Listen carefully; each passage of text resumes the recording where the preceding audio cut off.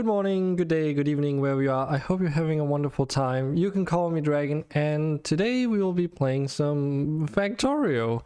Nothing really that I planned for, but you know, sometimes you just gotta give it a go whenever you have the opportunity to. Let me unmute this, and let's jump right in.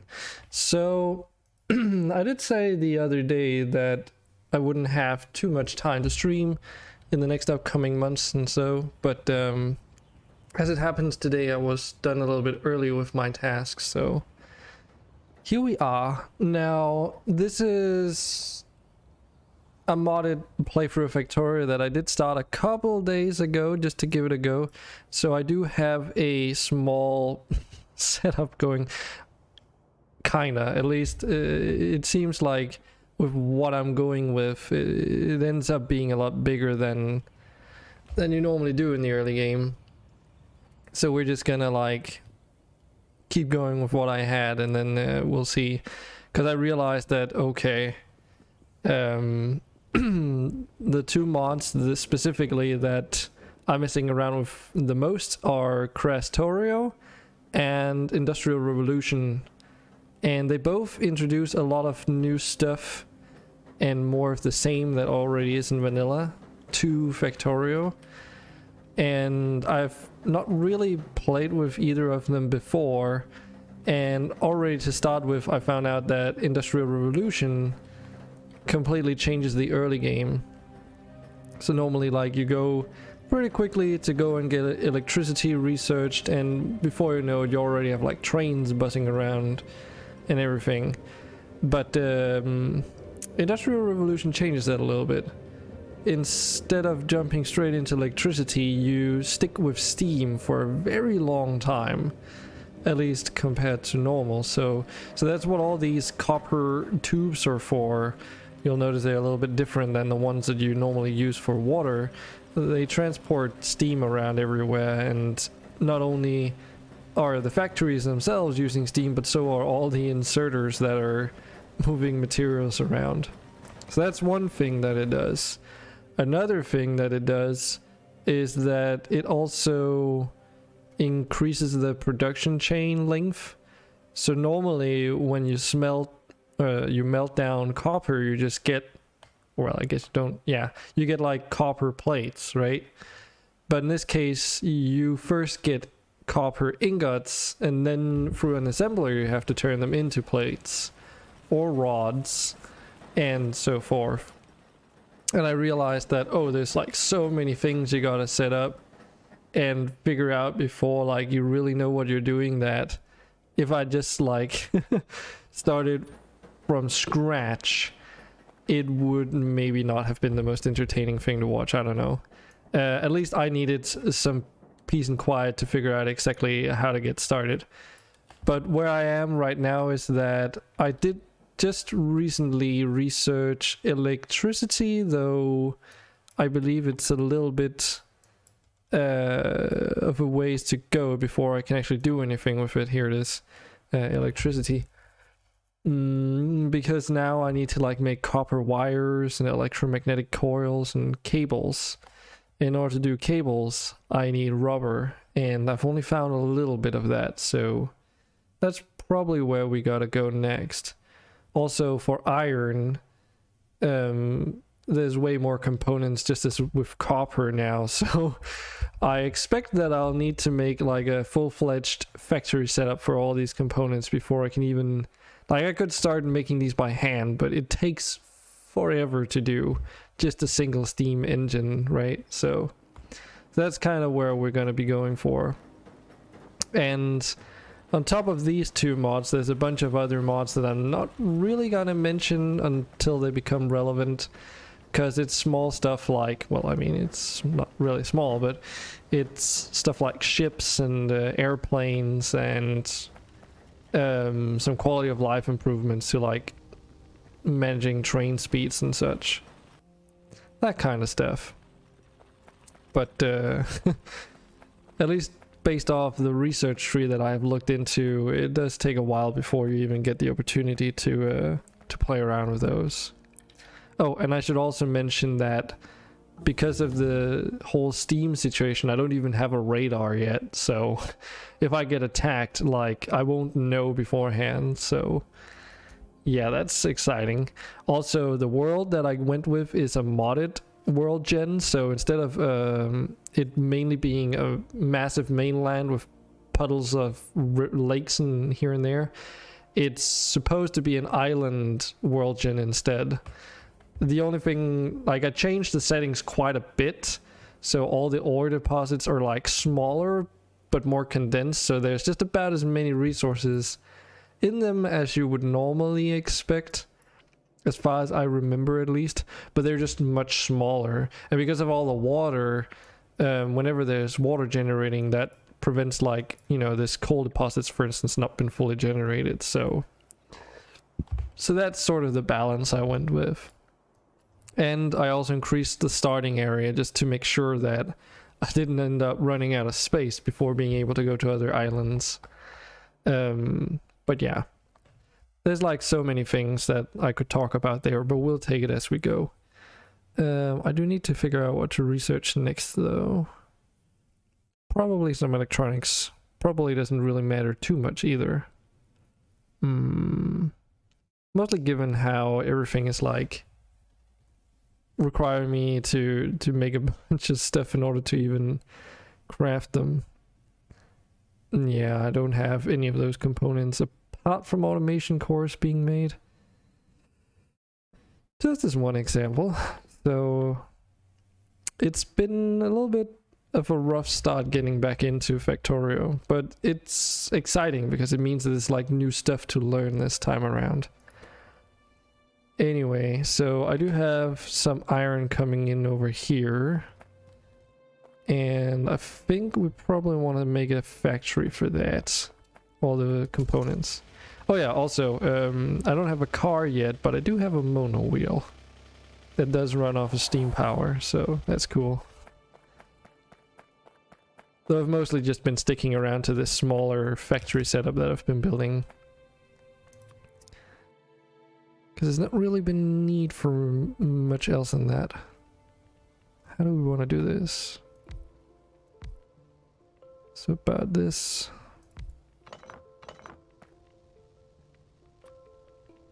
It has been interesting though, working with the steam. It's a fresh experience if you're used to the whole early game electricity stuff, because you very quickly dip out of working with coal. I mean, you use it for the steam boilers for the electricity, but beyond that, it's, you know, nothing too crazy. To be fair, it's very similar. There's literally just a bunch of steam boilers down here taking water in and then using coal to produce steam, and then that steam gets transported everywhere in the base. But I might actually have to go and improve that at some point.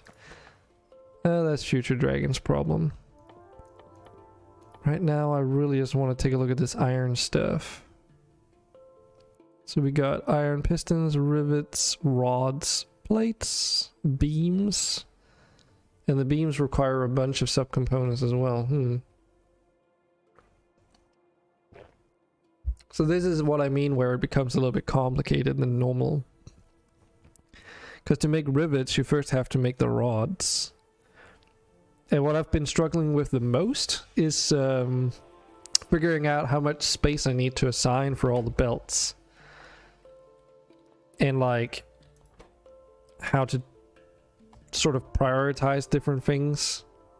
So some places I've been like overproducing on one type of resource and then underproducing on something else. But it seems we need a lot of plates. Seems to be a common denominator, plates. To be fair, that's also what it is in the base game, so we'll probably just do that.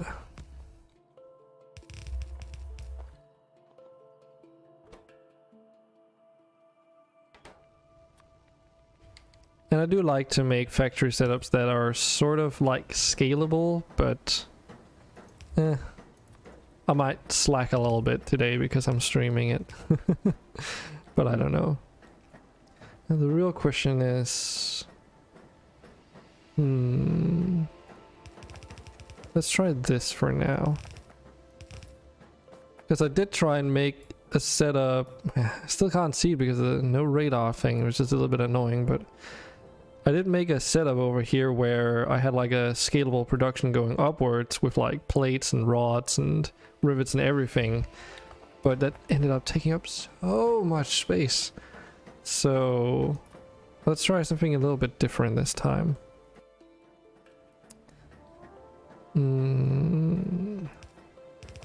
Yeah, that's fine.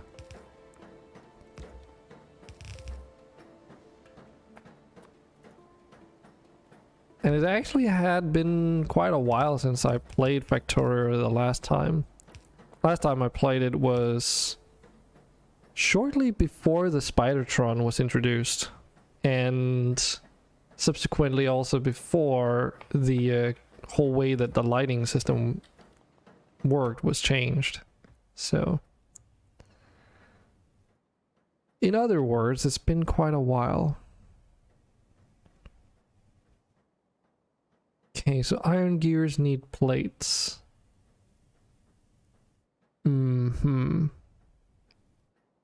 Yeah, I think I know how I want to do these factory setups. Try and make them a little bit more compact. It's also like, because there's so many different sub-assembly products, or however you want to put it, and I haven't gotten all the recipes unlocked yet because, you know, research and whatnot. I don't exactly know which components are gonna be used the most.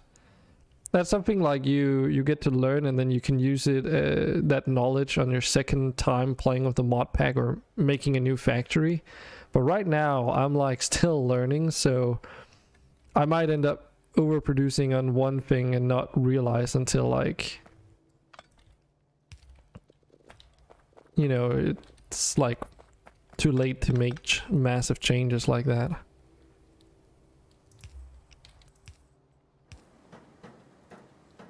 So let's just make one for rods.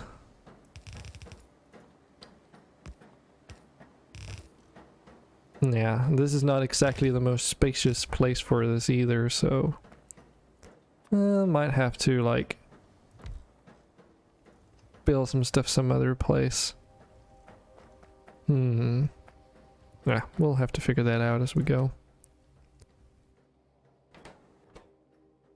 Okay. So it seems like rods and plates are the most basic thing. That's pretty much what you expect from vanilla. But then, like, we can make reinforced iron plates which require rivets, which in themselves require rods. Hey Toto. How you doing today? I'm trying to wrap my head around on what to do with this iron production factory. Hope you're doing well. It wasn't I wasn't supposed to be streaming today, but I was looking at the time and like, damn, I'm done early with my like tasks today, so I decided to like do something with my time, I guess. I could have just sat down and played Xenoblade Chronicles, because I've been replaying Xenoblade Chronicles 2 over the last couple days, but I kind of need a break from that. Been going at it really hard, so it's not every day I'm gonna get an opportunity to stream, so okay. Kaboom. You're saying that's the way the factory's gonna go? Because I hope not.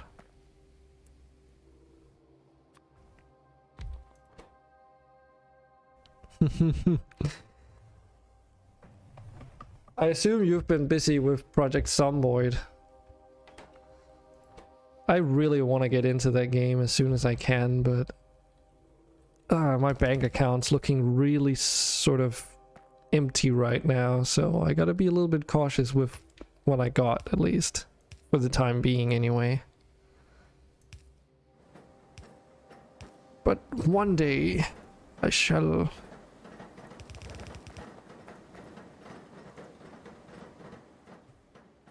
How's that not connected? What? Oh no, it is connected. I've just run out of steam most of the time. Yeah, I saw you and Cap were in his Discord the other day, but he wasn't streaming, so I can tell you guys are spending way too much time on that game. Well, way too much. I shouldn't say that. Okay, plates, rivets. That should give us reinforced plates. But yeah, welcome to my work in progress factory. It's currently, for the most part, all of it steam powered. And I've only just barely researched electricity. So I expect to be running it off steam for still the next foreseeable future.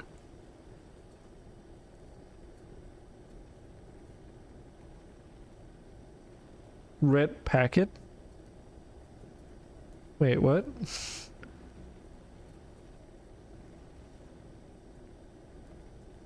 Okay. What does that mean?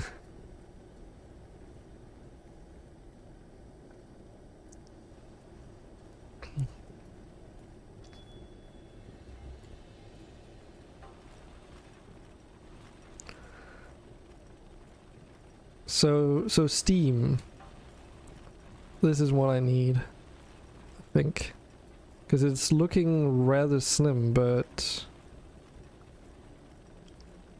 Oh, I've never quite understood how the pipes work in this game. How much... I've never understood how much steam and stuff they can like transport. Because it says like, you know, X amount out of 100. But that's just how much steam is like stored inside the piece of pipe itself, as far as I know. Hence the number like changes if I go and look in the different ones. So I assume I can just put more steam boilers and be good. The further you transport, the less throughput you have? Is it really like that? Because I've always been a bit unsure if it means that, oh, you can't transport more than 100 steam, for instance, out. So that means if you just have one mainline pipe, eventually, you know, you reach the upper limit on how much you can transport, but I don't quite know if that's the case. It's been a while since I've worked with steam. I mean, normally you don't have steam in this capacity, so since Industrial Revolution uses steam power for everything in the early game, it's very different than what I'm used to. But if that is the case, I could probably just like insert some steam at other different areas in this pipeline connection setup, so that it basically gets steam from multiple directions, and then I don't have to worry about whether or not it can go through that main pipeline. Well, thanks from that input account. Kankar. So like if you transport 100 tiles, you can push through 1033 a second. If you transport 10 tiles, it's 1344. What? Okay.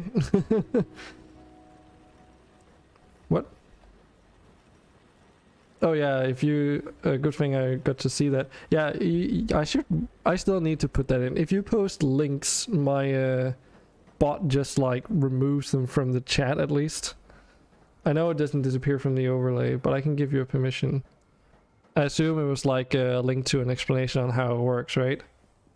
So that's also why it's only a 1 second timeout, but unfortunately it deletes the messages like a couple minutes back.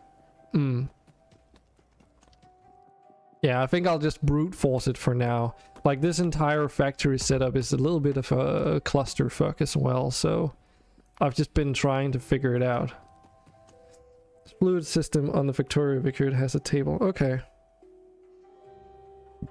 But I assume that does mean that if I add multiple lines, then that also multiplies the amount of stuff you can transport.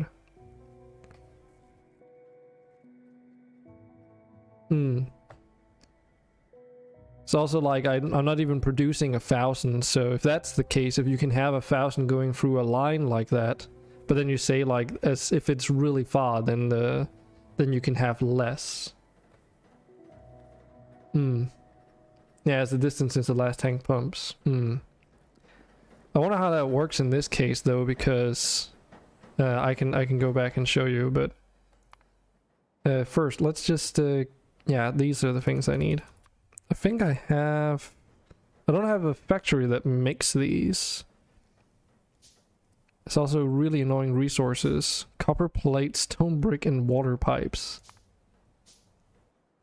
Which is also copper plates and rivets. Okay. Because the thing I made yesterday, which took like a decent amount of time, was just like a setup that makes these steam assemblers, steam mixers, and steam crushers. Because, oh man, these require some really ridiculous production chains. So on one end you need steam inserters and tin gears. Tin gears are pretty easily made, and the steam inserters aren't too bad either, but it's still like they also have like freeze like mid components, because it's the steam pipe, which is made of multiple parts, copper piston, which is made of multiple parts, inserter parts. But you also need to make these large copper frames, and they require these copper capped beams, which requires rivets and plates, and wooden beams, which requires wood. So it's just like a long list of things that you need to make. Should be fine to use pipes and transport it around. If you get throughput issues, you can add pumps. Don't recall if there are steam pipe pumps in Industrial Revolution 2. I think I understand what you mean by that. So there's the valves which lets you put them through in one direction. Other than that, there's only the offshore pumps.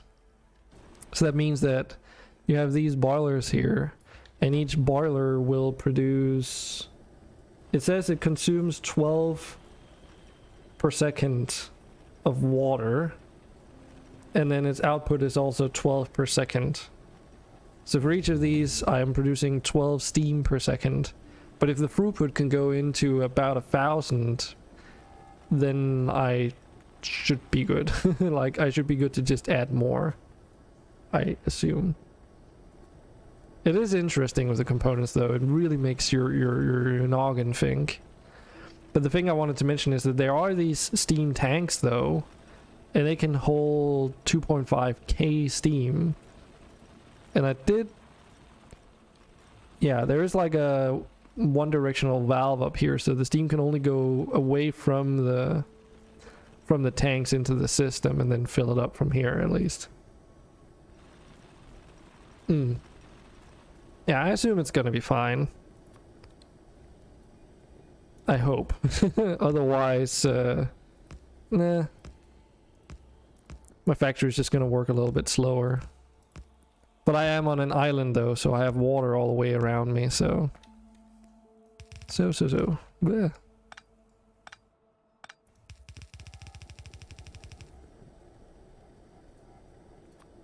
Oh yeah, I did have to put in 2 inserters though because of the way that I'm doing this. To be fair, I should... Oh, I needed to pick some more up. I should really just make a belt down instead of moving it between each and every one of them.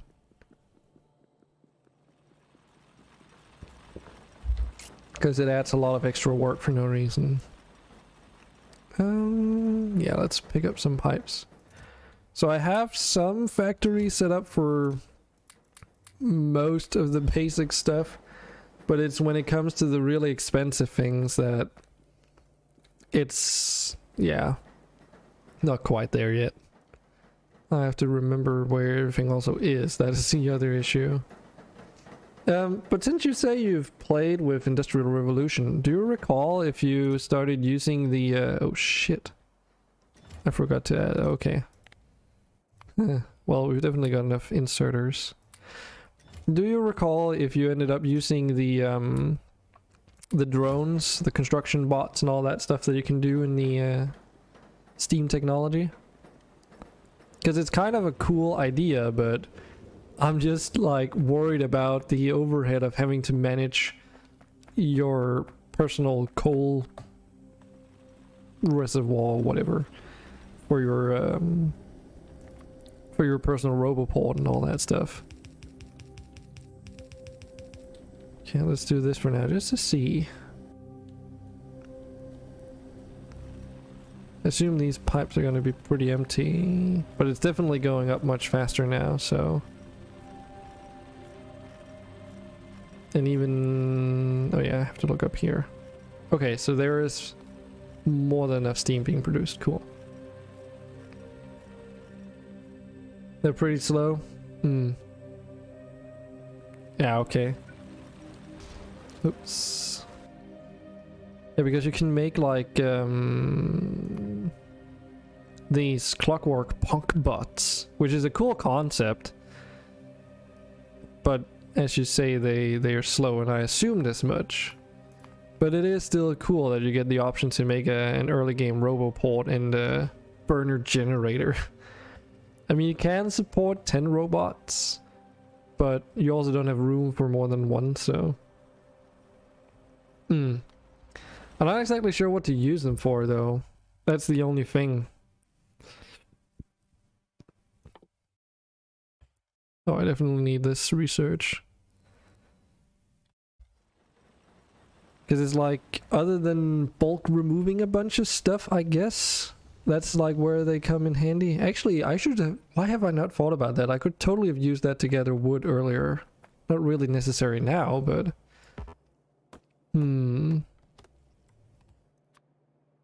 That is probably something I should have thought about. Oh well. Because harvesting one by one is a little bit time consuming. Okay, so reinforced plates. And I was producing rods and regular plates, so that leaves rivets, pistons, gears, beams. The beams are probably the most important for me to make here, just because of the amount of resources they require.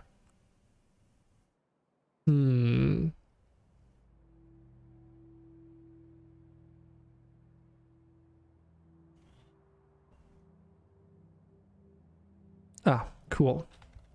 Okay, so we can just make a similar setup to what I have going here, just for the beams.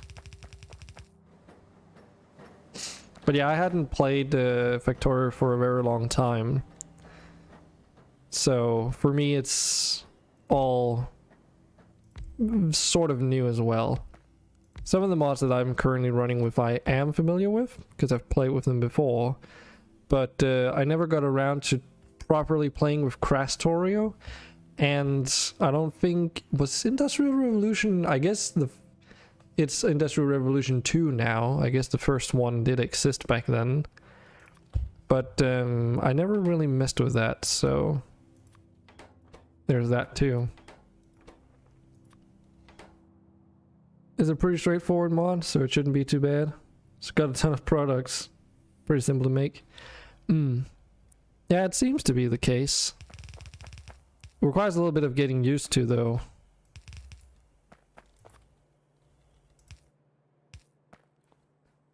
I was also just curious to see how well it plays together with Krastorio, since there is some overlap. What's the other one called? Bio Industries as well has some overlap. But yeah, a lot of things that look similar.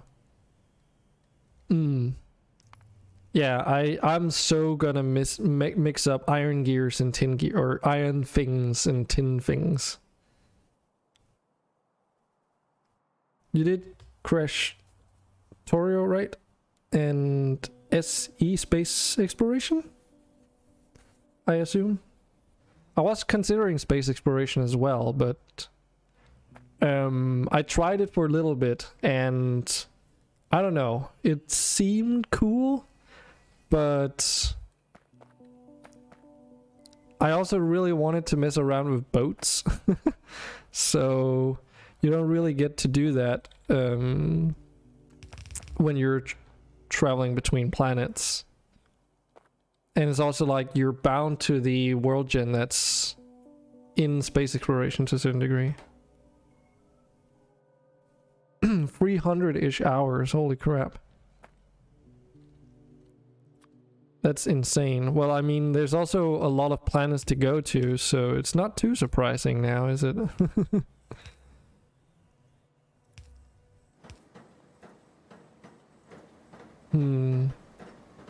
Still saying not enough steam, so I should probably be producing more at some point. Could also just be because of the way that the coal setup is made. Doesn't provide enough.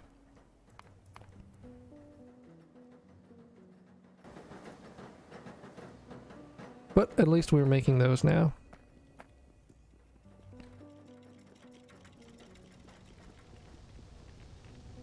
$300 hours though, that's a lot. When I was looking at it, it didn't seem like structures wise that it added too many things. It did seem like it added a lot of different research though, and I assume that's where the challenge is, that you need to go to different places to get it, right? But you've played it now, so you could tell me. Yeah, space exploration, yeah. Unless I've completely misunderstood how it works.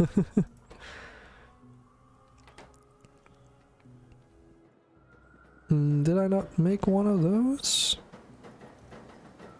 Oh wait, here it is, but yeah, not enough of those.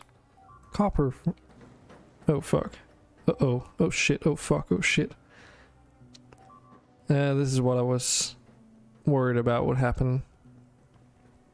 Just gotta fucking run like a... I don't know what.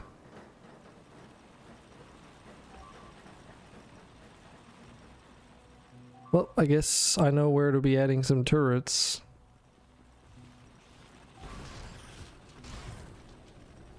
Little bastards.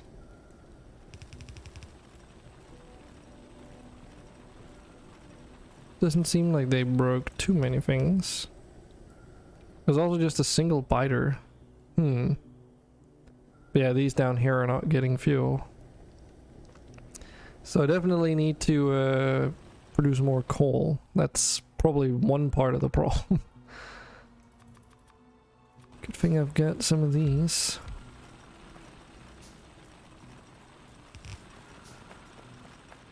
And I need to figure out where that nest is. Yeah, that's fine. Doesn't have to be accurate. Adds so much, it adds a ton of new resources, but most can only be found on other planets. Yeah, that's what I expected. I just never got to the point of when I was messing around with it. I never got to that part of it, so... Because, like, it felt like you had to play through vanilla Factorio first, and then only once you, like, completed all the vanilla stuff could you go into the mod, at least. That's what it felt like. So... Yeah, exactly. Because it's like, you need that in order to send the... What do you call it? Like the survey satellites out so that you can actually discover the other planets, right? And I was like... Oh, I just want to mess around with this space exploration mod, but it takes like forever to even get started with. So... Because I wasn't interested in playing a vanilla experience, and if I added more mods onto it, I knew that... Oh shit. Like I would just be extending that early game vanilla part of it, not adding on to like space exploration was my fear, at least.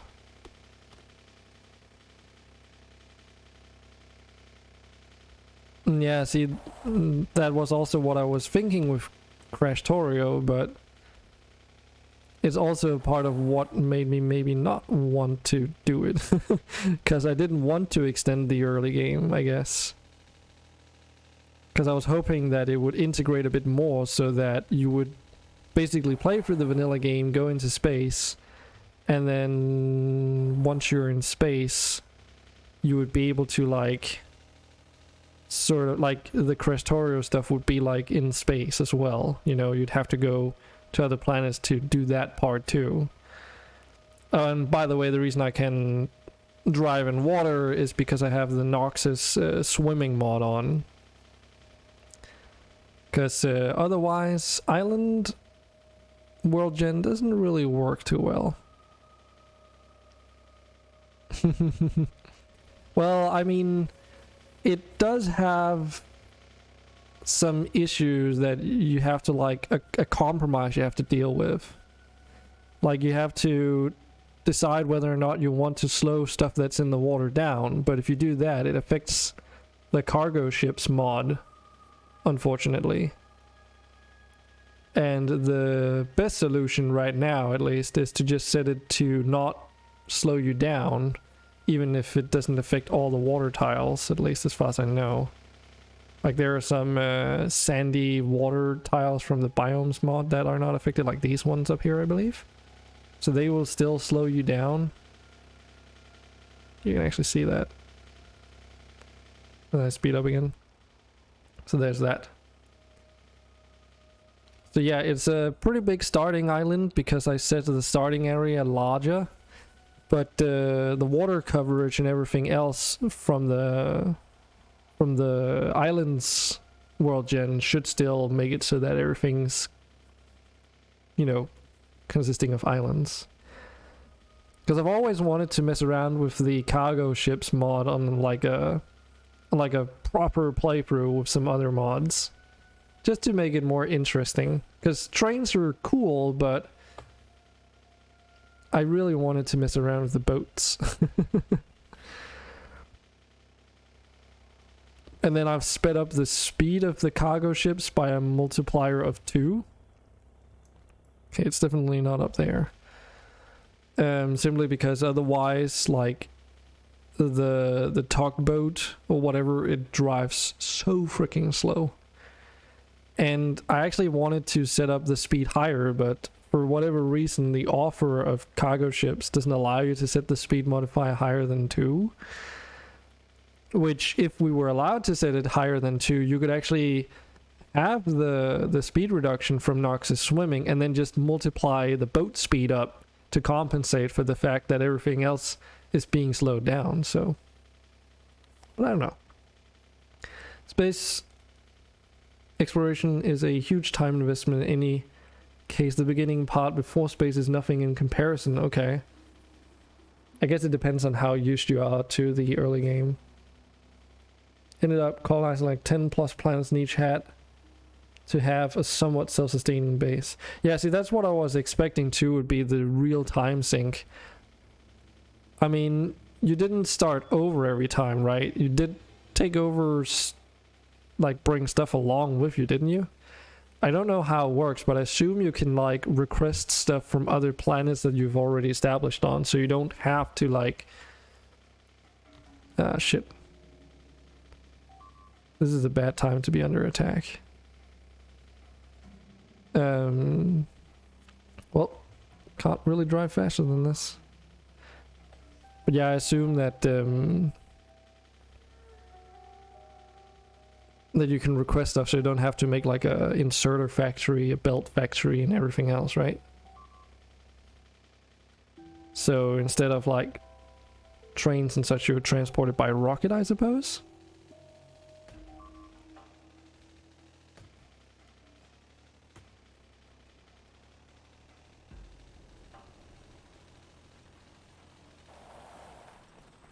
Oh shit, I didn't quite break that one.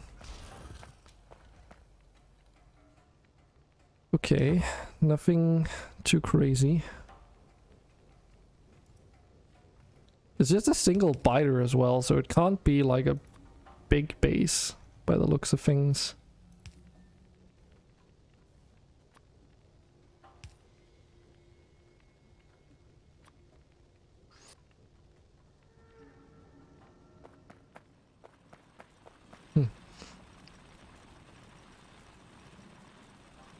The chance of...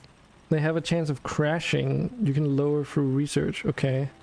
Cannons you can use to shoot resources up, but they can only shoot stuff like steel, barrels of liquid iron, not finished products. Oh, that sucks. But I guess it's also like, it would be too easy if you could just like send everything from your starting planet onwards, and then you only needed to worry about the new resources and sending them home, basically, you know?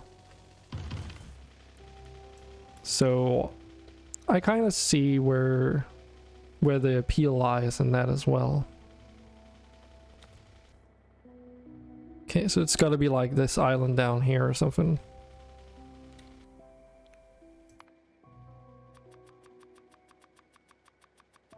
Should be able to just make do with copper cartridges for now.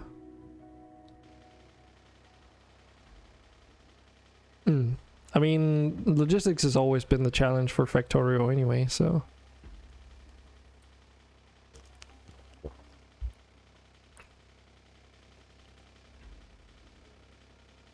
Unlocked spaceships you can design and program yourself. Yeah, that's true. I remember now. Yeah, that have that build your own ship kind of thing, which was also part of what I felt really enticing. But again, as you say, late game. I felt that was a little bit of like, I want the cool things now. I guess you could start out with like, well, actually not really. Even with cheats on, I was finding it hard to like figure out where to even start with that mod, because I was just like going into admin mode just to see what the mod added to the game. But looking through all the things, I didn't even like have any idea where to start. So I think it's one of those mods that are just too complex to just like, if you start having everything at your disposal, you just don't know where to begin, and you basically just feel overwhelmed, I suppose. That's at least what it felt like to me.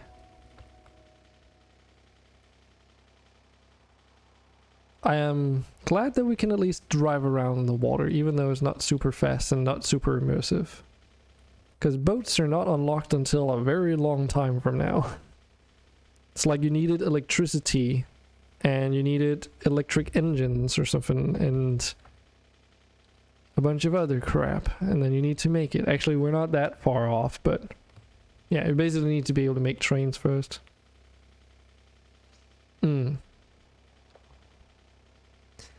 So the problem more was like, okay, I didn't know what to expect from the mod, and like, from what I could understand, world gen wise, the only thing that you could manipulate was the starting planet. So like, at least the good news there is that if you change anything on the starting planet, then you only have to like worry about the ore distribution on that sort of world gen as well. But because you haven't been to any of the other planets, you don't know what's considered a normal sized planet yet. And I felt that the starting default size for like the starting planet was way too big. So I like tried shrinking it into something that felt a bit more like what you would expect, I suppose. It felt at least as if you went by the default size on the starting planet, it was so big that you could basically do everything you needed there and practically not even have to go to another one. But I guess that makes sense if you're supposed to launch a rocket, so... Oh, there's a biter base there. Maybe this is the one. Oh yeah, this has to be the one. Should be able to take care of these guys.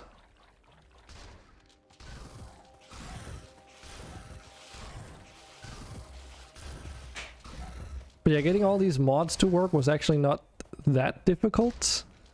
Most of it just worked out of the box, really. Oh shit, there's one of those. Oh, there's a couple of those. Oh man. Oh god. Oh man. Oh fuck. Oh man. Oh fuck. Oh man. Okay. Well. Yeah, let's just park this somewhere else for now.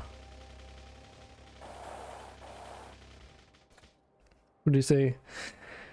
Playing with a bunch of people together, it helps out. That way you could have one person on another planet, one person in space making science, and one person fixing stuff on Nubis or whatever. With other planets, you can scan them and see their surface before you land on them, so you can compare them to see which one you want to colonize. Yeah, I know about that. Couldn't figure out how to do it with, you know, access to everything, but I knew you could do it. It was just a matter of figuring out how. But, you know, it was just for like... what do you call it?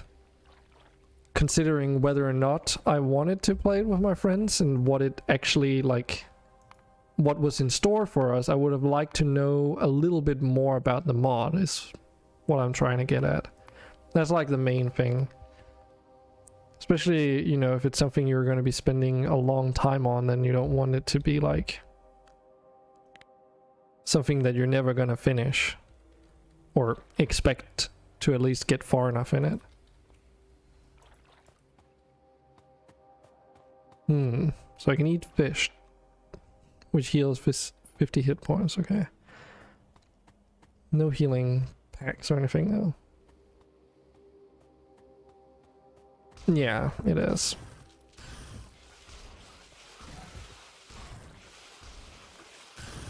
Should probably consider making some combat robots.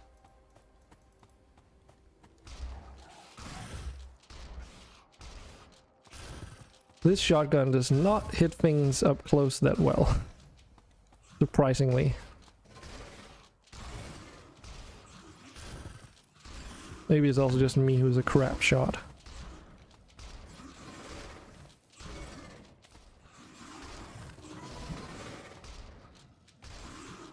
We can brute force it though, we've got the power of fish.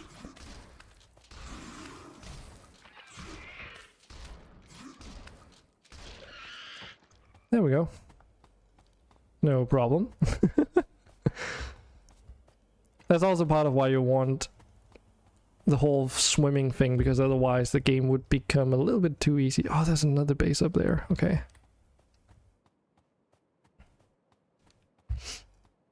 At least as far as I know, then the biters can't even swim across either. Okay. Projectile damage? Firing rate, maybe? Doesn't seem like damage is the issue at the moment, at least. Oh, shit.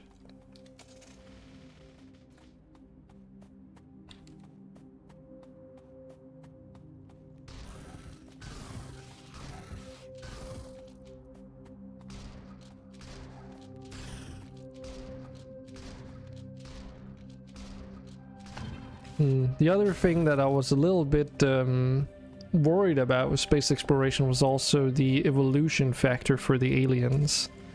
Because as far as I remember reading up on it, they recommended that you increased, or rather decreased, the speed at which they would evolve. Simply because you would be spending so much time that, like, before you even leave the basic starting planet, you'd end up with like the highest, like the max evolution factor if you didn't. Which makes sense. It's kind of to be expected.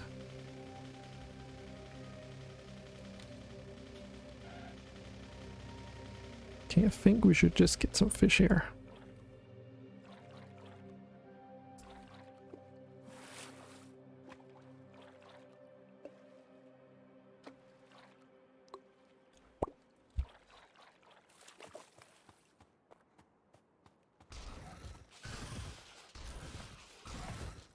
But yeah, last time I played Factorio was also with a bunch of friends, so I can definitely see where that comes into play. And that was also the idea, to play it with those same friends. Because we just like they'd been on like a Factorio gaming spree where they'd played through like the vanilla game with the intention of finally beating it. And we ended up completing all but the speedrunning achievements. Like the, research trains, and before like so-and-so long time, and launch a rocket before so-and-so many hours, and all that stuff. But we got everything else, which was pretty cool. And we'd like played modded for a little while, where we'd played with the Bob's mods as the main thing, and a bunch of this other stuff that I'm also currently using, just to see what was out there. Oh, oh fuck. That's not good. I'm so far away! God fucking damn it. I really need to put some turrets up, don't I? Ironically, I have some right here. God damn it, Dragon. I did see your message. Let me just get down here and then I'll read it after. And I know that I'm on this end of the factory, so if I am not careful with where I'm driving...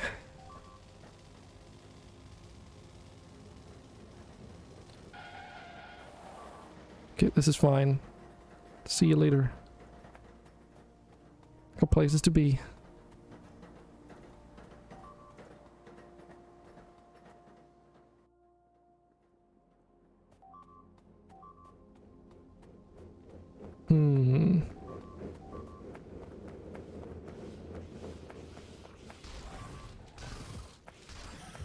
Well, since I got attacked here again, I wonder where they're coming from. There could be something out on this end, I suppose. Well, it's not the biggest loss. It's just an annoying one.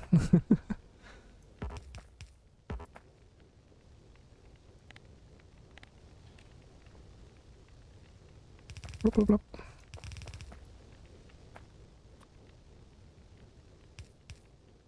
Damn it, okay, that doesn't work. Fine. Hey. Aliens weren't much of a problem. Honestly, you ended up turning them off on Nuvis after a few hundred hours to try to reduce the load on one of the player's computers. Oh, really? See, that's also why I was like... So what I did is that I was planning on using the airplanes mod, and just for fun, I spawned one in and loaded it up with like everything that you'd imagine you'd want your airplane to have or whatever. And then I just started flying around destroying like alien bases on Nuvis.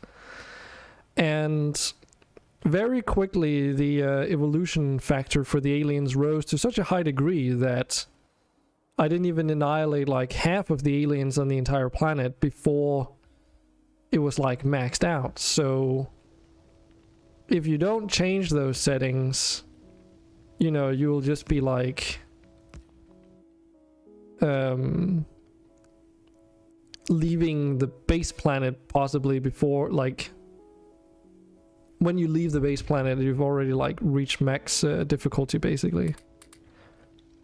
So that's why I wanted to try and avoid that. So the two things I did was, one, I reduced the speed at which they evolved to like about half or a third, and then I also reduced the size of the starting planet by about somewhere between 50 and 70%, I think. So basically, like if you went to the outer edges of the starting planet, that's like, you know, the alien bases that would pre-spawn there would be around like that's like the strongest alien bases you normally see in vanilla, something along those lines. But like you had to go almost all the way out to the edge before you'd see that. So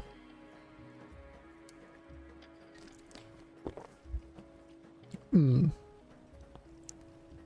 then again, like it's not like, at least if you play with vanilla stuff, it's not like the aliens are really that big of an issue to begin with.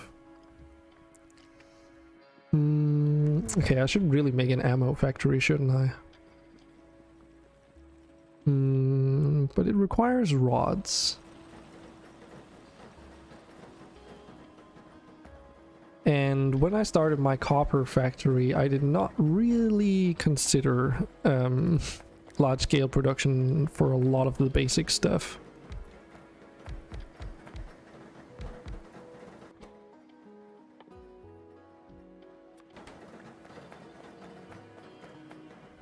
But yeah, ultimately I decided not to go with space exploration because like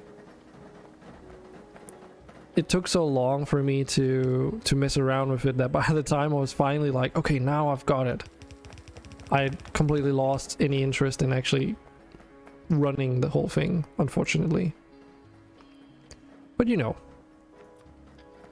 it seemed very interesting, and I do want to give it a go at some point, but it's just a matter of like when, I suppose.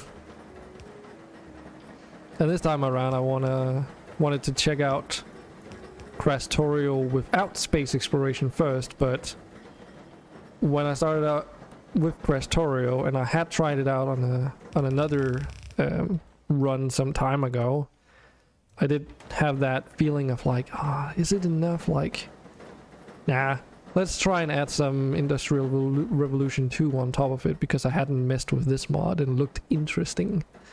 So yeah, it is. I do like it so far.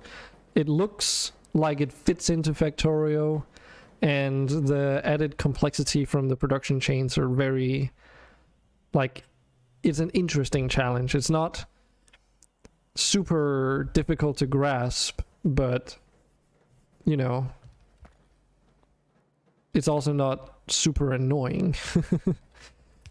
Because we did, me and my friends, we did run with the Bob's mod stuff, and one thing that my friends at least seemed to have an issue with was the fact that with Bob's mods,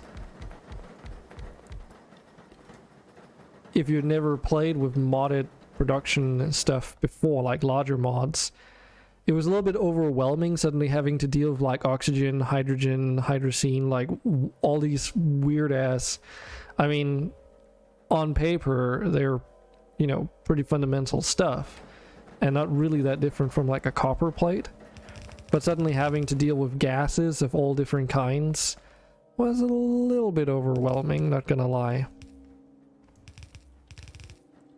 So though we did manage to like play with it, at least one of us, he got lost. So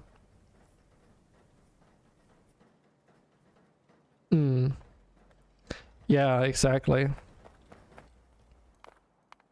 As far as I remember, I also have like a lot of the gases on here, but I can't recall if, I assume that's Krastorio that does it. It works with oxygen, hydrogen, and nitrogen, and a bunch of other crap as well. Or at least one of the mods does it.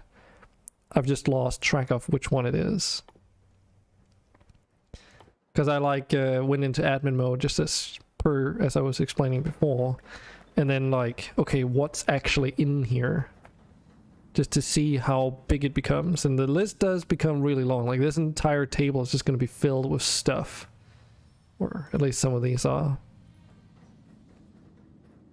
Try to start on a game of Nautilus with your friends, but you think they got bored with it because it also has a bunch of byproduct stuff and things you cannot avoid easily.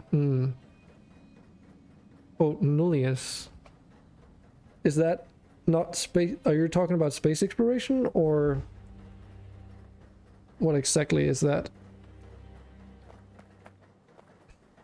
Okay, it's another bit. Yeah, because it sounded a lot like the starting planet name for space exploration. That's why I was like, huh?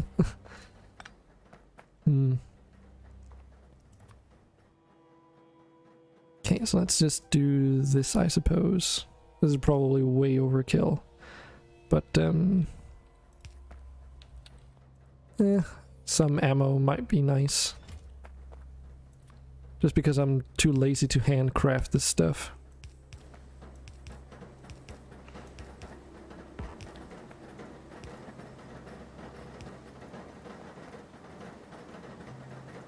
Also, a mod that I could not live without anymore from Bob's mod collection is the one that lets you set these inserter configurations. Like that mod alone, it's just gold. It just changes your whole way of making factories by so much in such a simple way. It's glorious. Oh, you also like it?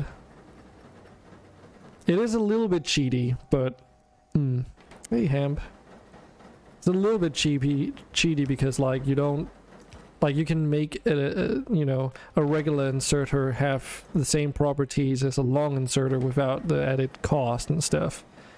But I'm okay with it. The way I see it is that it's like a convenience thing to make the long inserters, so that you, like for blueprints and stuff, so that when you're making them it's like a bit faster to work with. But other than that, it's like me.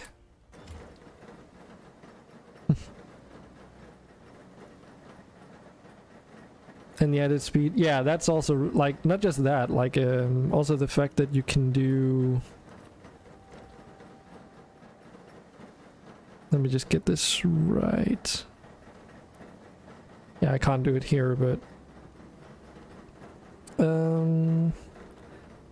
also like, because you can do, my brain is working, give me a moment. Like, because you can do this as well.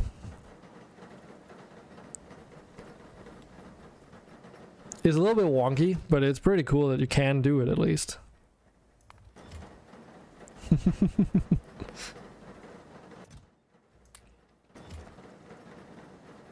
Okay, so bugs, they have to die.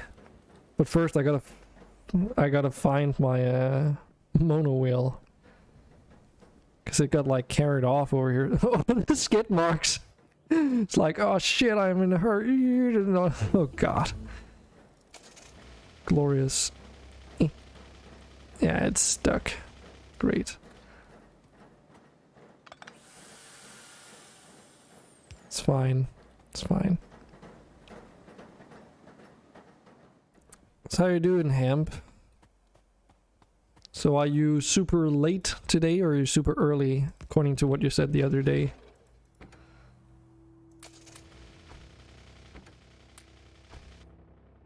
Let's get some projectile damage. Okay, they have to be in the southeastern part of this. There's no other place.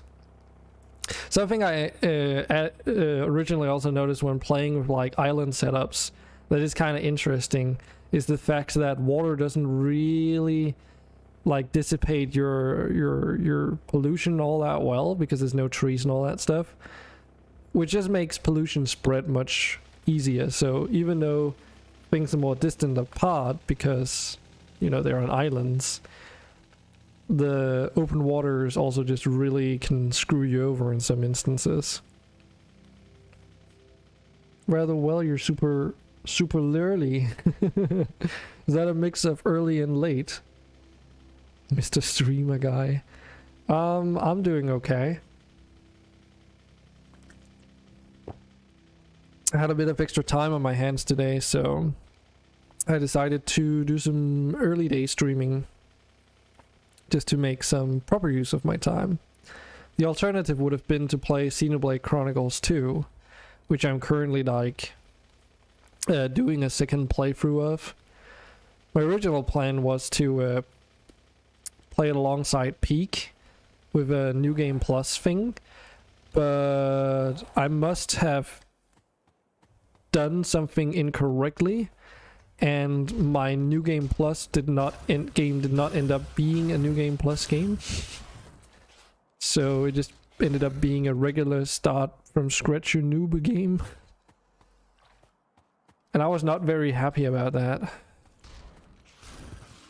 Because I had like played through the game originally for like 100 or so hours, and then all of a sudden like all that progress was not only gone, but I also had no New Game Plus like features to show for it. Okay, let me just focus on this for a moment.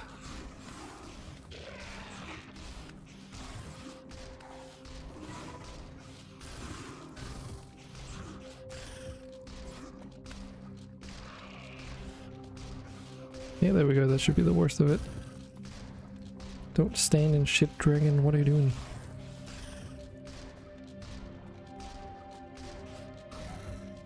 I do like with Krastorio that they also implement the whole shooting, or what do you call it, bullet trails mechanic. That's really nice. Is that a monster you see? Oh yeah, it is. It is.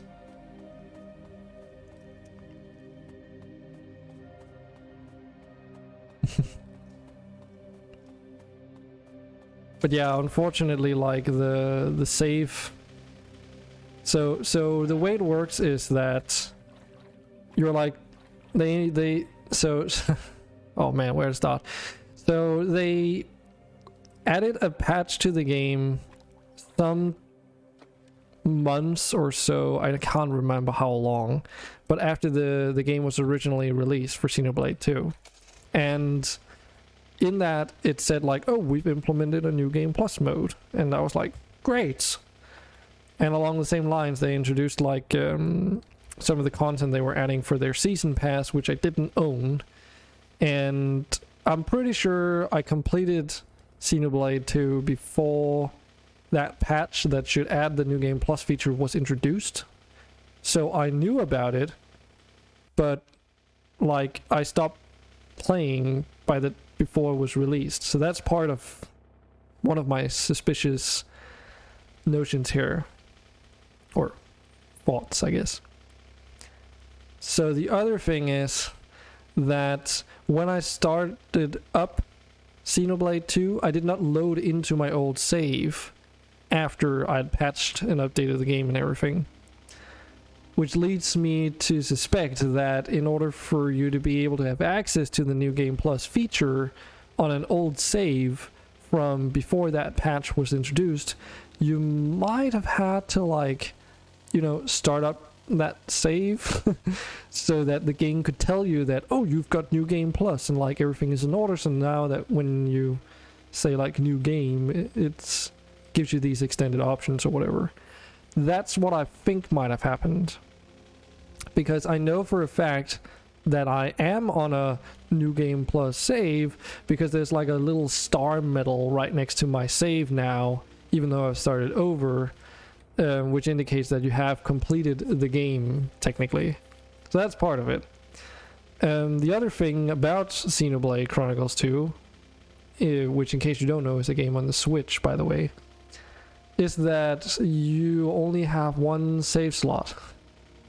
You cannot make multiple saves, which means that if you start a new game, whether or not you've beaten the game or not, if at any point you start a new game and you save over, like you save your game, you effectively override your previous save. And there's no way coming back from this.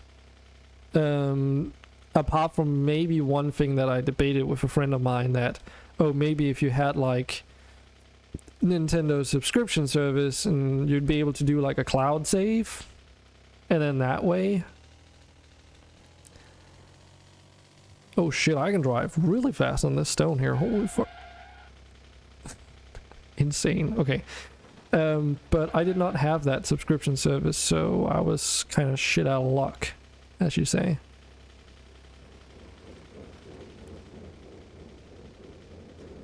So I was a little bit peeved when I started a new game and I didn't like realize that I wasn't a new save, but it wasn't necessarily new game plus. Another couple of factors is that I was not sure like what new game plus even like meant. One of the things that I was a little bit unsure of was, for instance, well, how about like the levels of your characters? I read that they carried over. That's one thing.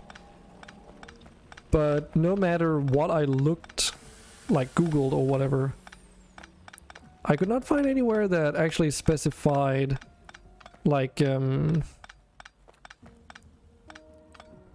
whether or not you needed to get to a certain point in the game for the levels to take effect.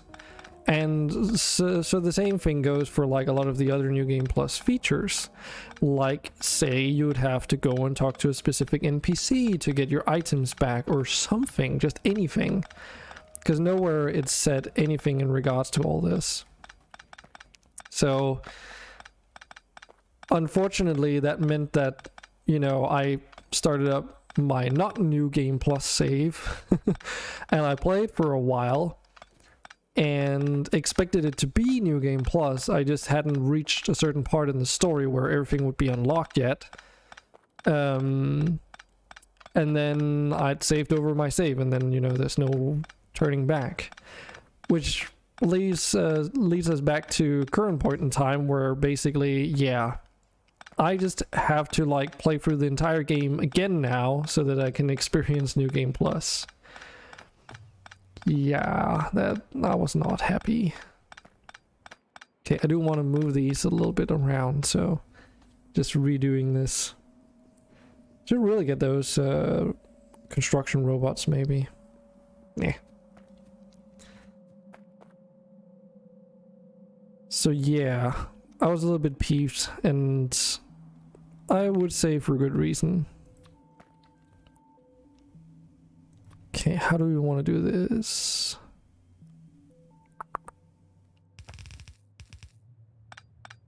Straightest line you've ever seen.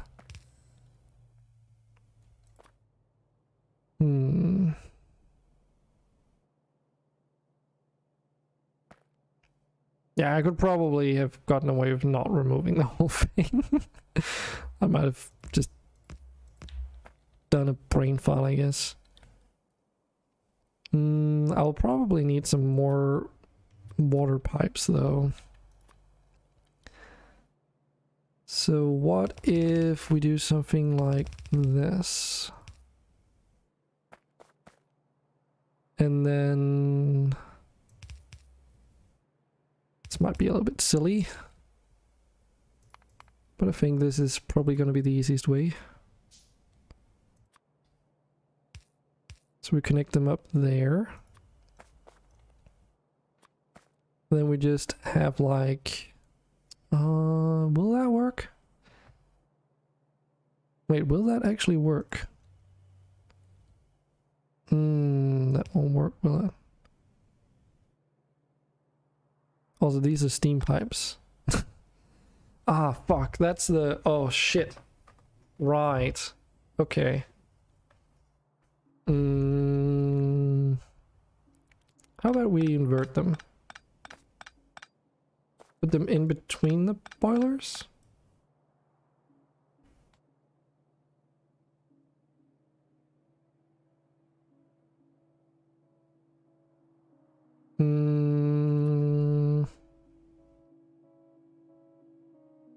Are you suggesting something like...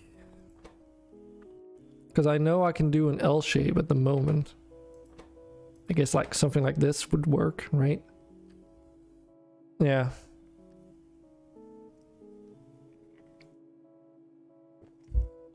I actually think that would work, or I know that will work, but I was thinking something a little bit more refined, I guess. Just invert the position of the pipes, really.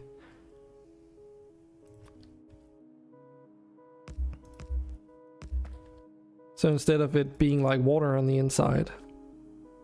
Oh, that's funny. I can't connect. Then I just do steam on the inside. Actually, will that even work? No, it'll still lead me to sort of the same problem because this does not connect. So I would still have to do something funky. Granted, this would make it easier to do that trick though.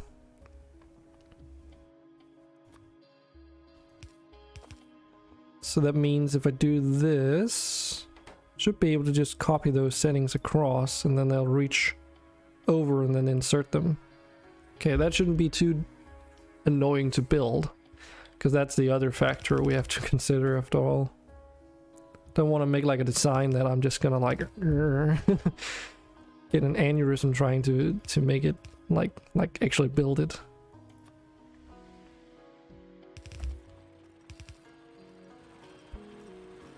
Yeah, I know, with bots you could just copy paste, but I have no idea how slow they are.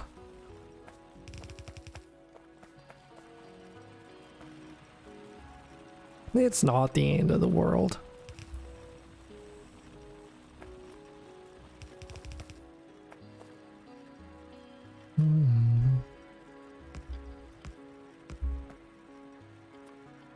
when I was looking through the mods also, I was kind of hoping that the Tiberium mod had progressed a little bit further than it had. Unfortunately, it didn't really seem like it had progressed at all, really. Which is a bit of a shame, because I don't know if it's because they are not intending to do more, but like a fully fledged conversion mod or whatever for Factorio that's centered around the Command and Conquer universe would be so fucking dope. Even have like space exploration crossover or some kind of like conversion for that would be super fucking cool.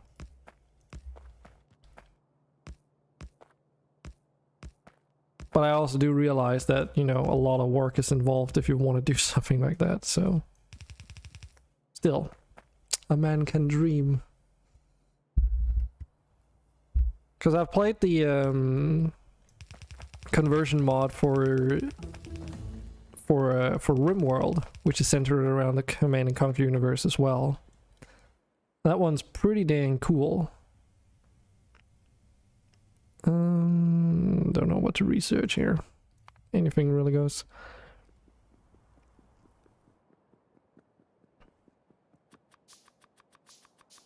Okay, we'll just have to handcraft a bunch of this stuff. But what makes the Tiberium Rim, as it's called, the Tiberium Rim mod, so cool is not the fact that it's like adds like on its own, that it adds Tiberium stuff like Tiberium crystals and refining processes and all that stuff to RimWorld, but it's more the way that it does it. Because that's the devs said they wanted to make like a Tiberium themed mod for RimWorld, which integrates with like the base systems for that game. So it's more like a RimWorld themed Tiberium experience, if you catch my drift, you know? Because like the strategy games of Command and Conquer are very different from the colony building game that is RimWorld, after all. I should really make these underground pipes.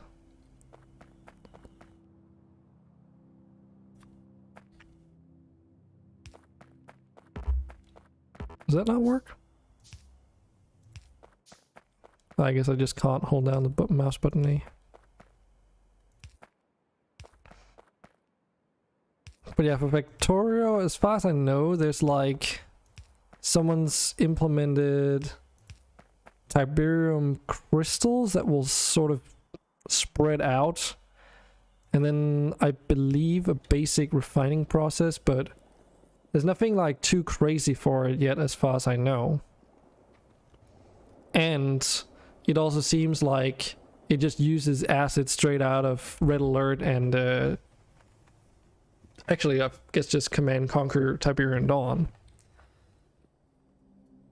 Which again, you know, for the Tiberium Rim stuff, it's all like custom made to fit the style of the game as well. Okay. So I should be able to just hold down left click. There we go. It's not like... ah, shit. It's not like this is too different from like using bots. I mean, it's just that configuration thing that would be the most annoying. Bloop. There we go. So this should be a bit more efficient than what I was doing before, because now each arm is just inserting directly into the boiler.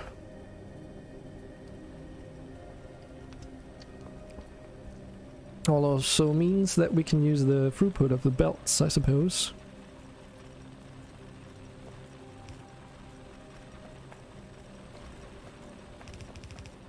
Oh, damn it, that's not what I want in game. I'm not necessarily the biggest fan of that whole, like, automatic underground belt building feature that they put into the game.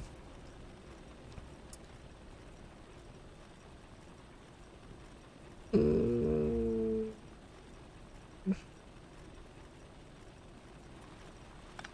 Fine, I'll just do this then.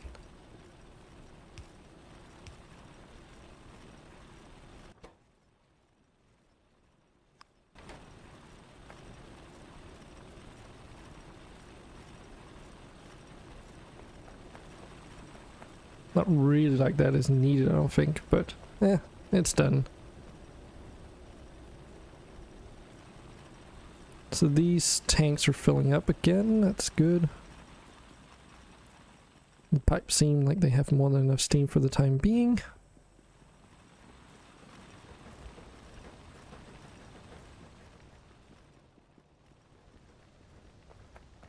Those YouTube bots are really obnoxious. Just ignore them. Okay, so where were we before we got attacked by bugs? Well, we expanded the steam production in order to build more iron stuff. And I needed iron because everything pretty much. So we've got the reinforced plates and iron beams and iron plates.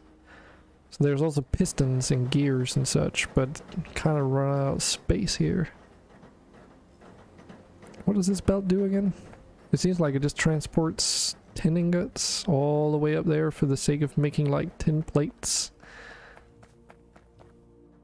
And making tech cards? Blank tech cards?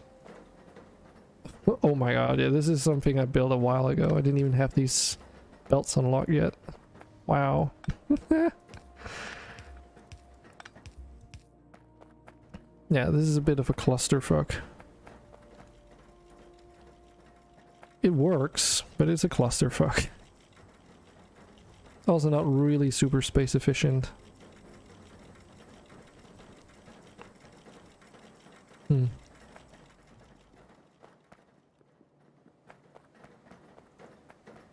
And this space in here is in case I need to expand tin production. Okay, so that pretty much means that if I want to make more iron stuff,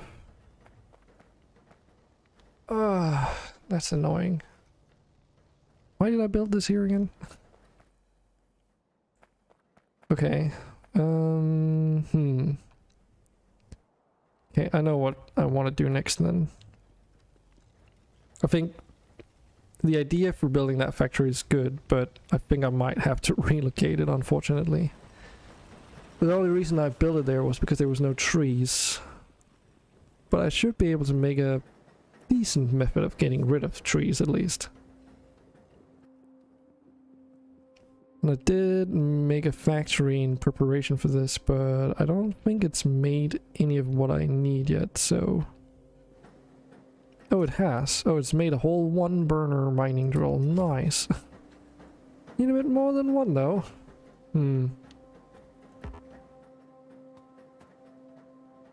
So these need those copper plated beams, and they're made here. So is it because it's just slow, or is it because I'm... Yeah, it's the wood production. It's still the wood production, okay. Did expand that recently. But now that that chest for personal consumption is full, hopefully there should be more wood coming through. So I do have some wood production up here as well, but these things are so bloody slow. You need like 1 billion of them in order to make this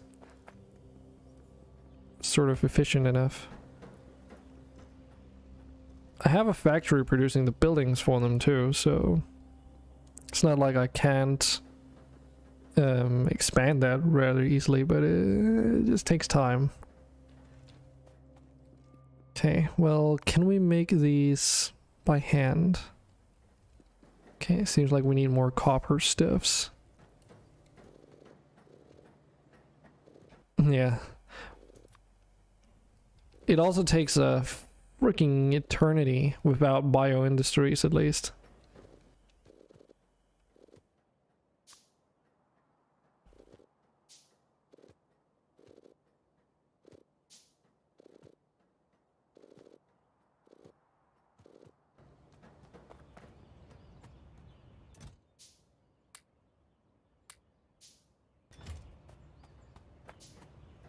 You had several large, huge wood parks. Have you played with Bio Industries before?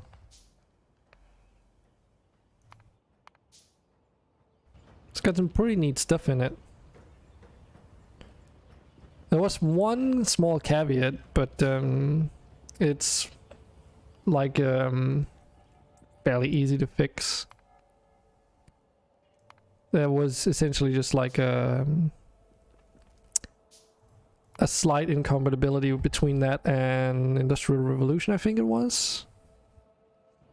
But you literally just had to go in and change like one line of code, and the Bio Industries offer said like how to do it. So but yeah, I have this production here, so I can just pick up more and just make them. Oh, you haven't tried that one yet? It's actually pretty cool. It's part wood production mod and wood byproduct mod, I guess. And the other part is like terraforming to a certain degree. So one thing that you can do with it is that you can make this fertilizer stuff. And if you use fertilizer on the ground, it turns it into grass. And depending on the quality of the fertilizer, it turns it into either, oh, I can't remember the names, but there's like, I think 2 types of grass. And in the game, you know, pollution dissipation is based off not only the trees, but also the ground type. So if it's a desert, for instance, it doesn't do anything to mitigate your pollution. But if it's a grassy field, it does, if even a tiny bit. And the other thing that the mod also allows you to do is automatically plant trees in the environment through buildings and such. You can even, and if you give them fertilizer, they'll also terraform the ground to be fertile soil, so that's kind of cool. Because I know that, oh, okay, like in Factorio, you can build trees and then put them into the world that way.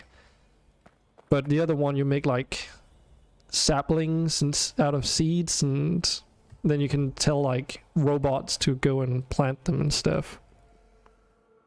It's pretty cool. But yeah, I haven't gotten far enough to work with it. You can also do a bunch of other things with it, like make coke, I believe, for your and charcoal for like your furnaces and such. So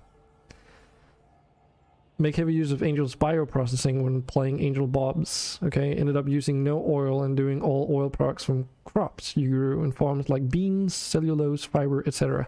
Yeah, I think you can do something similar with Bio Industries too. I seem to recall that you can make plastics and the like with it at least. But it's a little bit, you know, it requires, as everything does, a peculiar setup for it to work, so.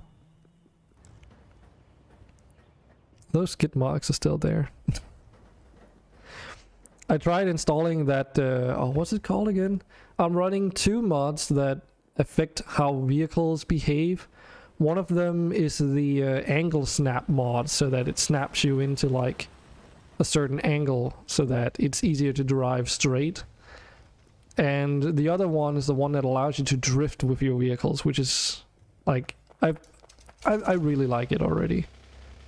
So like if I'm driving in a line, you know, it's like sort of correcting me towards the nearest snap angle. Oh, I gotta remember there's a pipe here. But the drifting is really cool.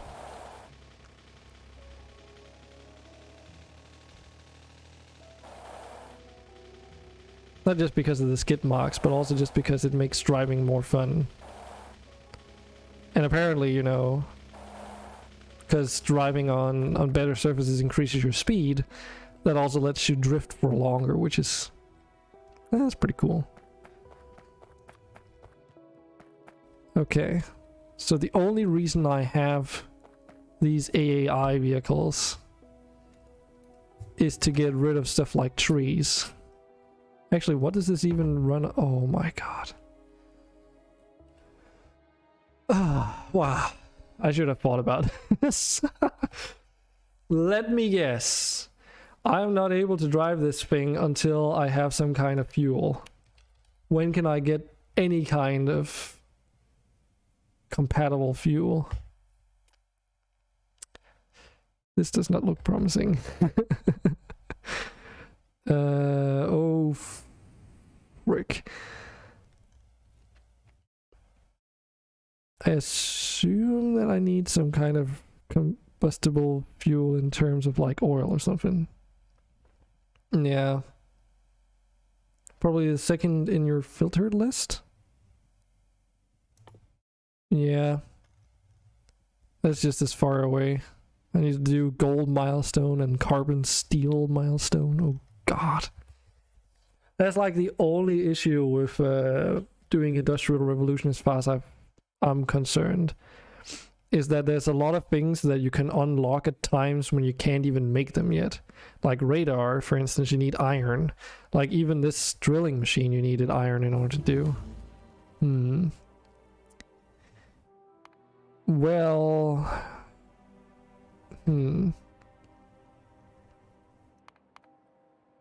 How do we deal with this? Yeah. I think we're just gonna try and make a roboport and then see how that works. I'd be using fuel regardless, and I'll just have to see how good they are removing trees, I guess. But yeah, it's like I'll have researched like a higher tier mining vehicle and everything before I even get to use them. So that's the electric drill. That's a lot of iron. Oh god. Damn. I gotta research gates just because.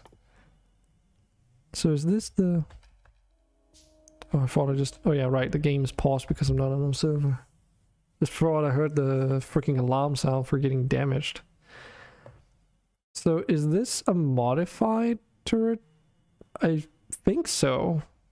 Is this from Industrial Revolution? It's so hard to tell. I think it is, right? Because it's base mod then Industrial Revolution. Yeah, so it has to be.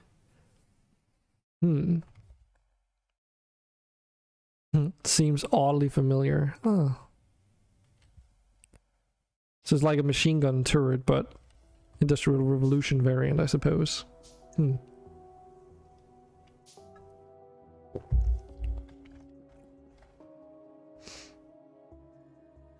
Yeah, I did take a quick look through what turrets were available as well.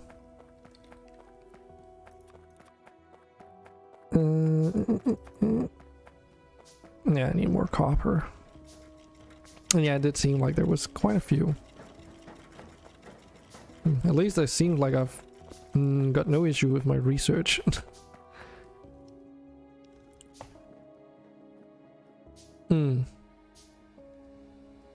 That reminds me of they mentioned the different types of ammunition. Have you tried playing with the mod where there's elemental biters and all that stuff? It's one of Bob's mods, isn't it? I think it is. Because it's all modular, right? So there's a mod that adds the different... Like you can add elemental biters, and then there's a separate mod for elemental ammunition, I believe.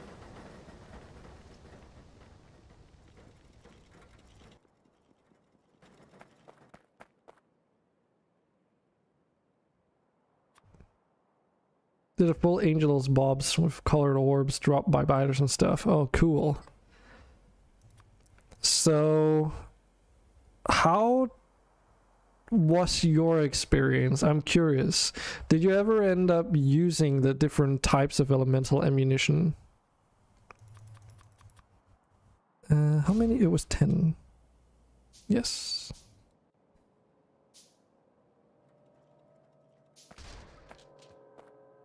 You did not, but you're not a big fan of combat, to be honest. Okay, fair enough. So I felt that it was a bit too much. Like having bigger biters was nice. Actually, I should take a look and see if I should add that mod. Because I do like the the idea that there's more like stages to the enemy evolution, so that there's like actual need for more and more advanced turrets and stuff. But I didn't really feel that it was necessary to add elemental effects onto all the biters, because it's just like a matter of now there's like 8 randomly spawned types of spiders or whatever, and they're all coming out of the same nests, and it's just a huge mess of just different types of elemental resistances, which means that in order to make use of said elemental ammunition to counter these biters is basically impossible, because every like enemy is different. At least that was my experience. Meaning that even if you made the elemental ammunition, chances of it actually attacking a target, like whatever turret was loaded with it, would be like close to 0. Yeah, it's like you could have acidic biters that would generate like large pools of acid on their impact or whatever, like shots. For instance, I can't remember too much about the elementals, but they were just basically brightly colored versions of the normal biters. Small drone tank things, super effective and hands off. Yeah, the idea with the ammunition and all that was pretty, like, you know, cool and all, but it's just because of how the biters were spawning in meant that it was impossible to actually utilize these many different types of ammunition without like them just hitting a target where, you know, their resistance could mean that they actually took reduced damage. So it didn't really feel like having elemental ammunition was helping. How does this work again?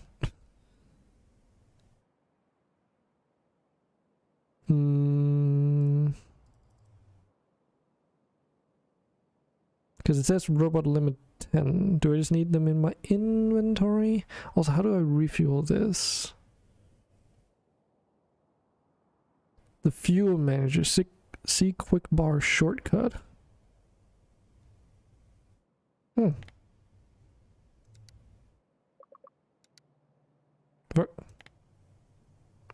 Oh, okay.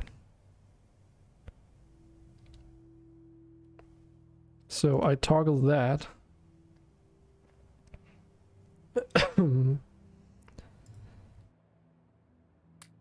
Okay, so it has an internal inventory.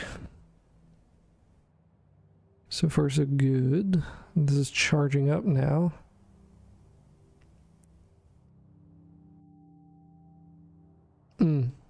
Yeah, I guess that it would do so. So let's see. Alt D for deconstruction. Okay. Well, that's definitely more efficient than doing it by hand.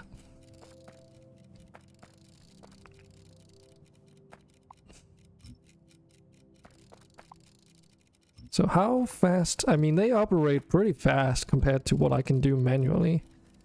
Let's see how much it takes before they're like overburdened.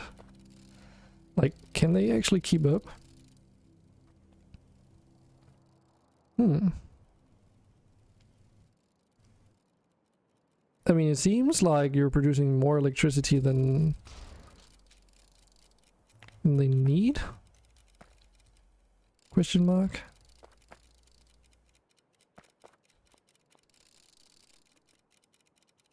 Why are they... I guess maybe not. Okay, now it's actually draining. Fuck. I mean, this is really fucking fast. Compared to this... one tree. I should have done this much sooner, honestly.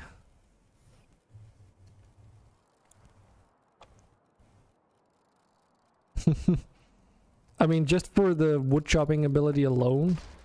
I mean, I know I could just blast my way through this with my shoddy, but what was it again? It was Alt D, not Control D.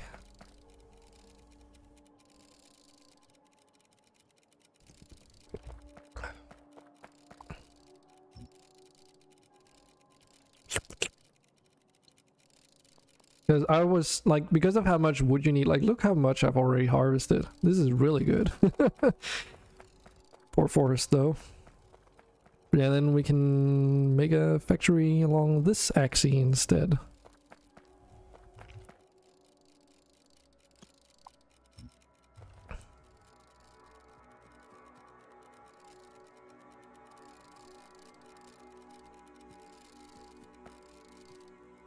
Yeah, okay. That one looks like it's low on power.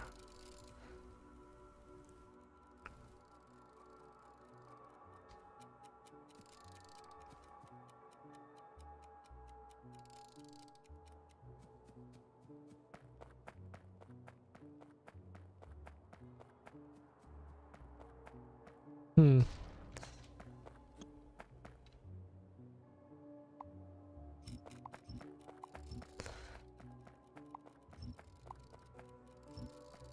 There we go.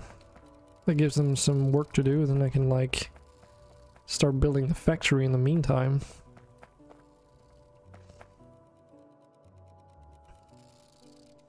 Hmm.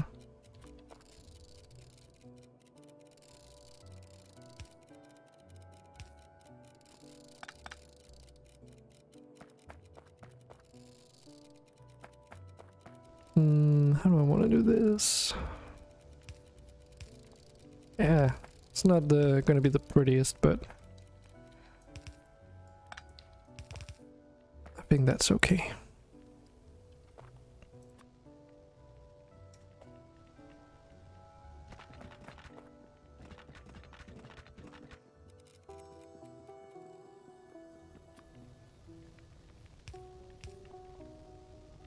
I was a little bit disappointed though when I was looking through what mods that were available by now and saw that one of my favorite mods had not been updated anymore, or for a very long time at least. It pains me. So that means that unfortunately it is currently, well, incompatible. It's a really simple mod too, so it's not like it would be much work to get it updated. I suppose it might even just be a version number change, but you never know these things.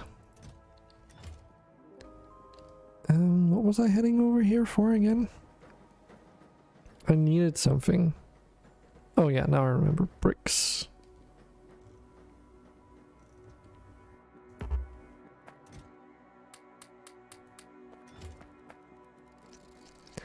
It's what's it called again? It's got a very simple name. I think it's called Do Not Cross the Tracks or something. It adds a it actually just, all as far as I know, all it does is that it adds a sound to the game, which is the Danish "Do not cross the tracks." What do you even call it? Warning that they play on literally all the train stations over here. So it's all it is just a Danish track that in Danish says, please do not cross the tracks. A train is coming. Yeah. That's literally all it does. Last time I played with my friends, one of them, he really enjoys messing around with the trains and such.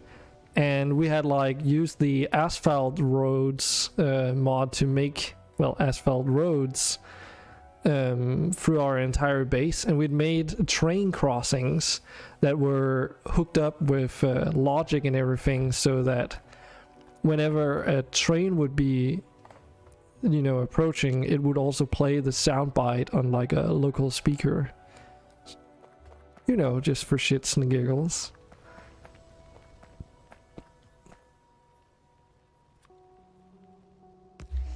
But sadly, that mod is not updated.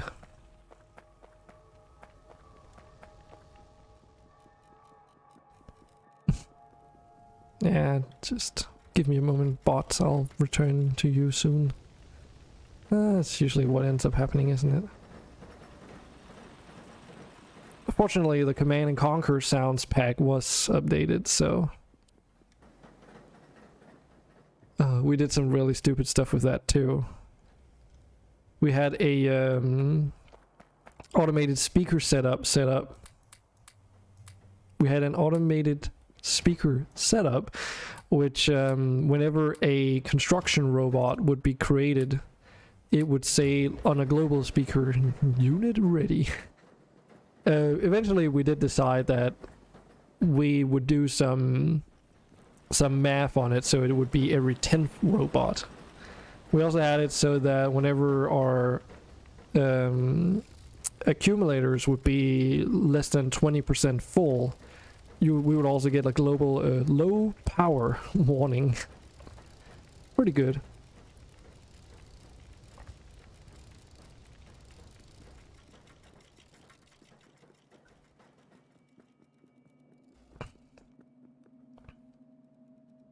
Code looks super simple, should be easy to update. Yeah, I mean, I don't really expect there to even be any code because it's literally just the sound, right?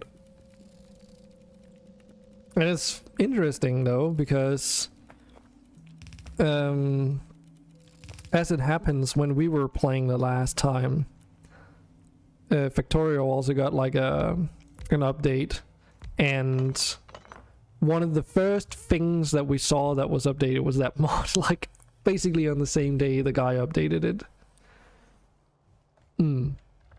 Yeah, that seems pretty easy then.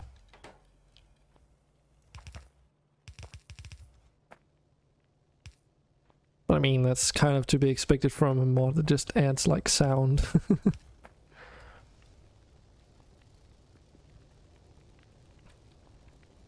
Okay. So I could be a little bit more clever here.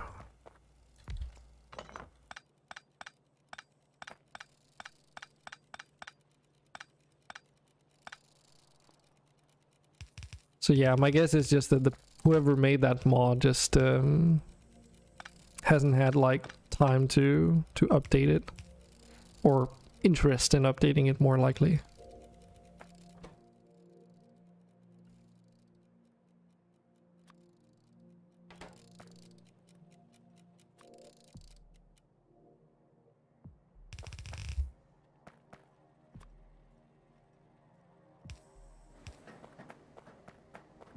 It's gonna be so weird when I'm not gonna be using Steam for the entire base anymore.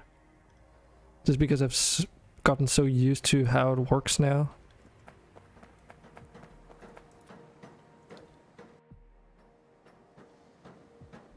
Or if they've changed the API significantly or something, but probably haven't. Yeah.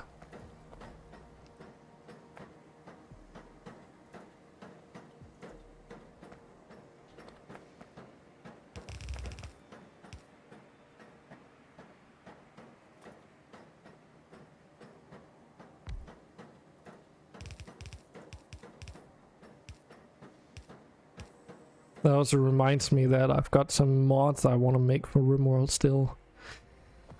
But I don't have the time for it. I mean, I could do it now instead of be playing Factorio, but nah.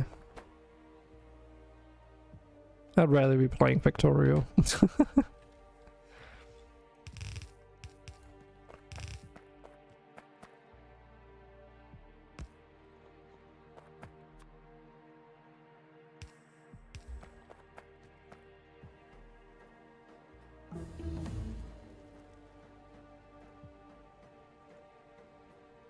Factory must grow after all, yeah.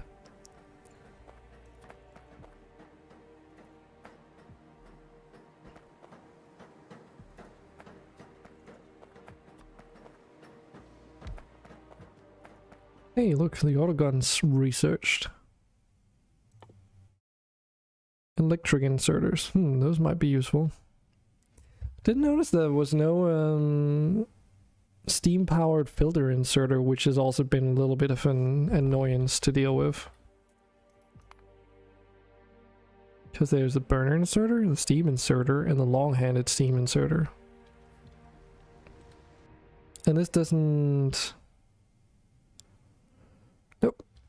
It's just a regular filter inserter. Would be nice if you could just like put some circuit boards into the steam inserter and just have it like be a filter one. Still running off steam, of course. Yeah, so we'll just be making these factories over there down here instead, I think. So let's start with the plates.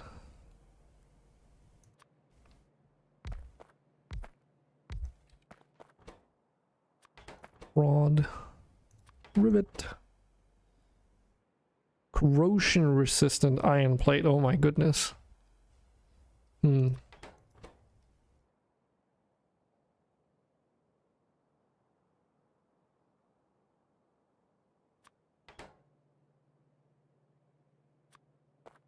At least this game is not as stressful as the Rift Breaker.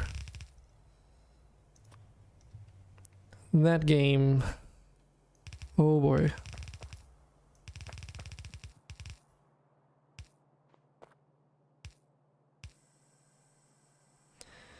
Imagine having the complexity of having to set up a factory, even like just, you know, not as crazy as this, of course, but then with the added like you're getting attacked in 7 minutes timer breathing down your neck. Not that stressful.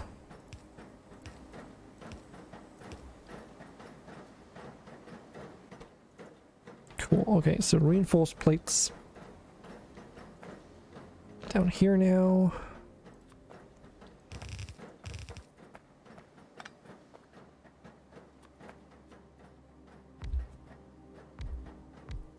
I think it's gonna be a good idea to move this down here.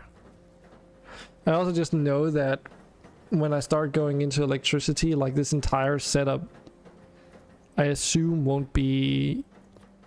like, it won't be an easy feat to just upgrade it.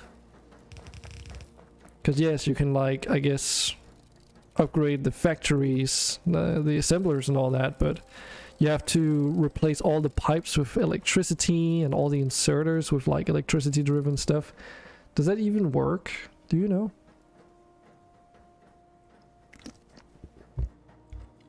Like, if you use the upgrade planner.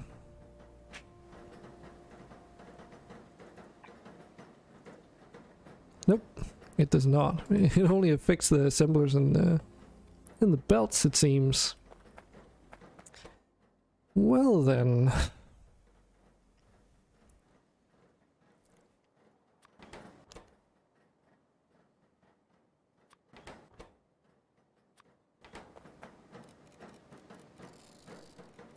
I mean, it's not because it's impossible to upgrade, but it's more the fact that, I mean, because of how steam power works, the way that you build a factory is sort of dependent on that as well, which means that if you're using electricity, you can make everything way more compact, right? So yes, you can upgrade, but it's not going to be a good factory. Yeah, you just left the steam powered stuff up B until it became a bottleneck. My plan is probably just to tear it all down once I've like made a electric powered factory and then say like, oh, it never existed.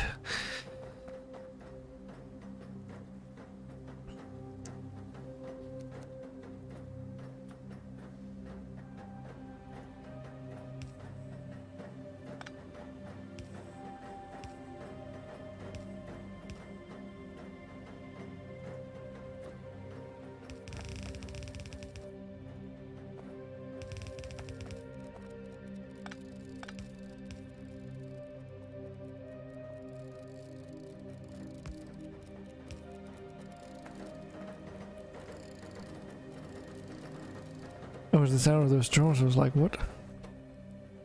What was making that whirring sound? It was just them.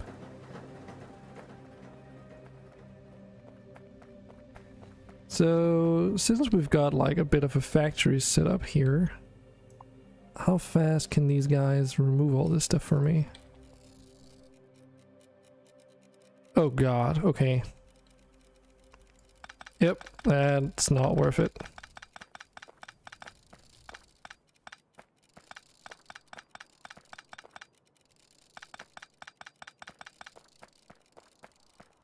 Well, I guess they can help me out, but they're not like good enough to just set and forget. I mean, the range is also so limited that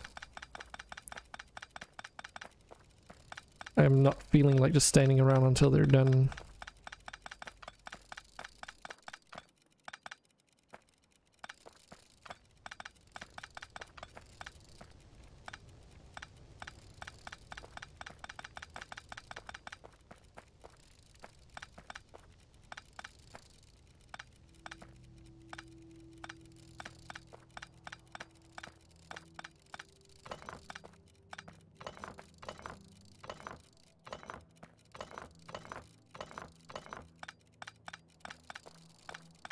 Work faster, you bots.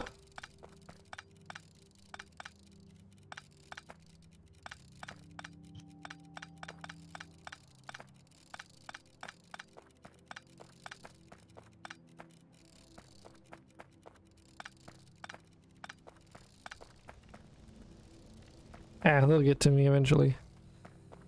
I've just got a ton of iron in my inventory.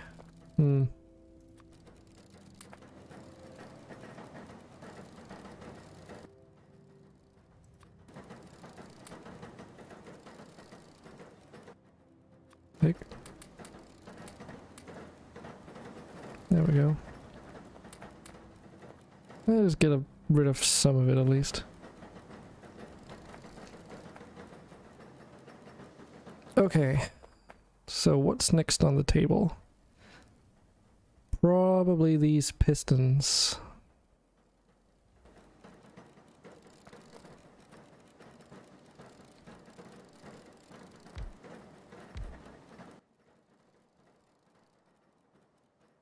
Rods and iron plates. Okay.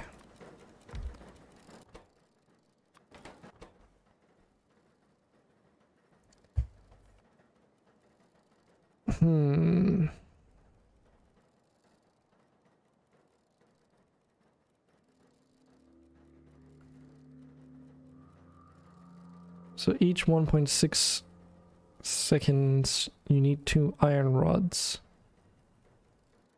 However, we produce 4 from one factory in that time.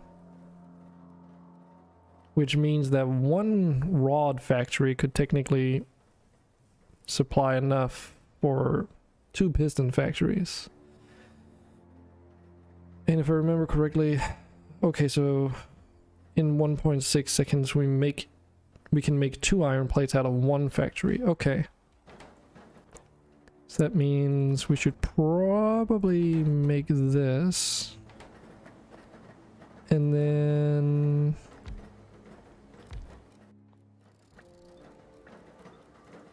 that one factory making the rods can like do double time, I guess. That should work.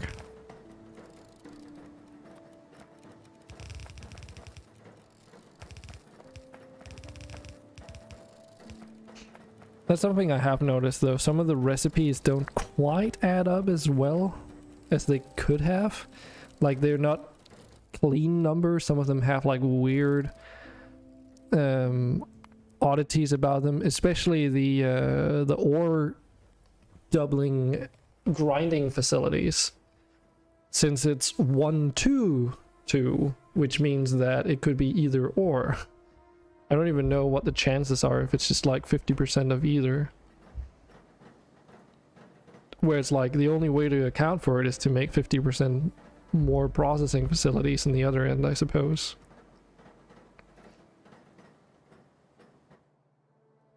And I don't even know if that's how statistics work out.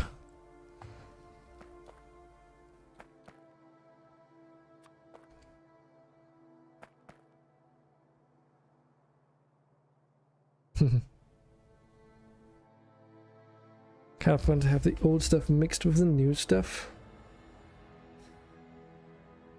I could also imagine that would actually be a pain in the ass.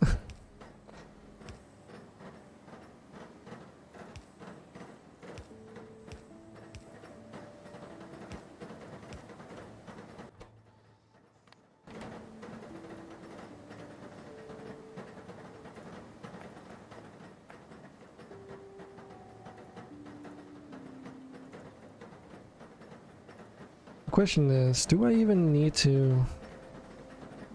Probably actually don't want to do this. Probably just want to have these pistons on one side. Not too sure about these up here though. Because it's like, unless it's used for science, as long as it's just used for, say, like an iron boiler or steam engine or something, I'm not too particularly fussed about whether or not like it's not like I need 10 factories making steam engines, right? And it's not like I need to worry about the fact that, oh, I'm not producing, in the grand scheme of things, enough iron stuff to supply all the different factories that are going to need the iron stuff.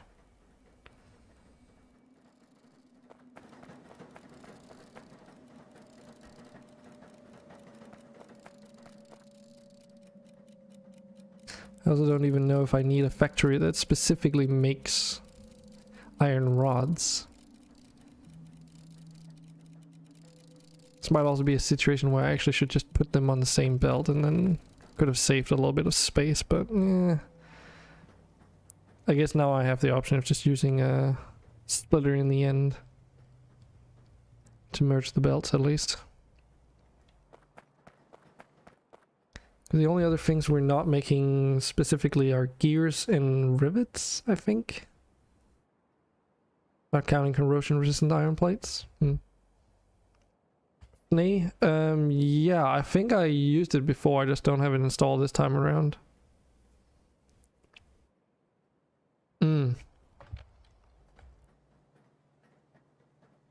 Yeah, I think it's just too much though. It's part of that, like it becomes... What's the name for it again? Overwhelming, that's the word I was looking for.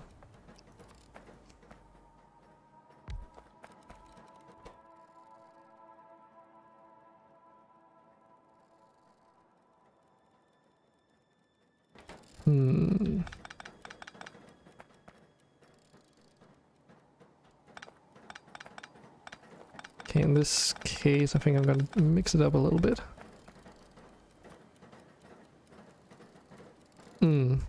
Yeah, I'm not too worried about it.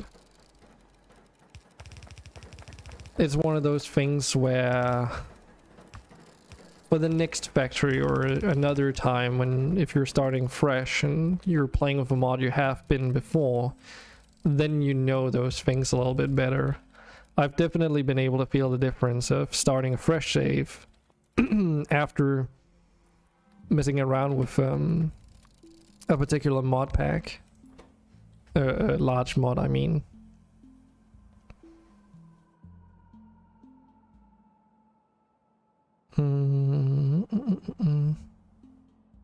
So each 0.8 seconds you make 2 rods.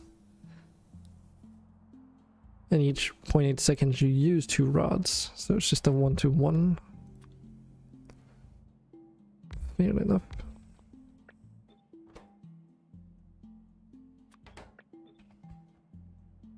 So yeah, for the time being, I'm just experimenting and messing around.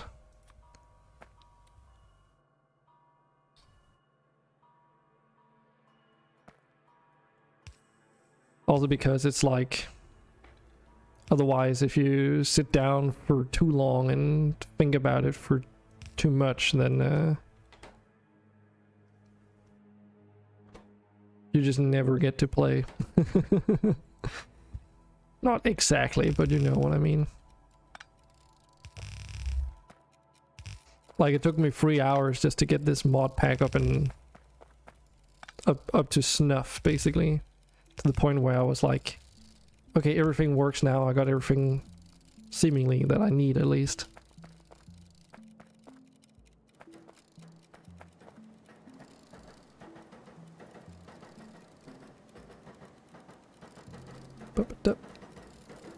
So that leaves gears.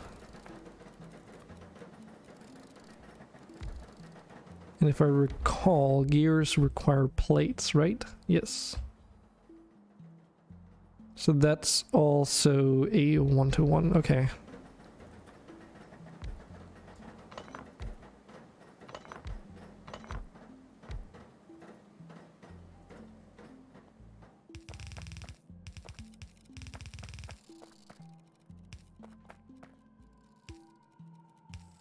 What time is it?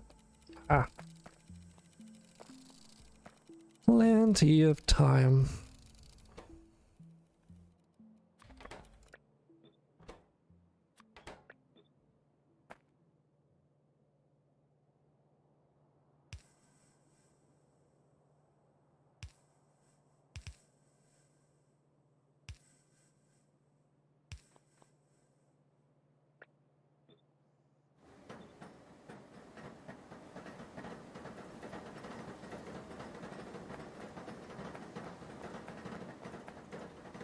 Something a little bit annoying is the fact that these inserter arms don't allow you to pass. So there's a lot of cases where like I just can't get across from where my factories are. Like, for instance, this whole smelting setup is just like a wall. That's like the only thing I've gotten a little bit annoyed with in terms of the steam pipe setup.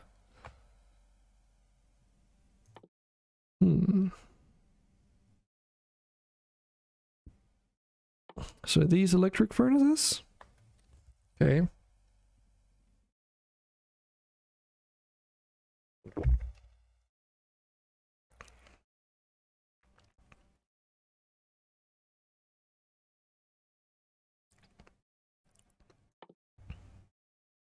Don't feel like I need improved laboratories yet. Circuit networks, nah. Throughput, I guess, is the only thing that I really can use at the moment. Everything else is like only just getting there now. Okay, so now the question is, do we also want to make iron frames here? Oh, we need computers for that.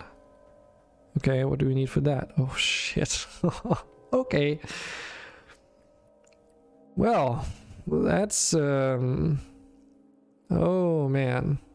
Oh god. I was looking at these circuit boards yesterday.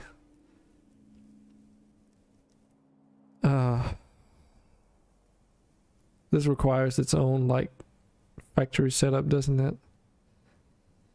God damn. Glass is also like a huge long process, right? Because first you need to crush stone so you get gravel. Then you need to crush gravel so you get silica. Then you need to mix silica with tin ingots so you get glass smelting mix. Then you gotta smelt that so that you get actual glass. And then you have one of the two components for basic circuit boards and fermionic tubes. And then we also need copper foil. Ooh, okay, that's not too bad. But my glass setup is all the way in the right end of the base, so maybe I should focus on some other things first. So I need copper cables to make a radar. I really want a radar, because not being able to see around me is a little bit sketchy. So you need rubber for that. So that means I need to start producing rubber wood. And I assume I can just, yeah, I can use the bronze forestry for that. Okay, no biggie. But I don't have that set up yet, so that's probably one place to start. because rubber is also used for some other things as far as I could tell. Well, let's get to it then. I have a feeling I probably need to expand my inventory. How does that work again?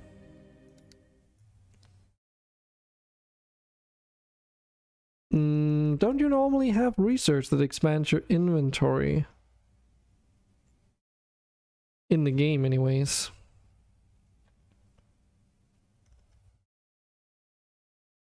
Oh yeah, I was thinking it was something belt. Doesn't seem like it's a thing. Comes with armors too. Yep, does not seem like it's a thing. There's no belt upgrades. It's like there's no research for it unless it was renamed.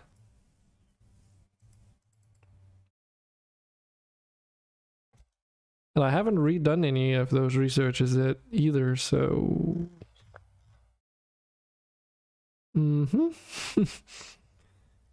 if that's the case, then what I have in terms of inventory is, I guess, what I've got to work with. But I know for, is it Krastorio that has a setting for it? You can set how much you want your inventory to be expanded by, which honestly is probably just what I'm gonna do. I was before the stream looking at like what options there are, and there is that RPG leveling mod, which, you know, I thought could be fun to mess with, but it also allows you to do a bunch of other stuff, like improving your mining speed, but also like how many robots you can have with you, how much damage you do, and a bunch of other stuff. Alternatively, there was another mod that just adds more research to expand your inventory, but you know, I think it was like 3 separate pieces of research that expands it by 10 slots per upgrade for the early game. And could it be that it's I mean, there are these.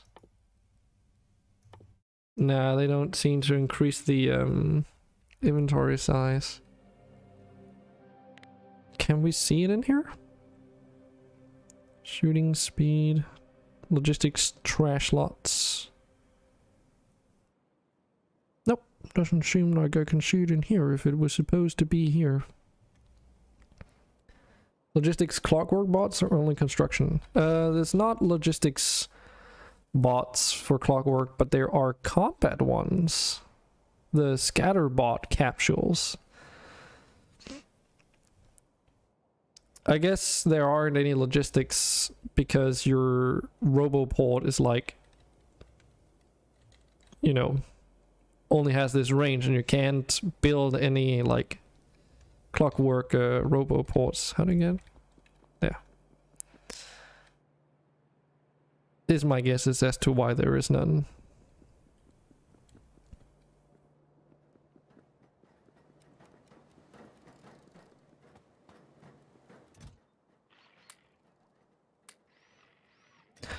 Making these factories was like the best decision I had all day yesterday, I think. It also seems like they've caught up with like the production now. So now I just have like on-demand assemblers. It's something I sort of made peace with, or no, that's not how you say that. That's kind of what I realized, I guess you could say, when I did the lazy achievement, or whatever it's called. What was it called again? Lazy bastard achievement.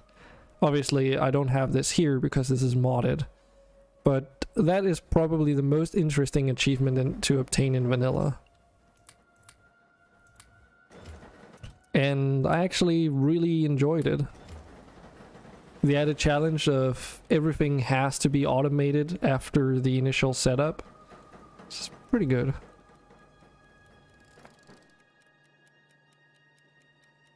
Are you... Okay. Seemed like it had a repair kit. Oh right, so if I pass near a structure that's damaged, then those drones will also go out and... Huh. That's actually kind of cool too.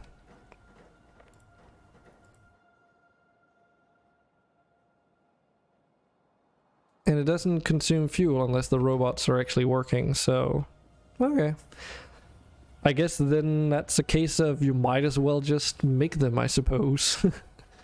There's no reason to not have them. Okay, before I start construction of this rubber farm, I need to go and take a quick toilet break. I'll be right back.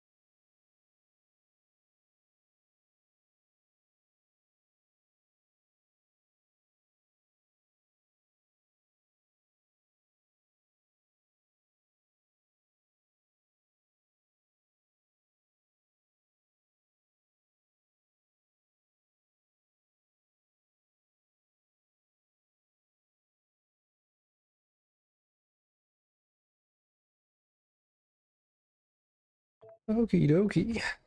So, tree farm or rubber wood farm, I guess.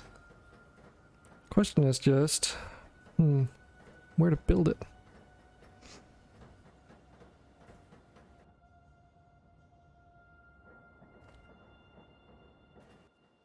I guess to answer that question, let's just quickly try and assess where we need them.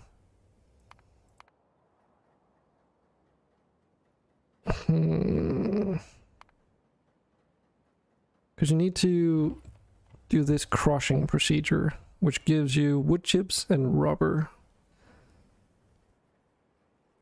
Is there anything... Can you use wood chips for... Oh, you can make it to... Use it to make coke at least. Made in a charcoal kiln. And I guess you can use that as a coal substitute for your steam engines. Okay. There's also paper. Is paper used for research?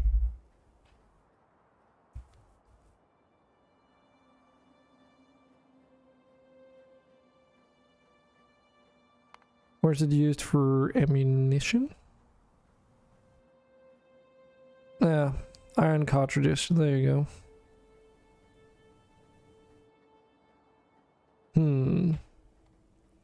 Well, it just so happens that my bronze rods are transported pretty close to where my wood farm factory is, so I could technically make ammunition using that. Then again, the iron cartridges do more damage. And it's the same recipe, just using iron instead of bronze, so...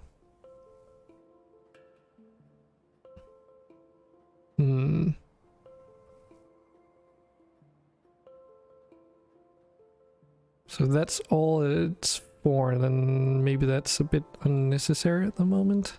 Especially if I want to start making rifle ammunition instead. and use the autogun turrets instead of the scatter guns. So the thing I need rubber for, I guess, is it just gonna be copper cable? Is that the only thing? And that in turn is used for electricity poles. But only the large wooden one. Okay. What else is there? I guess that's where FNA would really help me out now. Because I could see what rubber is being used for. Maybe I should just go and install that, honestly.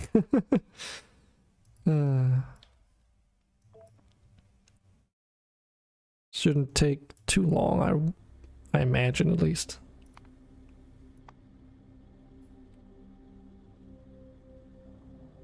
I really hope it doesn't have any conflicts, but I don't see why it should.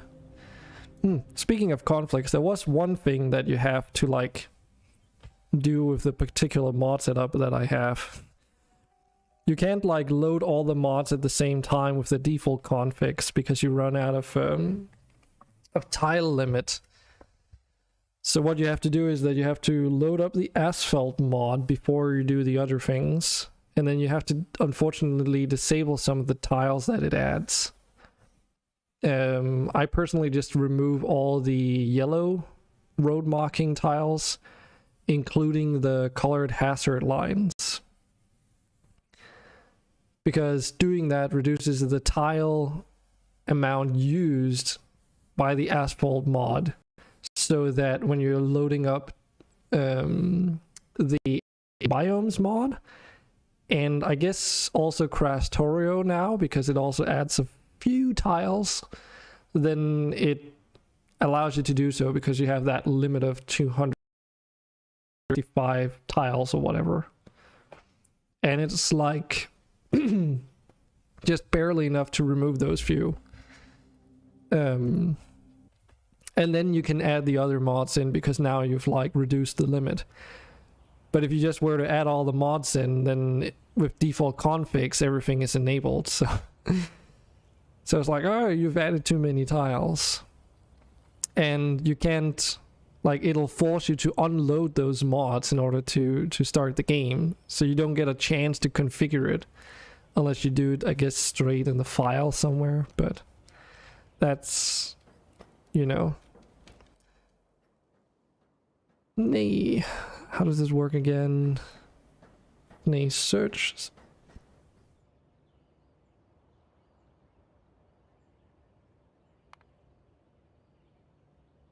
So much stuff.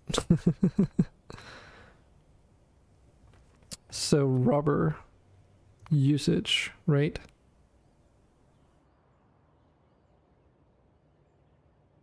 Incineration recipe. So these are the different things that use it. So there's like 13 different things. So a slowdown capsule, iron repair kits, copper cables. Yeah, I seem to recall that the car needed them too.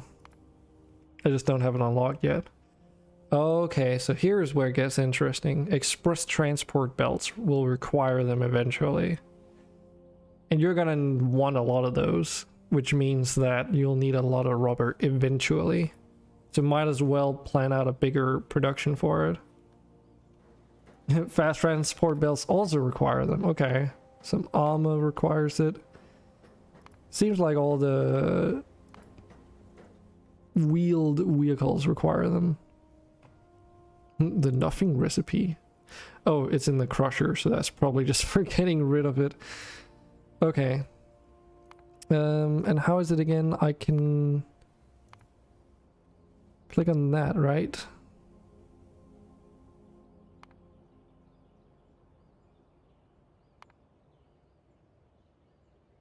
If I right click it, right? That's the usages. Yeah, okay, so it's basically like not enough items for Minecraft, just for Factorio, not enough items. Is that actually its name? Is that what its name is? That'd be funny.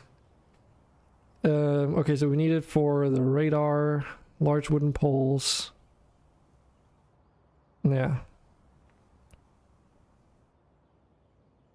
Copper cable scrapping. Okay, so that's if you want to deconstruct it. Don't know why you would want to do that. So for steel pylons, that's not really something we need to worry about. Oil refinery, huh? Substation, laser turret, that's a little bit, you know, a lot of this stuff is something that I won't have to worry about for a good while. Arc furnace.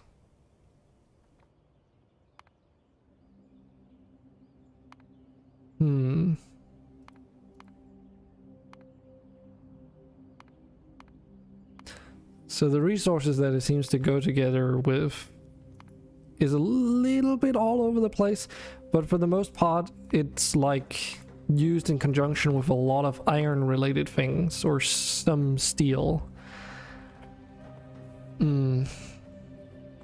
Okay. And like for vehicles, for the rubber as is, you don't really need that in large quantities, so just enough to make like the car and such that you are interested in making. You don't need like an army of them. So what that means is that we can probably make a rubber factory down here or something. And then if I need it on the left hand side, I'll just make a long ass conveyor belt. Or I could also just make a localized rubber factory in either place. But more importantly, was there anything right now that I need rubber for? I mean, I need it for the radar, right? Which is the most, like, that's something you use fairly frequently. And that one requires a large iron frame. It does require an electromagnetic coil too, which I assume is copper based. In here, right? Yes, but also iron. Okay. So it seems to make most sense actually to make this over near where the iron is. Unfortunately, that's also where most of the trees on this island are located, so sorry trees, but you're probably gonna go bye-bye.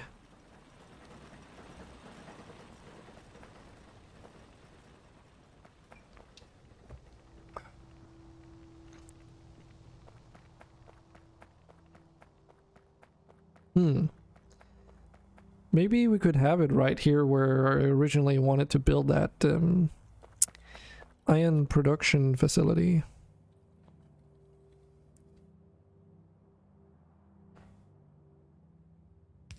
Put a little bit of a buffer on it.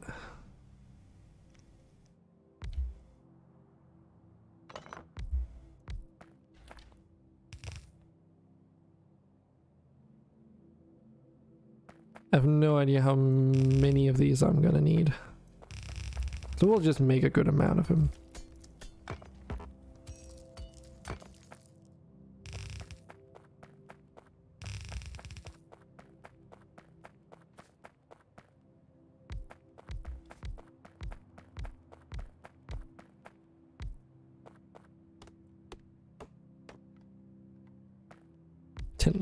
There we go. Alt D.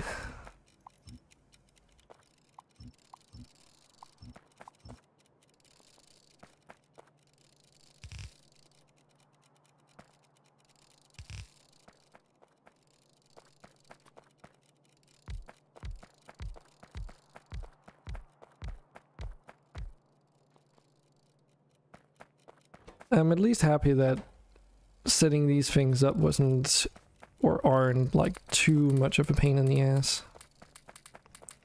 It's very useful having that what's it called again, like the equal split or whatever mod, so that instead of like, or is it even distribution, I think it's called, just so that, you know, it doesn't put an entire stack into one thing. Yeah. It's like when I started playing, I'd forgotten to add it, and then I was like, oh fuck, I'm going and installing that right away, because especially in early game with this Industrial Revolution, having to put all that coal around everywhere and you just want to really evenly distribute it, yeah. Just get that mod, honestly.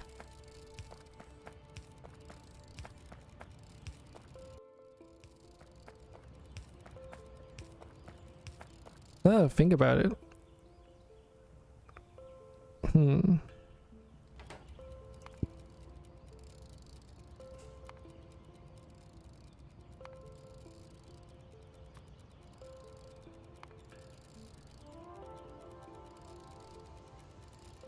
Okay, so you just get rubber wood out. Cool.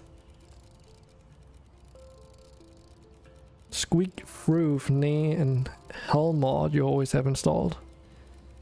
I can sort of guess what squeak through does. Hell mod though? Not quite. I would also say that the one for the vehicles where they snap onto the to like a grid, if you will, or to the angles, that one's also almost always something that I would run with.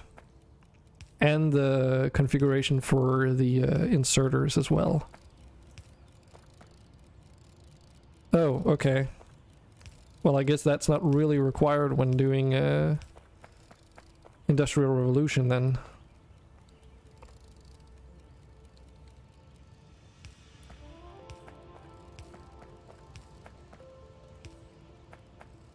Hellmod is a calculator, so you can compute how many factories you need of different kinds to make a yellow belt and such.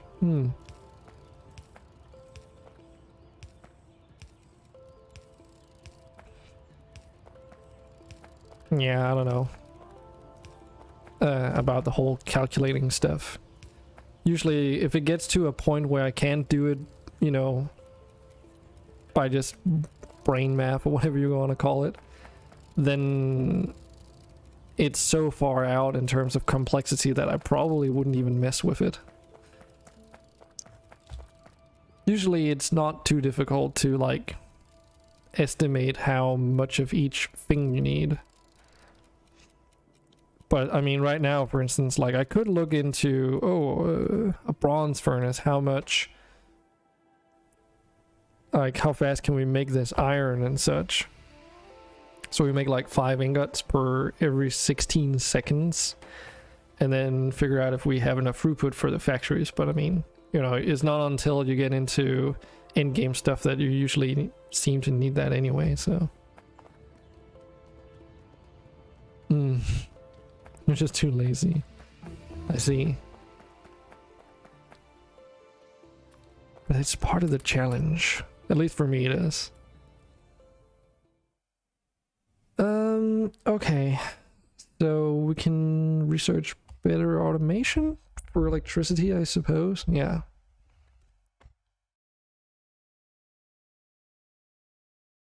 Should probably do that.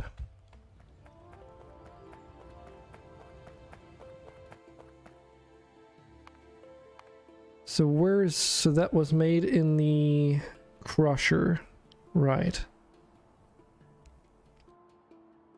And we get all the wood chips out of this. But that means that either I have to just completely discard it or turn it into coke or move it to where it's being used. I should probably turn it into coal coke. Then feed it into like my boiler system. Or I guess, you know, anywhere that I can, I suppose.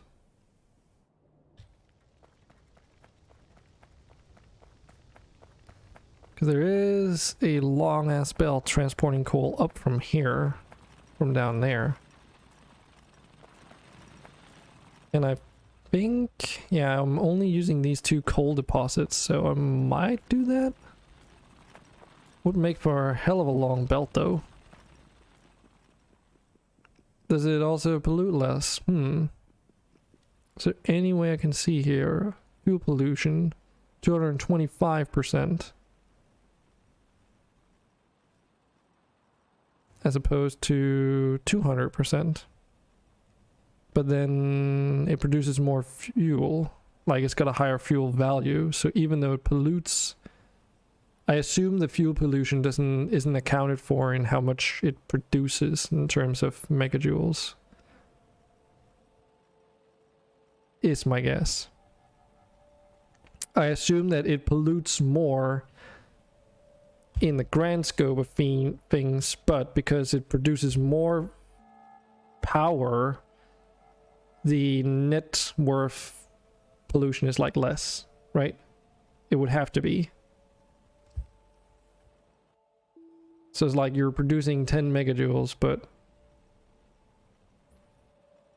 for each coal coke that you're burning, I guess you're producing more pollution.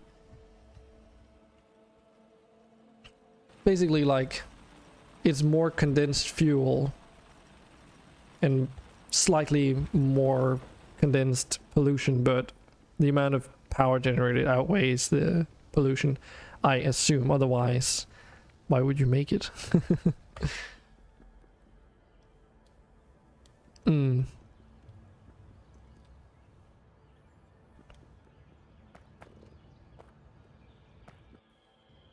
So I think I'm probably just gonna make coal coke out of it. It's also probably the most convenient way of getting rid of the wood chips without outright destroying them. Because that is the other option too. Like, just put it through an incinerator and just be done, like, be gone with you. But obviously that pollutes like crazy, I'd imagine. I mean, it says 36 per M. I've never... What is per M again? And what is like 36 pollution? What is 1 pollution?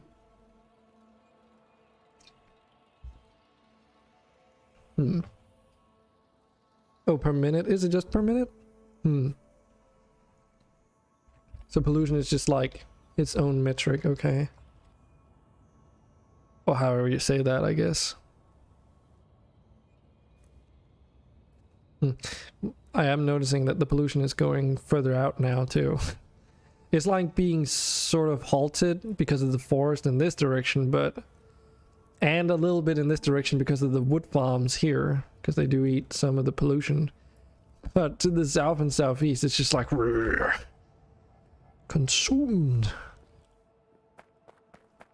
Okay. Well, I don't have a charcoal kiln factory, so I'm just gonna make some of those by hand, I think. I do have the crushers. Ah, shit, I don't... I know why I don't have that many. It's because last time I needed more frames, which needed more wood, but now that all that's like had time to settle, should just be able to pick up like 50 of each. Well, it's not so much that water doesn't block much, if anything. It's more the fact that it doesn't eat the pollution either, so it just like spreads.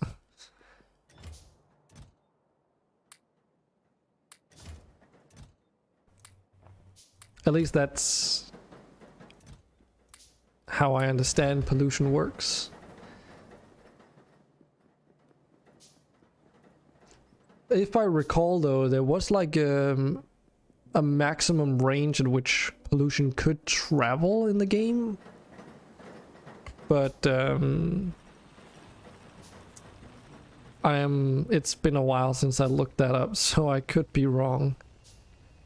But as far as I seem to recall, it's like pollution could travel only so far, which meant that on an island world gen map, if you just take out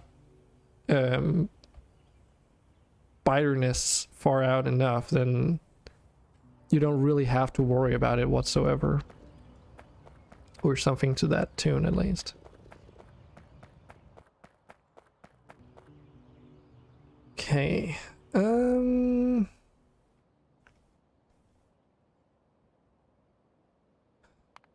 rubber is made in the crusher.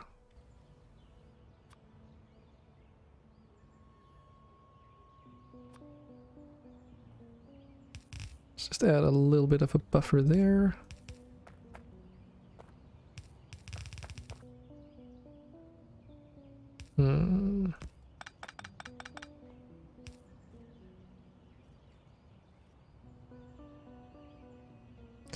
Would like to have like a small pathway here. That's going to be difficult to accomplish though.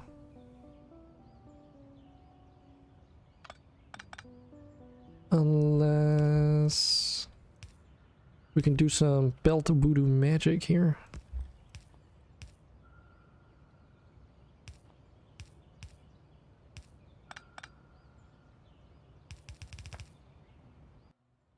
Meh.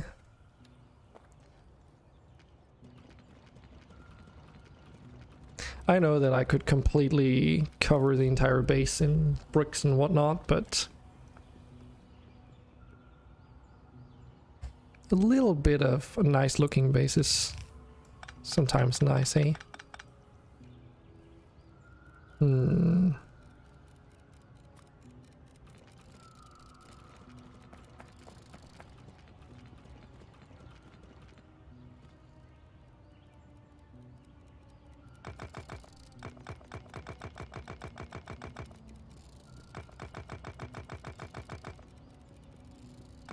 Yeah, I changed my mind. At least somewhat.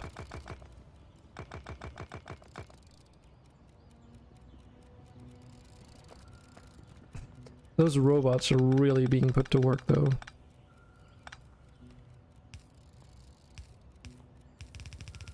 There we go.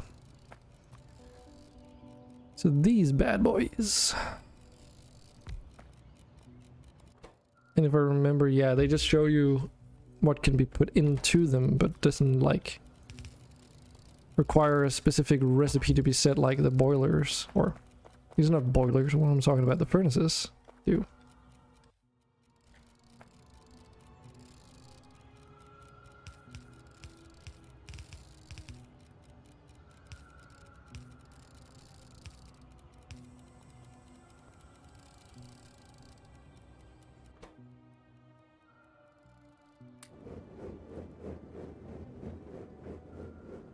Oh, this is gonna be really annoying. I just realized that. There is this, I have a solution to it, but damn, that's gonna be annoying. Because I don't have filters inserters yet.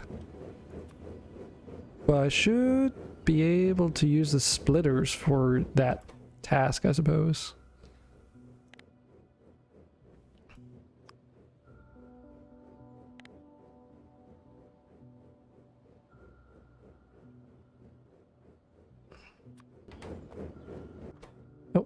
Left, please. It's been a while since I've messed with this, so I can't quite remember how, if the filters actually do work like that.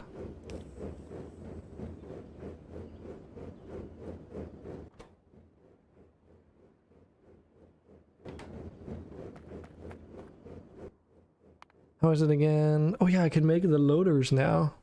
That could actually be pretty cool. I should really make a factory for those, but they need iron gears. But it might make sense to have loaders here. I haven't used loaders all too much because they are just... I guess you could say that they're a little bit OP in some sense.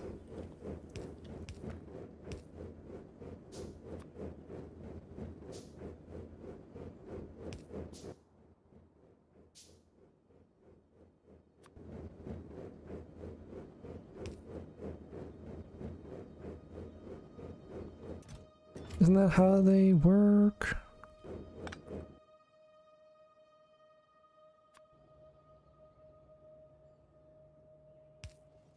Ah, right.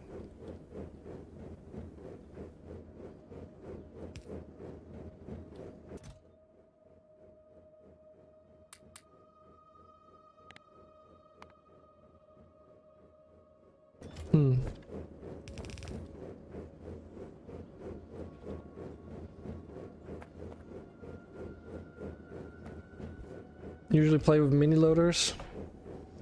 Yeah, exactly. Like that's one of the reasons why they're so fucking useful.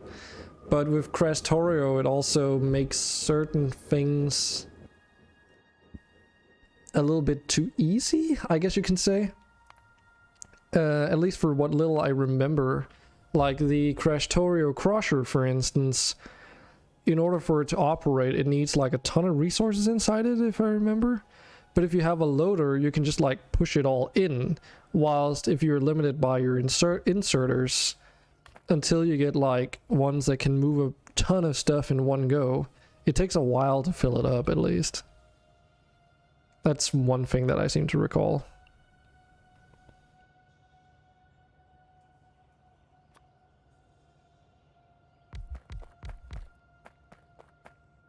I have no idea how many of these I need. Because it's like, all of a sudden the challenge of limited space becomes a little bit too easy in some cases. It's not always the case. It's not always true, but for some instances it is definitely something to think about.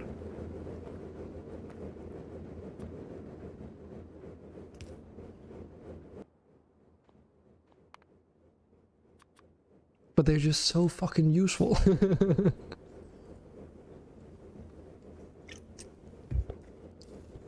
And I mean, they're part of Krastorio, I think? Yeah. So, it's okay.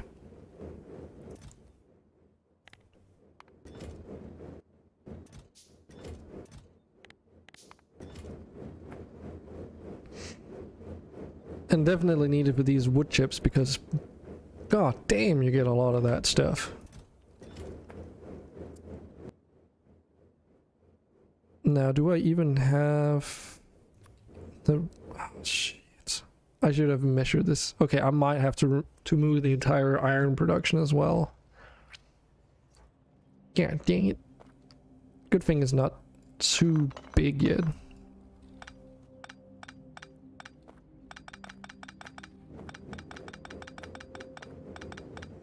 Then again, I initially also just built this iron production up here. It's like a quick thing because I was like thinking that I really wanted that that mining machine, but then I realized, oh, you need iron, and even though you have the furnaces for it, because I hadn't reached the iron milestone, I couldn't even make the ingots for it yet. So that plan was kind of like ruined very quickly. But you know, it's not the end of the world.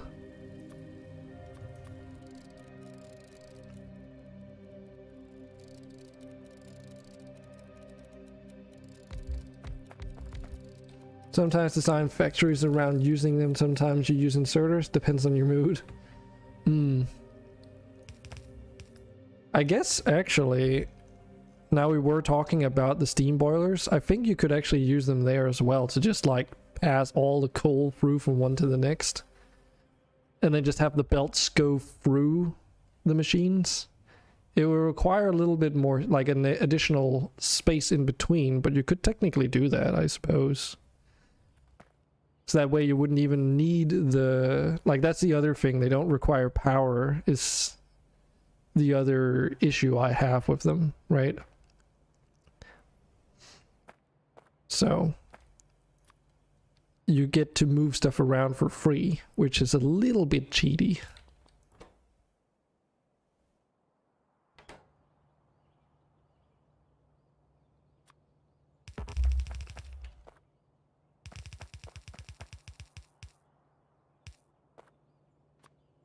But I also do see that, well, I guess they could actually have been powered, but like a powered object. And then you would, I suppose, balance the power consumption or whatever to what an inserter would need. Oh, they do require power. Okay, there's chutes that don't, but they are 1/4 of yellow belt speed. Yikes. Oh my god. I kind of expected this.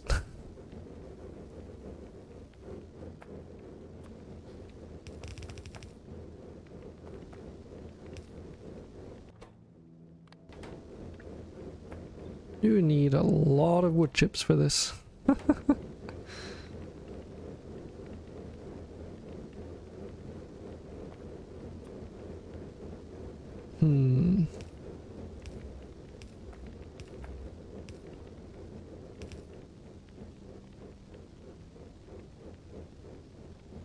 A shoot out of, say, an engine production is no big deal since they are so slow to produce, so they have their uses.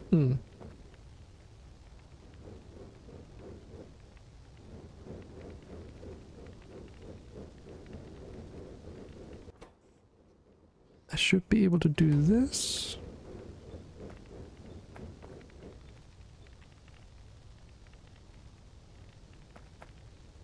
There we go. Okay, so they need a lot of wood chips to do their process, but they also take quite a while. I wonder how much they produce at a time.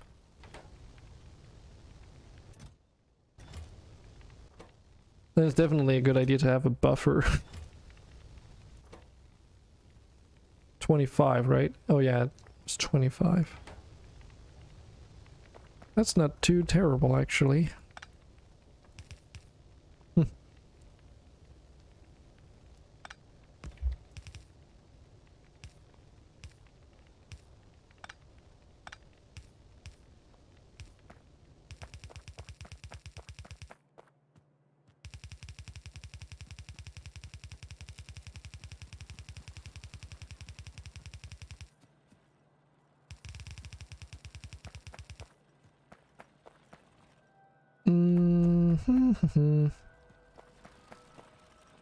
Doop-a-doop.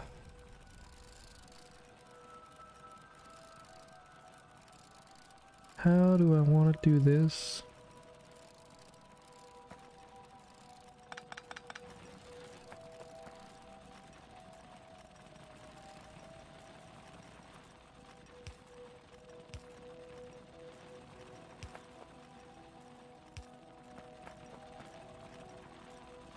So I want to be a little bit smart about how I merge these things in.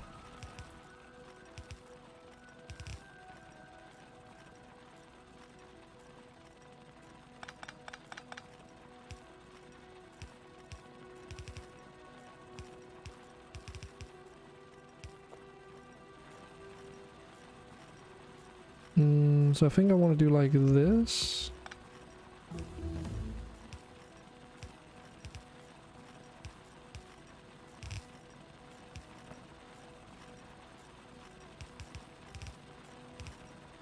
Like this, and then we take over here, input priority on the left. So that means that we should prioritize all the charcoal instead of the regular coal. Since we need to also make sure that we prioritize getting rid of said charcoal for the rubber production so that it doesn't halt completely, I guess. And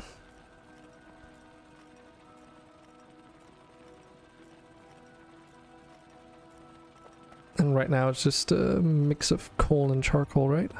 Or just coal, I suppose. And that means that I want to do the same for down there.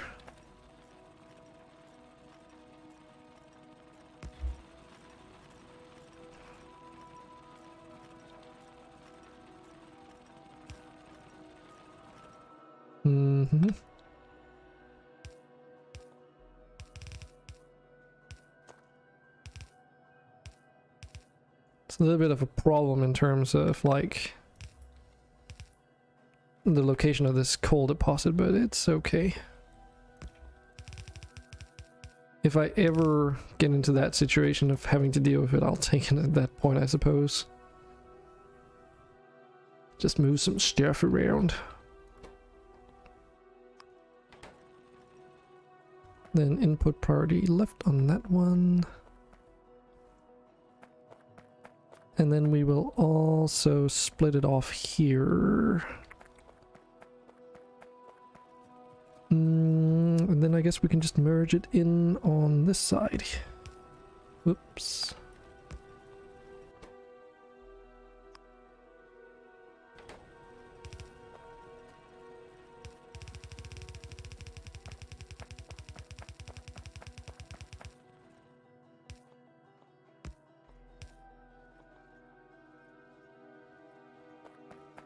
Okay, so that should make it so that all the charcoal is like infused into the regular coal consumption.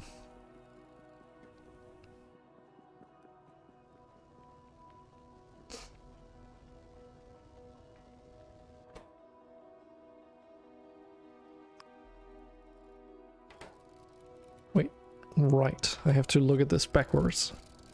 Because I'm thinking I'm just using the charcoal for the iron production. I don't see any reason to do it otherwise, at least. This is so good. Being able to do this early is like so fucking nice though. I should really just have gotten these robots so long ago. That's something I can definitely say about Industrial Revolution too, is that being able to have robots this early is fucking awesome. Yeah, I mean, this is not slow, right, for what I'm using them for. And I wonder if that's like also the reason why they put it in. Because I actually, when looking at mods, I believe I stumbled upon a couple of them that made changes to Industrial Revolution to require less wood. But I mean, this kind of resolves some of the issue for the early game anyways, if that was people's main concern, right? Because at least with bio industries, it also changes how trees work. So instead of always giving you 6 wood, instead it gives you a random integer value of, is it 1 to 6 or is it 1 to, or is it 2 to 6? I can't remember. But basically the amount of wood that you get off of trees is randomized between like 2 values, so. Okay, anyways. How much rubber do we have? Cool.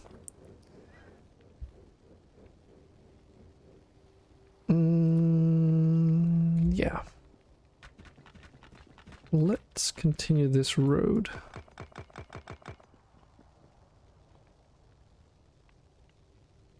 And then put this on the other side.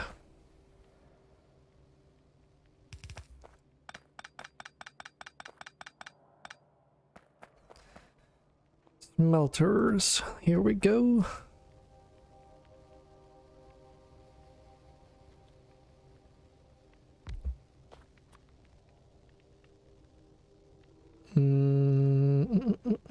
I guess output should be downwards.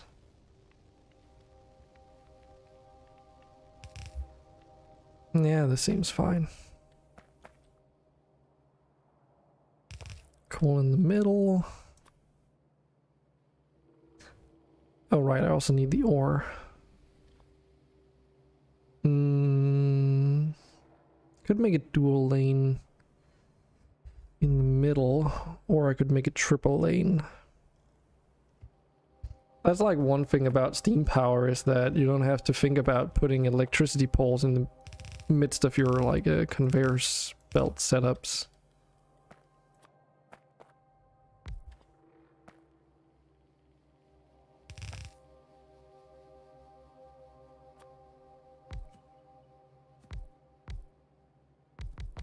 Which is actually kind of interesting, because that means, and I hadn't really thought about this, but by the time that I get to like do electricity, I'll already have basic logistics stuffs researched and being made, which is kind of cool.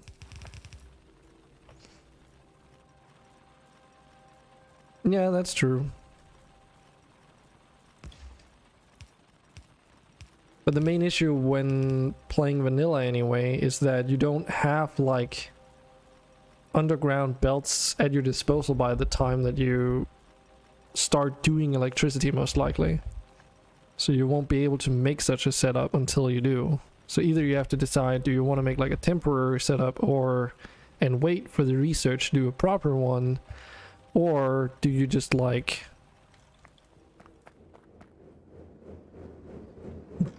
stick with the like a more fitting design for what you can do.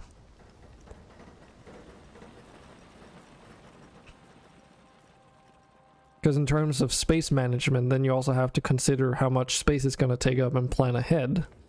Which of course is something you can only do if you know the game well enough to actually think that far ahead.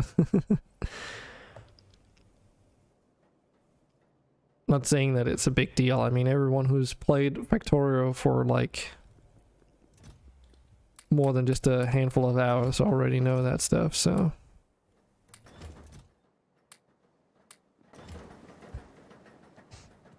So you know.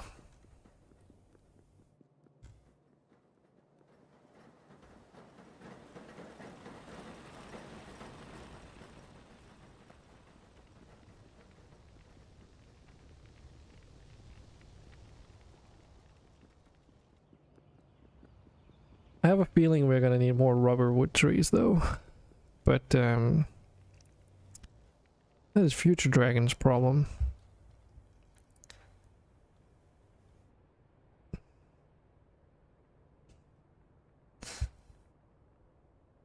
Do technically have a coal deposit too over here that I could make a supply line for and just inject it up here as like a backup. Because I have a feeling that charcoal is not going to cut it. At least not for the near foreseeable future unless I make like a massive rubber wood farm. But then I'm worried that we're just going to fill up on rubber instead. So...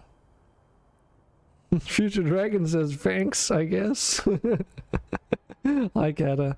You know, that's always my go-to solution whenever there's something like I don't feel like dealing with.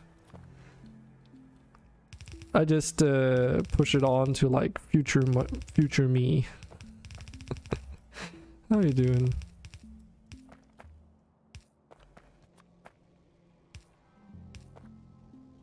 I was contemplating on whether or not to do Rise to Ruins today, but I decided to go with Factorio instead.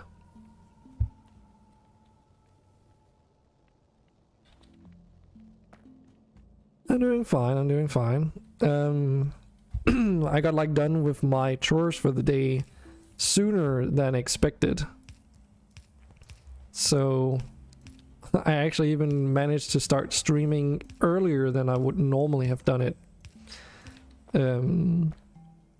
before New Year's, so...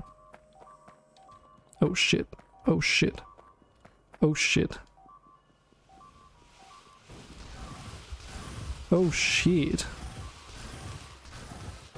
Well, that's a problem.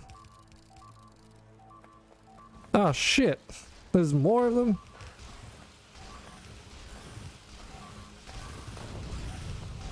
God fucking damn it.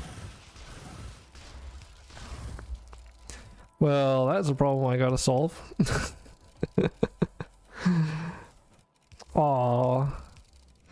Thanks for that. Thanks for that. Actually, how do I pronounce that? Ekanka? Ekenka? Anka? It's a bit of a peculiar username.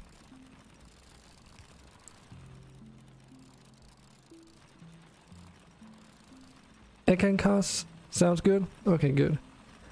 Yeah, I did hear the or read the news. I guess, Kata. I did see that.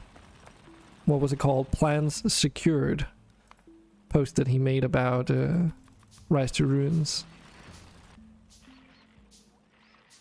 I can only imagine with the pandemic and everything else that he must also have been going through a lot of stuff that way. So not too surprised that best thing you've heard this year. Yeah, I kind of gathered that you were really into Rise to Ruins. I don't know what makes me think that. But yeah, I've also been contemplating like what I should do the day that I play it, because there are some options regarding that game as well. Like I could just continue where I'm currently at, playing survival, but that would mean that I'd already have done the first map and the second map. Actually, I just finished that, the second map, a couple days ago, which means that the challenge is not quite that difficult, you know, as if I'm starting completely from scratch again.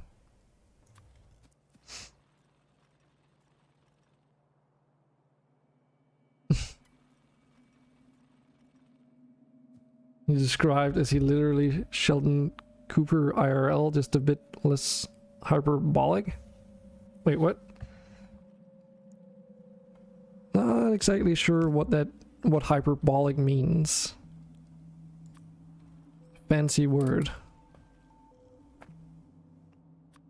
But anyways, there are some options. Like, I could start a new, like, Doom the World and just play it on survival again from the start and like just try on a different map.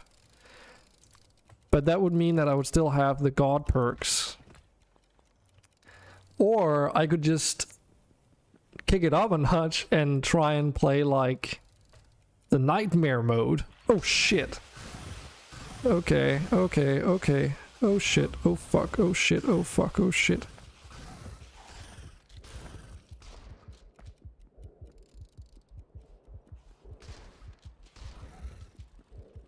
Well...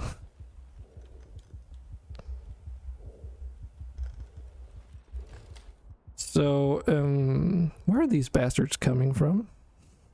I mean, they're clearly coming from some kind of western direction. Oh, you know what? It could literally be that they've migrated and established an outpost base, like a satellite nest somewhere.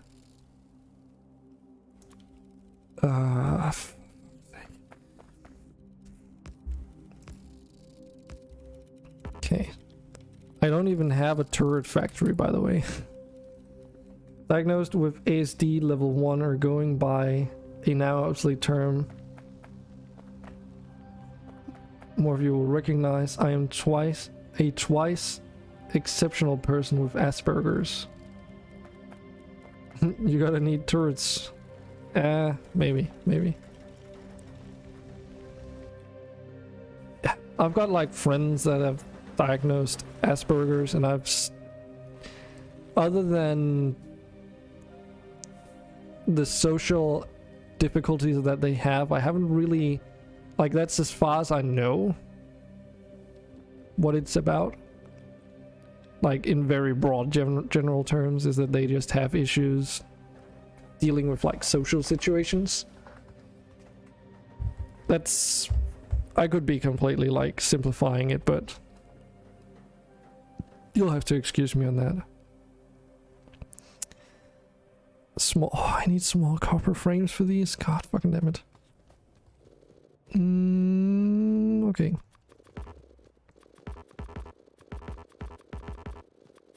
See, the other issue is that I don't...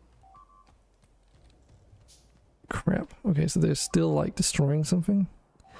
See, the other issue is that I don't have a radar still. Maybe I can...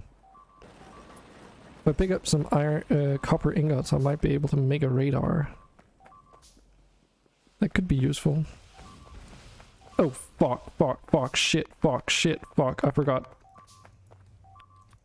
I deposited all my ammunition like an idiot.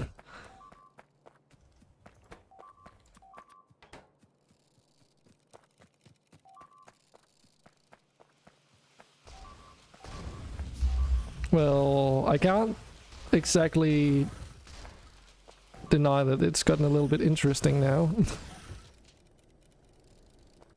Well, shit.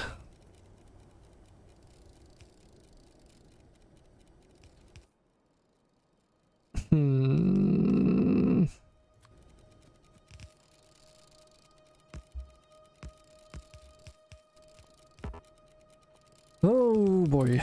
Oh boy.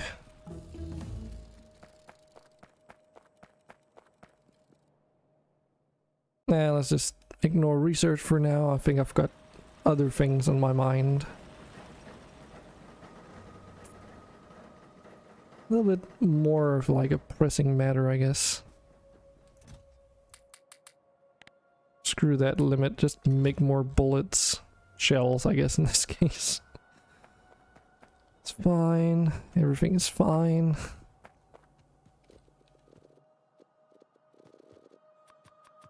To be fair, it has been quite quiet for a long time, so... On this island world, that is to be expected, but I guess playtime's over. Up there.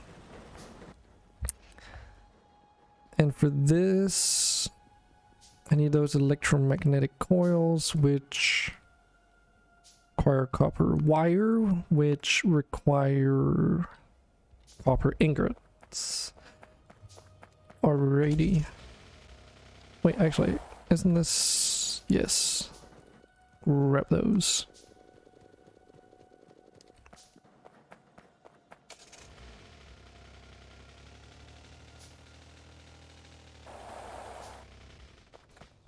Grab some of that. Haha! Oh god. This is gonna take a while to handcraft. Oof. Well, hopefully these turrets are gonna be up for the task. Otherwise... I haven't... I mean, oh, frick.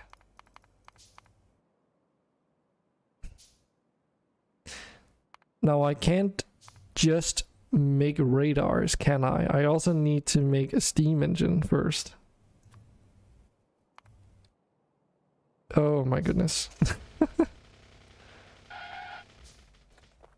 I love the breaking sounds.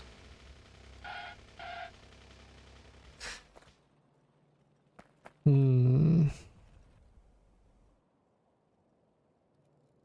actually don't... What happens if I die without a shelter? Do you know a Kanka? A Kanka? Trying to like also put the intonation right. Because it says like it sets the spawn point for you. I assume that's more for like if you want to set it somewhere else as the middle of the map, right? Yeah. So this is like for if you for cases where you might want to move your spawn point.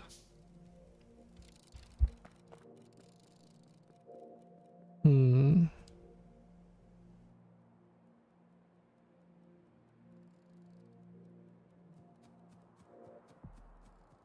.5 and a 5x5, and this is... So the wooden poles have a slightly longer reach than the iron poles. I have a feeling that it's not enough to actually matter, but...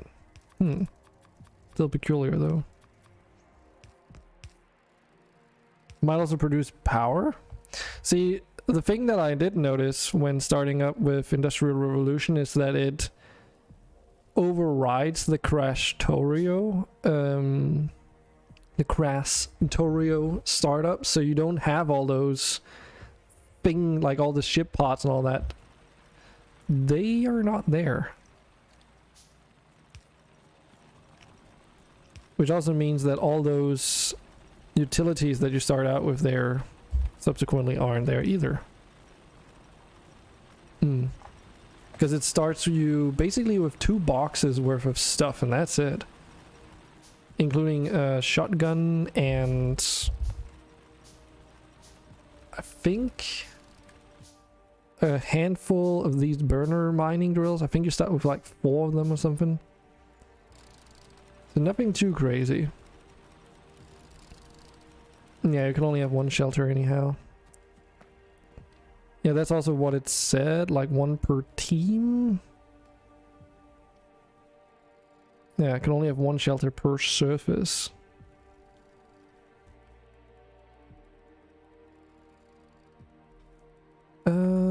But that's fine.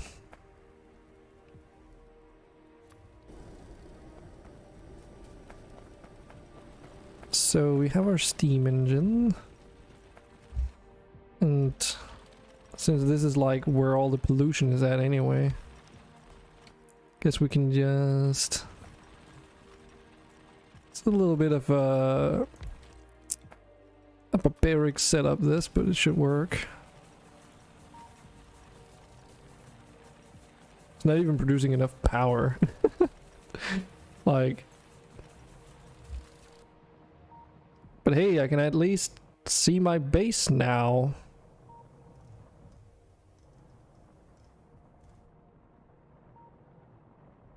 Hmm.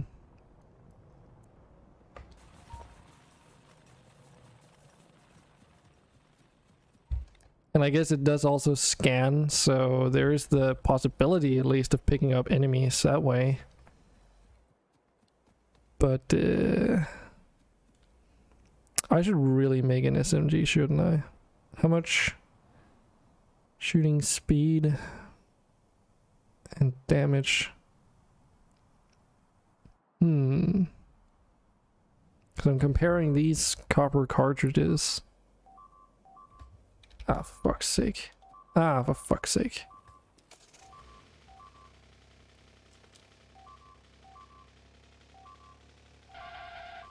Wasn't even worth using that one, I don't think. Yeah, they're definitely coming from the western parts. Question is just where, though.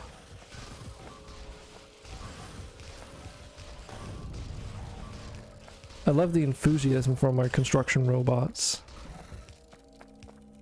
But maybe now is not like... Oh, okay, they just completely destroyed these turrets, or what? Okay, well that's not discomforting at all. Or maybe they just ran out of ammo because I didn't give them that much to begin with. We've definitely got plenty now.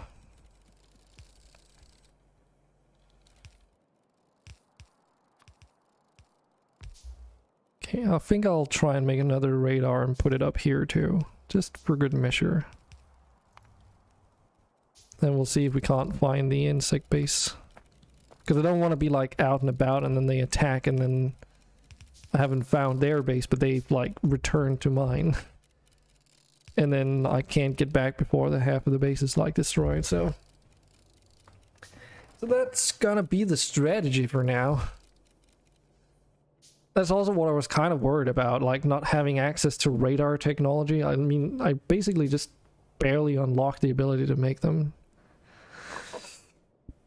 And I could have just surrounded the entire base with walls and such, but... Well,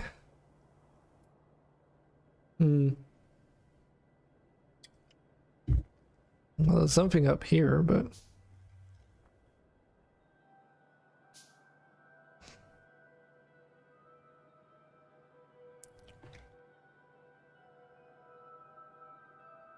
Probably got to be somewhere around here.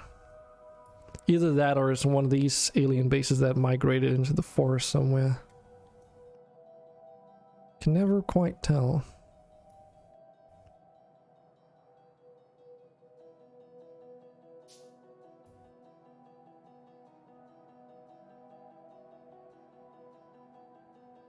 I assume the radar still scans in the square though. Seems to be that way.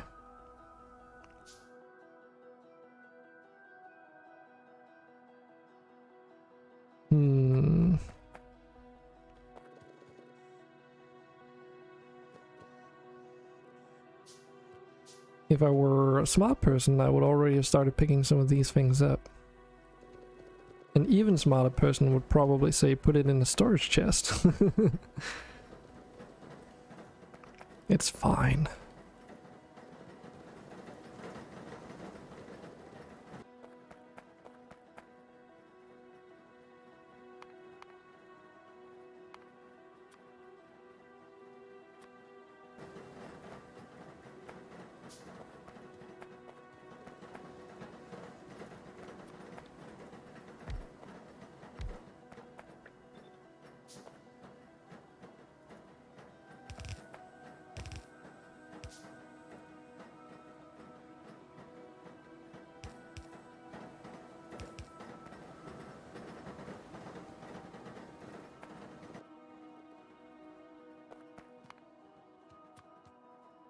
Yeah, It's the radar that's the annoying thing right now, I guess.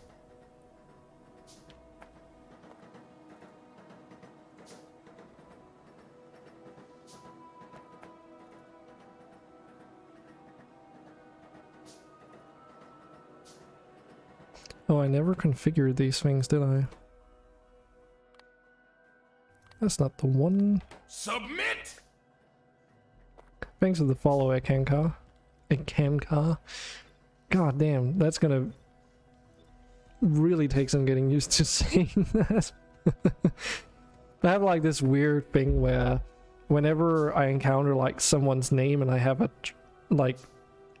trouble pronouncing it, I get like annoyed because I want to pronounce it correctly. Even when people tell me that, oh, it's fine, like, don't worry about it. 10 plus 5, so 15 physical damage as opposed to... Wait, so the shotgun does more damage, but at less range, I suppose, is the idea. Right? But the shooting speed is also a thing. Shooting speed 1 plus 0.3 as opposed to 7.5. So does that mean that I get to shoot 7.5 times as many bullets or rounds with a shotgun, meaning that I need to multiply the damage that these bullets do? Is that how that's supposed to work? Because if that's the case, then... We're just messing with you saying, don't worry about nicknames.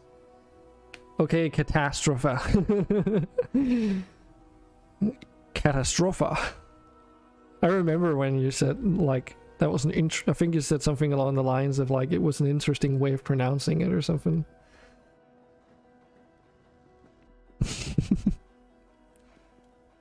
But thanks for reassuring me that I'm doing an absolutely terrible job. Okay, let's just put it here. It's fine.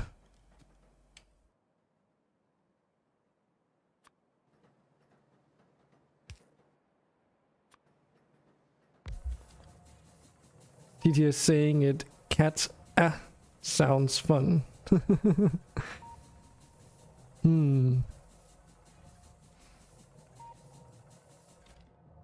can see that. Oh, you sneaky bastards. Yeah, so they have expanded outwards. So pretty much what I expected.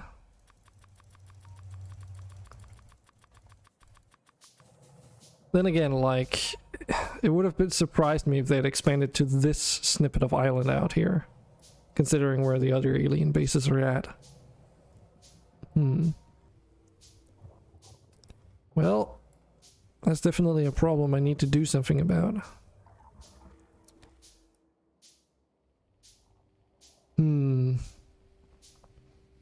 I should really make a factory for these bastards.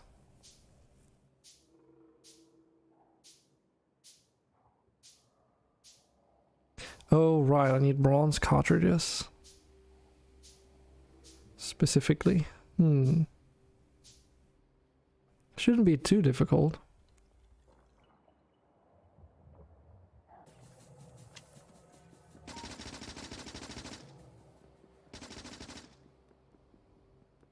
Yeah, it should be fine. What could possibly go wrong?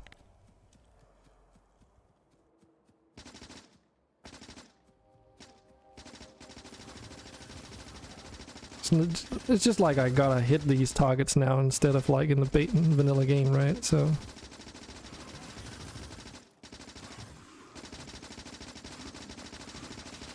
Oh my goodness, oh my goodness, oh my goodness, oh my goodness, oh my goodness, oh my goodness. Okay, you can definitely not... Okay, you can... Being able to move faster is definitely also just convenient.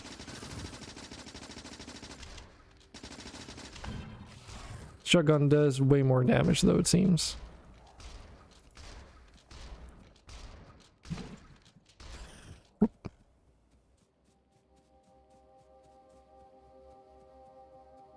Which probably means it's also more bullet efficient. Oh, that's a lot of alien bases though.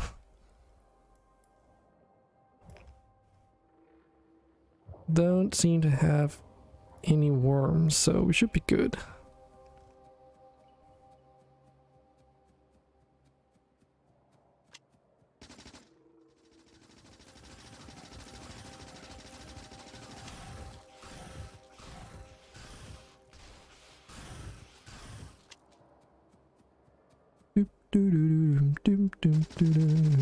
Okay, they're definitely respawning faster here because there's so many.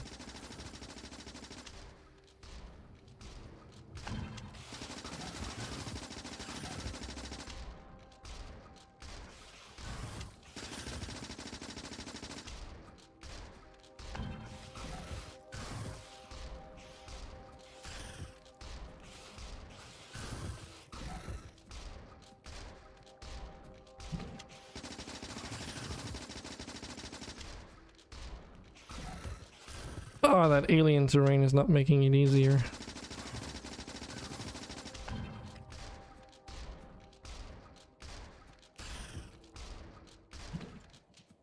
I think shotguns might also be blocked by buildings in the way. I mean, you can shoot trees with them. But so is the assault rifle, so...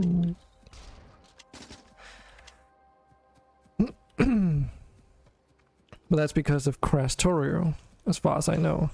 Oh shit. Don't fuck up your button presses when you start to engage the enemy.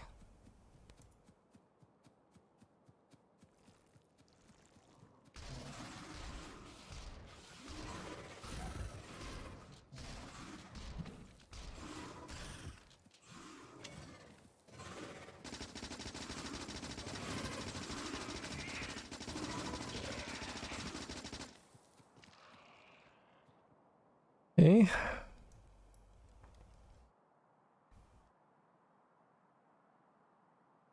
So far so good.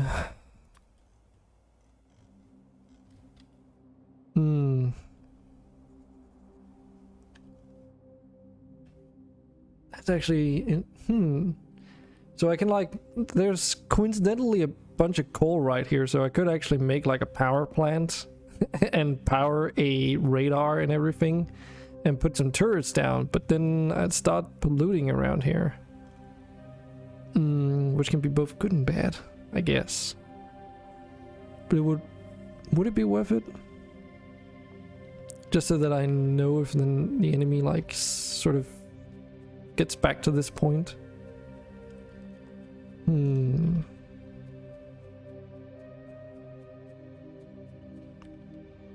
Need to watch my ammo by the looks of things.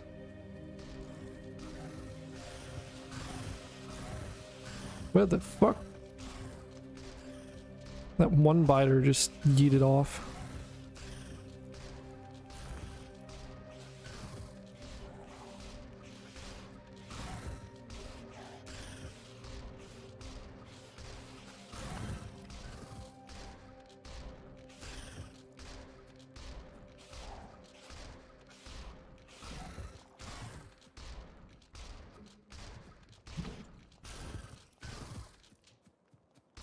Take this, you bastards!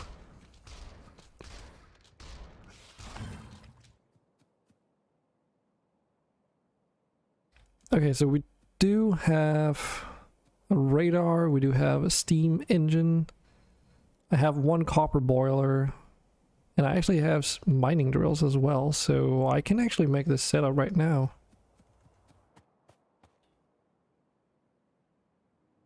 Hopefully it's not gonna come and bite me in the ass though. That would not be fun.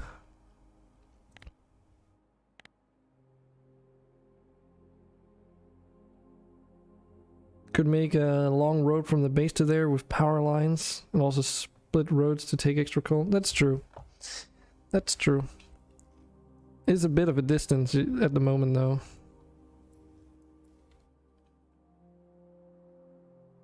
So I guess while I'm building that road, I don't know why I didn't think about just making power lines.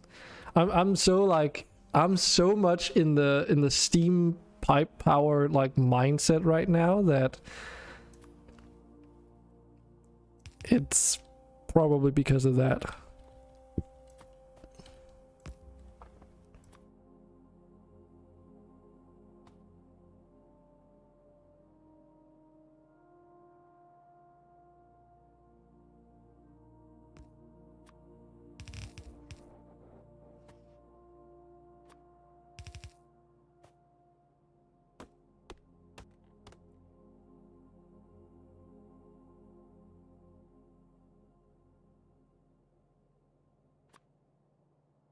So we do like this, do like this.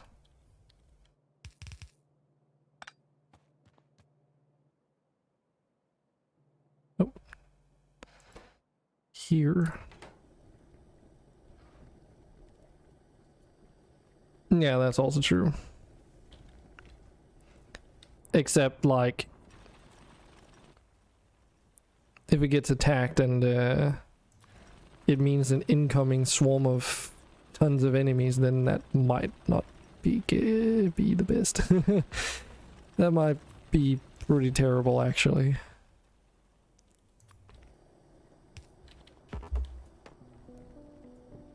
So, I mean, now, okay, that's actually...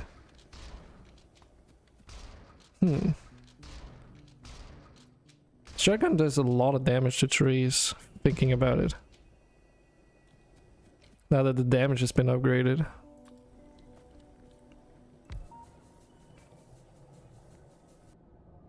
Oh, you mean this pollution cloud here? It's gonna be fine, is what they say. It's never gonna be fine.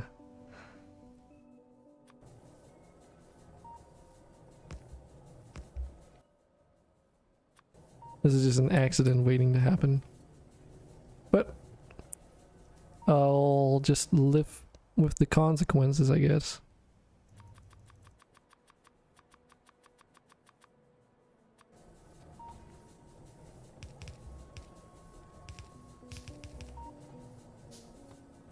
Just because, why not? I mean, this isn't even being fully powered by this one steam engine either, so... But hopefully, I mean, it's in the middle of grassy terrain. So... And there's like a freaking jungle over here, damn! But I mean, it's not really like... I mean, this is clearly enough to block and eat up all the pollution from the base. I mean, it literally stops right where the trees get like really dense, so who knows? I mean, this could also take like a long time before it gets out of control, so that's future Dragon's problem.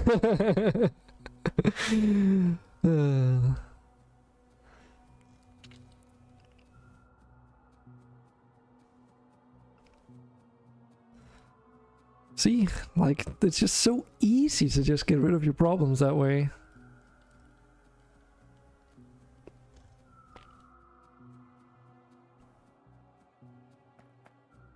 He'll be fine. Yeah. Yeah, I mean, you're probably not wrong.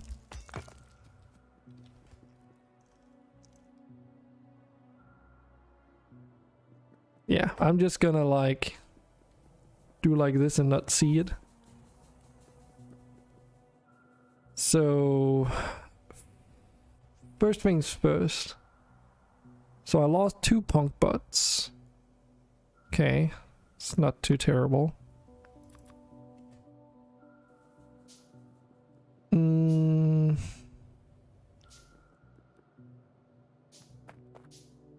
And we were making our iron production. Oh god, that was like so long ago now. Why? Oh, right. I'm like, why are these not doing anything? There we go.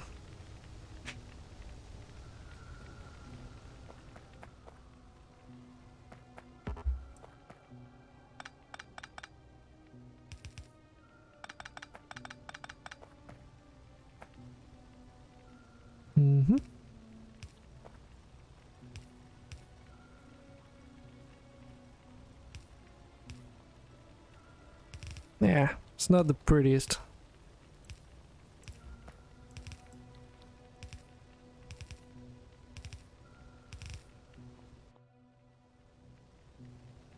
It's good enough for me.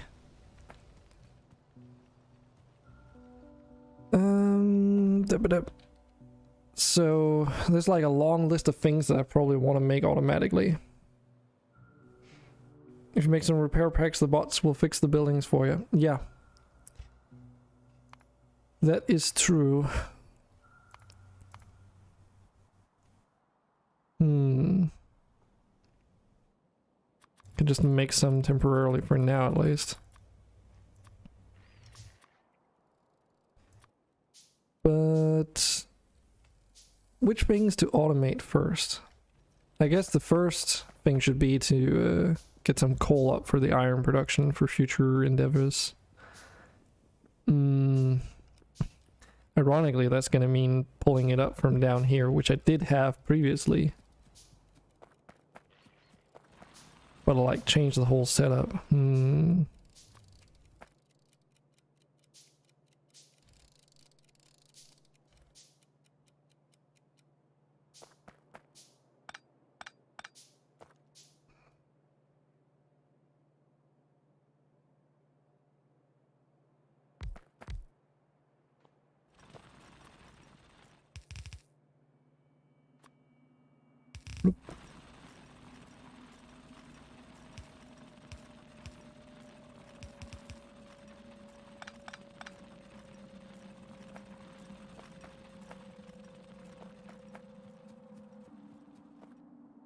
Being able to see what's going on in my base on the radar now is actually kind of nice though.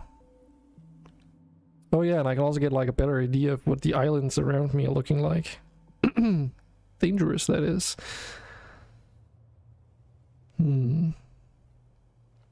There's a lot of iron on this one. Holy shit. Literally 3 deposits right there.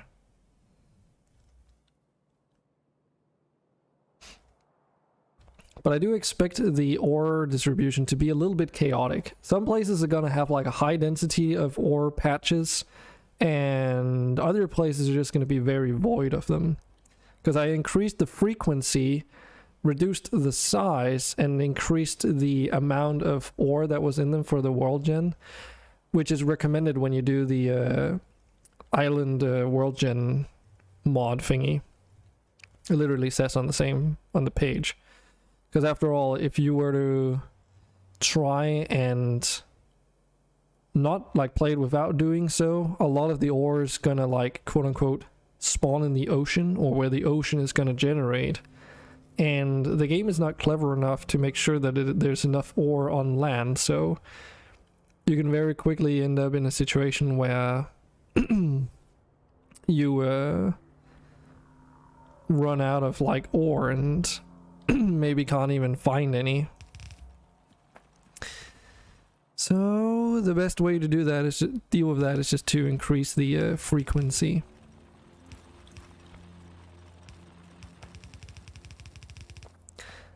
But that does also mean that if you increase the frequency, then if the land masses are a little bit bigger than the default settings, which they are in my case,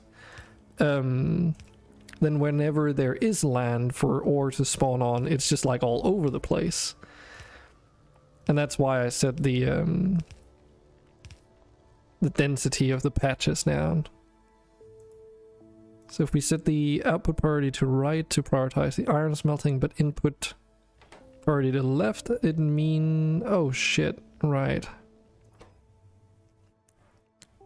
Can I? No, I cannot.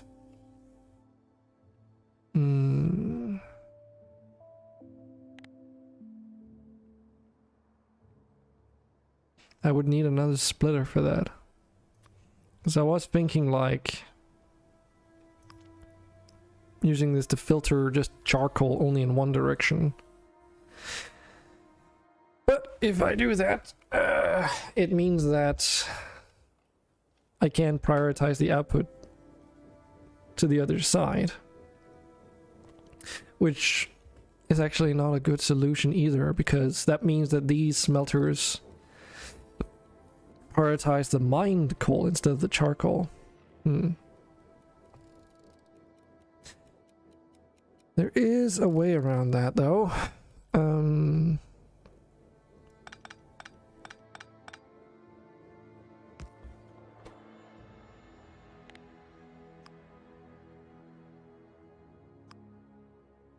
Oh, did not want to open the console. So if we do this, input priority left. So that should do it. So now we're just like sending charcoal off in that direction, and we're prioritizing that, but we're also accepting regular coal as a backup. And that also means that charcoal doesn't get put back into the like we're not moving we're not moving regular coal back the way that it came either. And then mixing it in and messing up that whole idea of prioritizing charcoal. Okay, now with that out of the way, the question is, should I make more rubber trees? It's not really necessary, because this whole thing is like clogged up now. Okay.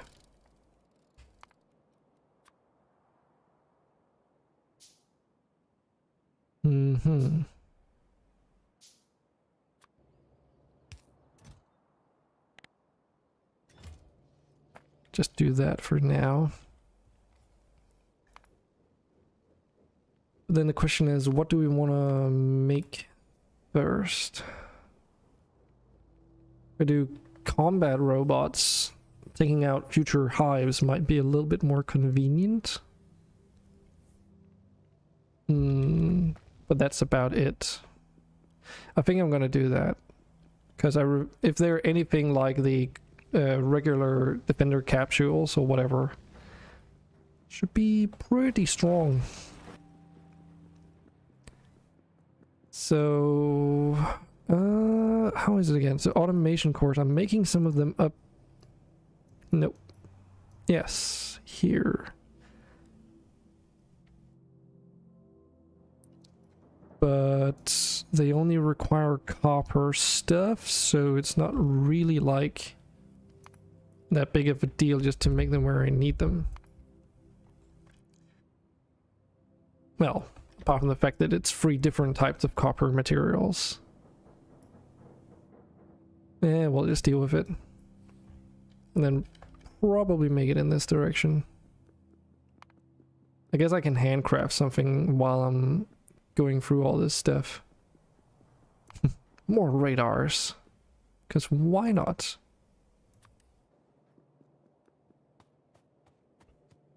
This is where I'm making all the bronze stuff. And I already have like belts sending all the bronze stuff away. Because we're gonna need reinforced bronze plates and cartridges. The cartridges require rods and paper.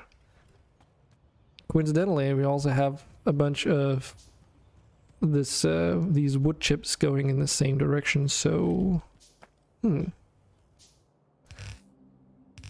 awfully convenient, that. Oh, god damn it.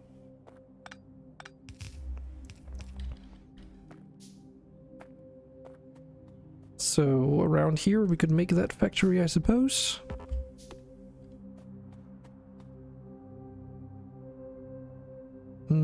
So the first thing to do would probably be to make the ammunition for these. I also need copper plates up here, actually. So making sure that there's room for that might be a priority.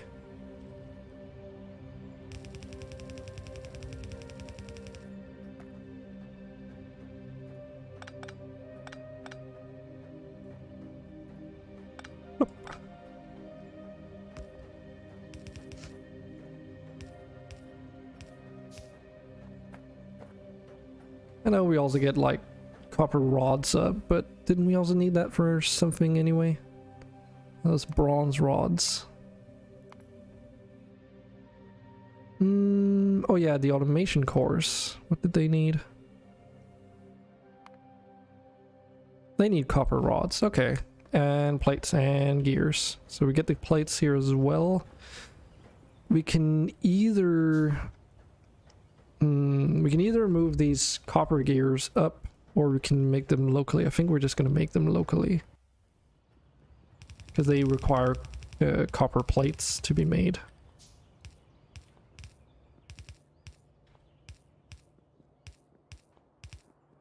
I still cannot get used to the fact that you can just like build belts across there and they just auto put the underground thingies. I'm just too old school, man. Okay, well, so that should make sure that we have all the materials. And we just need water and wood chips for this. Okay. Wait, so if we need water for that, how is that inserted?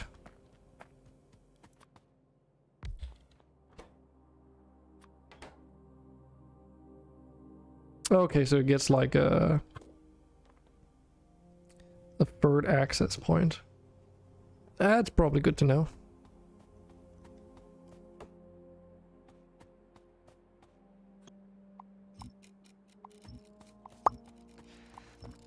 That's a lot of rocks, though.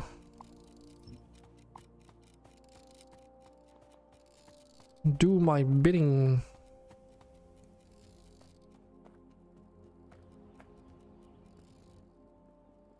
I also need some stone bricks, just so that we can lay out some paths, I think. Everything's just so far away from each other. Oh well.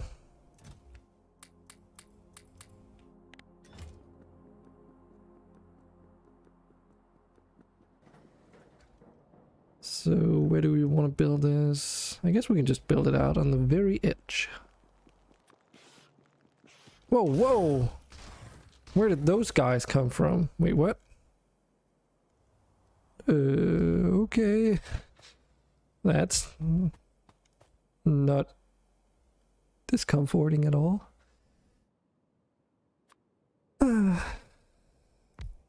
Guess who's back? The bugs are back. Where they at? I don't know. Oh, here's where they are at.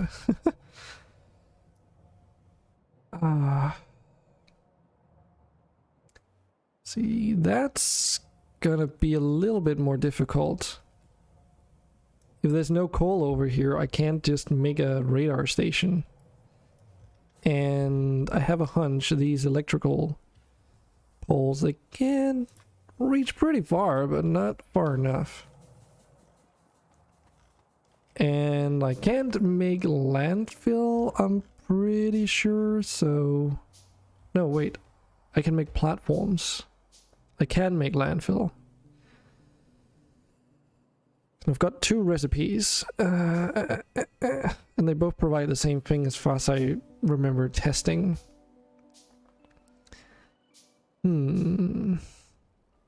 Gravel and silica, so it's just stone. Stone with stone. Or stone with water. Your choice. How much is 10... How much silica can you get out of gravel? So it's a 1-to-1 with a 50% chance of being like an additional thing, I suppose. Okay, so that does mean indeed that the rightmost recipe is way more expensive. Because like an additional 20 silica or resources, I guess.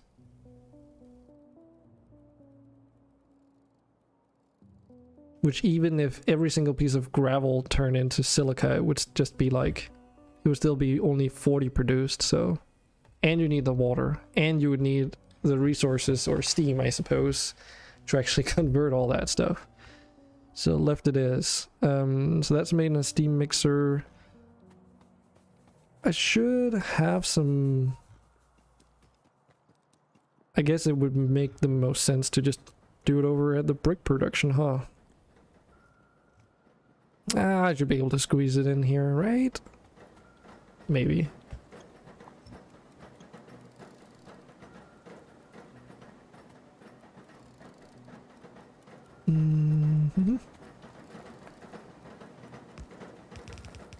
Making use of this copper field is going to be such a pain in the ass. Because I decided to just build really close to it. Okay, so crushers.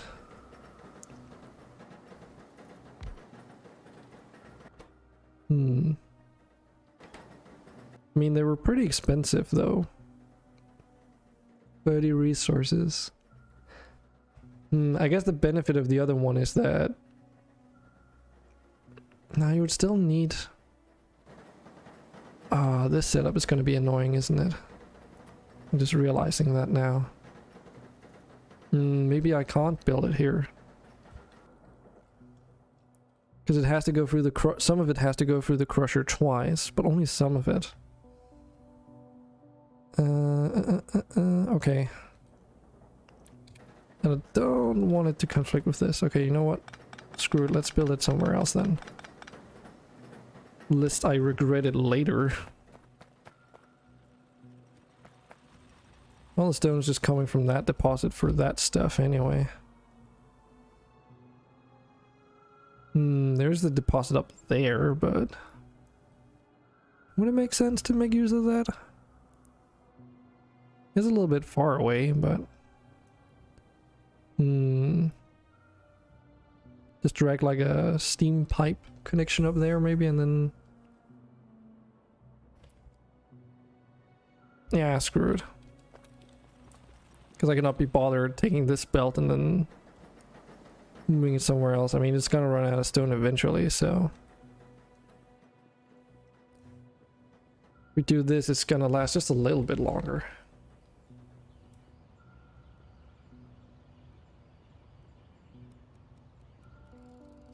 Oh yeah, there was something... how does that work again? These... so the steam engines themselves, they don't produce any pollution, right? Because it doesn't say that it does. They just generate electricity.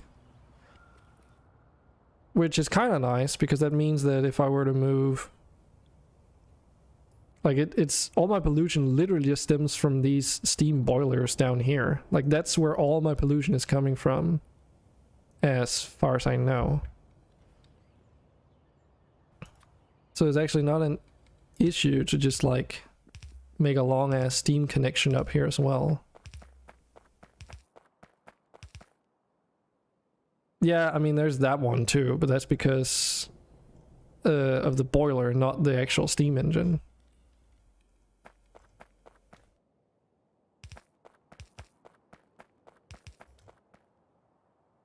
Yeah, a little bit too far maybe.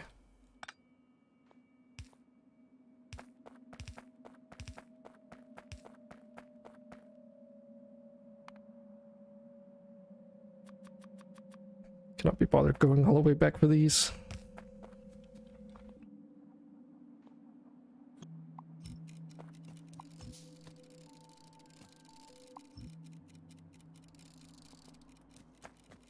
This is just so fucking convenient.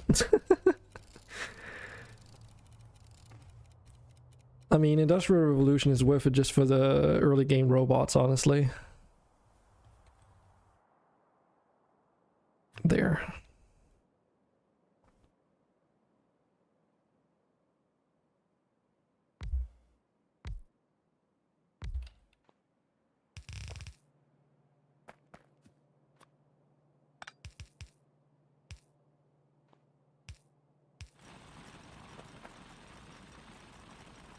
Okay, so far so good.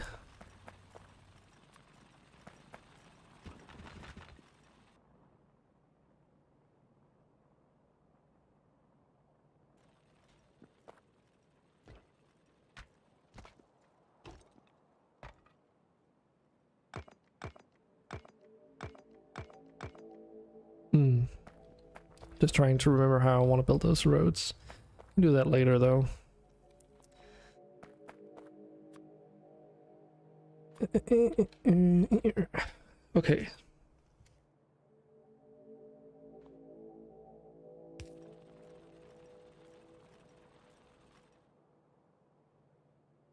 Yeah, those pipes might have to be moved. We'll see.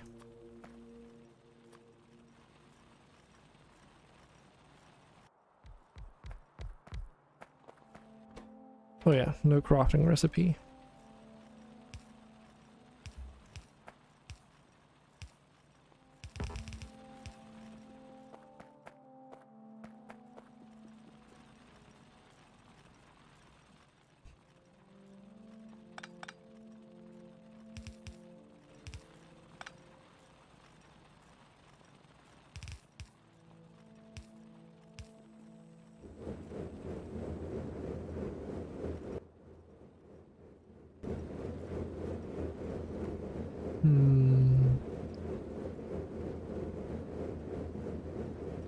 What would be the smartest way of laying this out?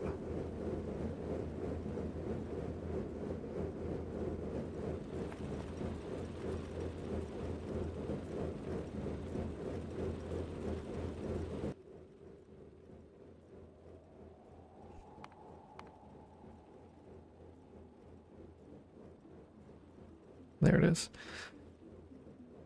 So it takes the same time to process either of these. Oh, right. It was something I didn't account for. Each stone you process can also be turned into more than one gravel.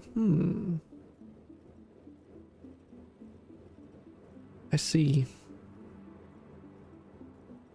So that means in the case that you get 2 gravel, there's an additional 50% chance, I suppose, of either of those 2 pieces of gravel to turn into 2 silica each, which means that there's a very small chance that 1 stone turns into 4 silica instead of just 2. Okay. Because that has something that has like an impact on the recipe cost. Factorio there. Because those 10 gravel that I see there... No, actually, I guess that doesn't matter. It would still be 20.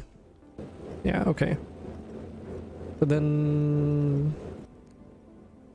So it's 20 silica, 10 gravel.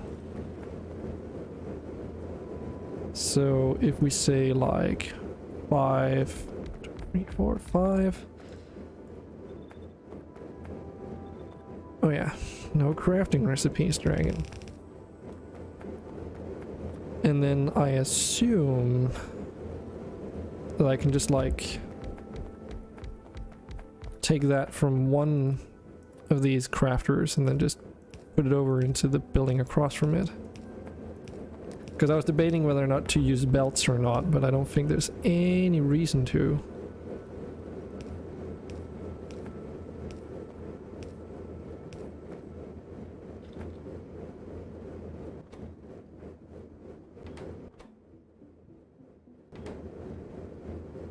Well, should maybe start by putting down the right structures.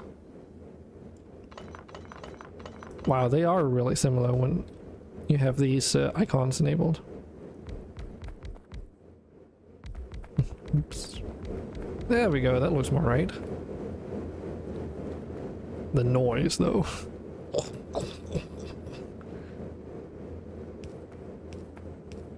Yeah, that should also mean that because these run off of steam, I can have this factory up here without it polluting locally. Because all the pollution is, you know, down here. Which is the benefit of steam power, I guess.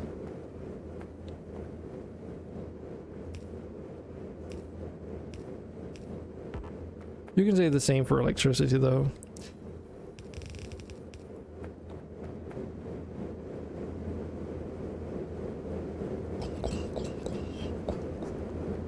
Can they travel across water? Those little islands are going to be a pain in the ass without radar. Yeah, they can travel across water. I'm using the Noxus swimming mod, specifically to not make the game too easy. This is made in a mixer. Okay.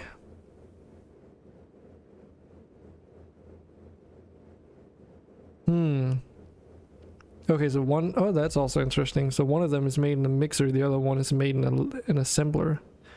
Okay. So if I wanted to make the one in the assembler, I would have needed electricity anyway. So there isn't... That's not really an option. So being able to do it with the steam mixer is actually kind of nice.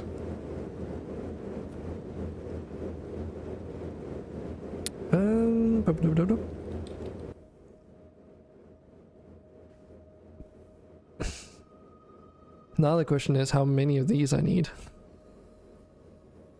So it takes 3.2 seconds to make one of these recipes.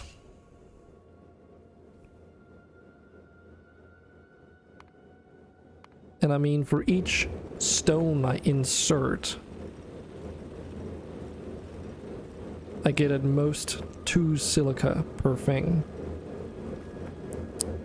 Well, that's gonna be a pain in the ass to math out. But that's why I think we're just gonna use belts. So if we have 10 here, right?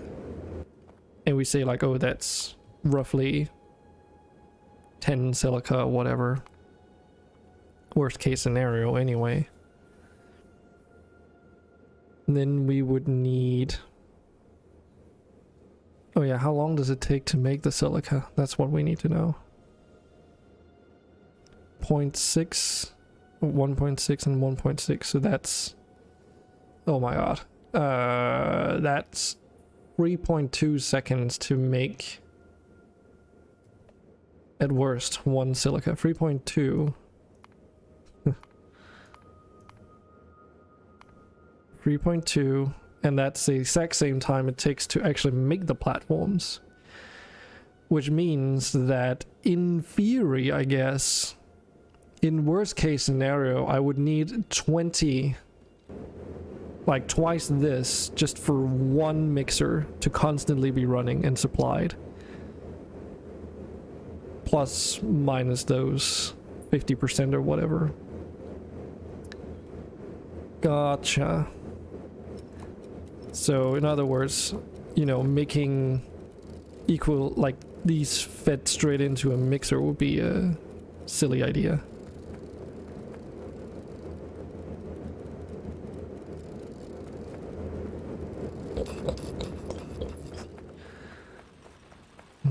Just love the sound of steam engines in the morning.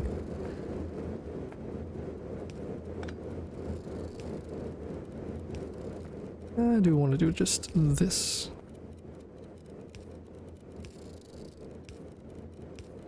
Oh, barely doesn't reach. There we go.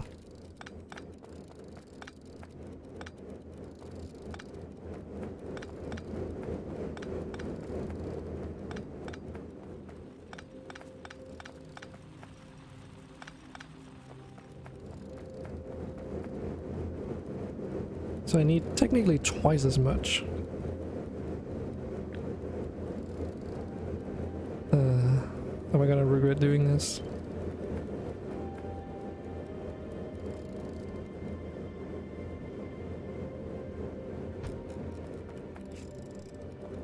Guess there's only one way of figuring that out, huh?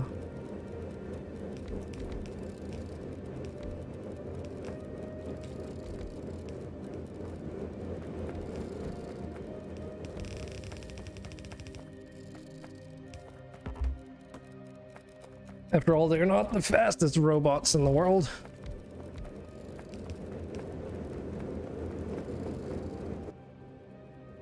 So that's the silica. That means I need the same setup just for gravel, like the same amount basically. Hmm.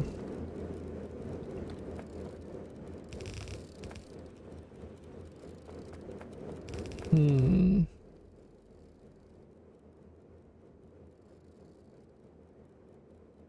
"15 items a second is what the belt can handle." I'm wondering if it's gonna be like even out, or if I need like faster belts before I can even make proper use of all those factories. Because that is the only thing that I'm thinking right now. Maybe the belt bandwidth is not large enough to support that kind of way of doing the factory. I mean, I could just split the belt up into multiple, like, lanes, I suppose.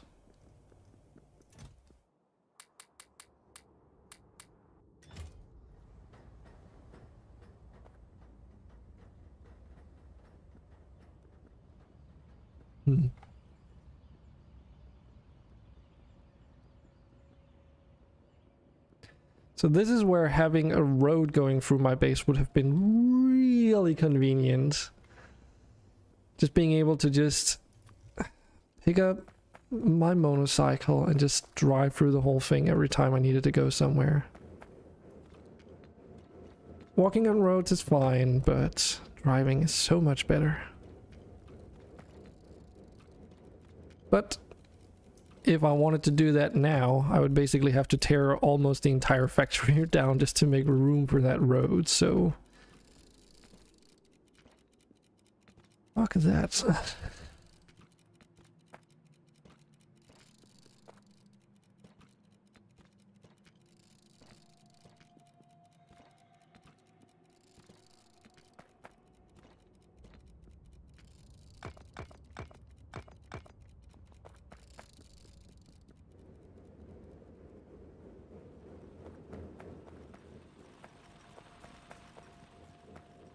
Okay, so finish this build up.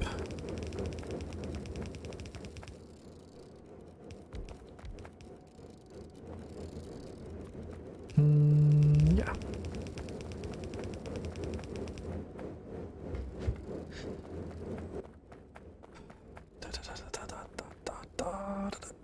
So I'm just gonna make another motorcycle. I don't think there's really that many. There's a few trees here that we could probably do with clearing out, but other than the pipes over here, at least, there's not really that many things that I can get stuck on.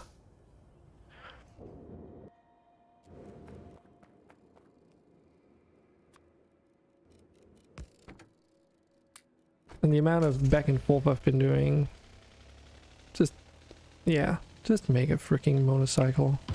Dunk. I guess we can also just clear the trees through use of our shotgun. I mean, it does so much damage now that it's a little bit of a brutal way to go, but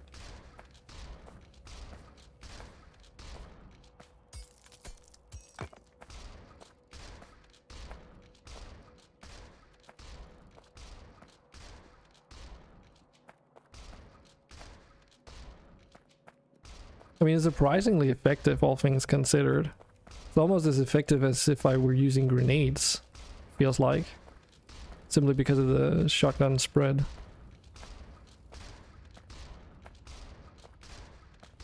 And there's a surprisingly...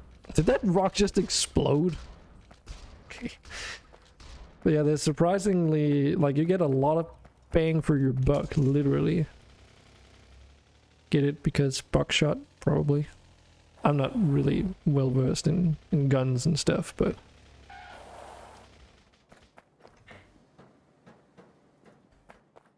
I tried to make a joke.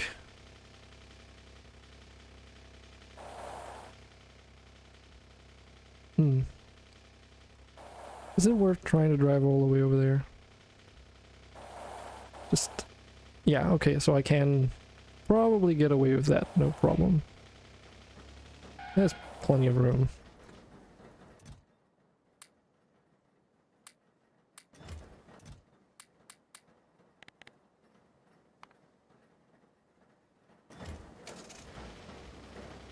Something that is a little bit annoying with the mono wheel though is that you cannot turn without driving forward. Whee!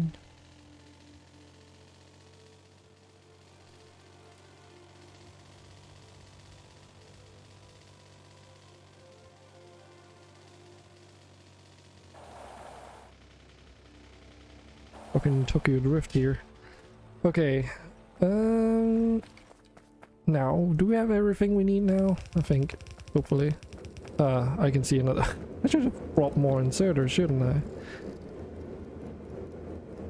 Yeah, because I'm gonna run out.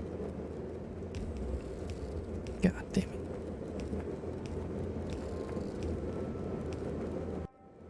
I cannot wait till I get logistics robots. Just being able to request things. Just have them sent to your location. It's gonna be pretty nice. Here.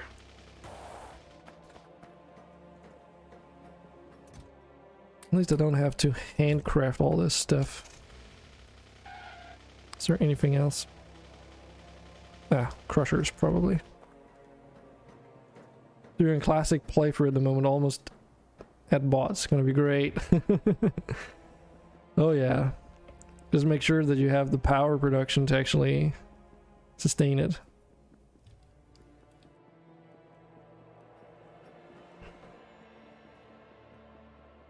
I do seem to recall at least that it's one of those things where you get logistics and construction robots and then your power consumption just spikes drastically.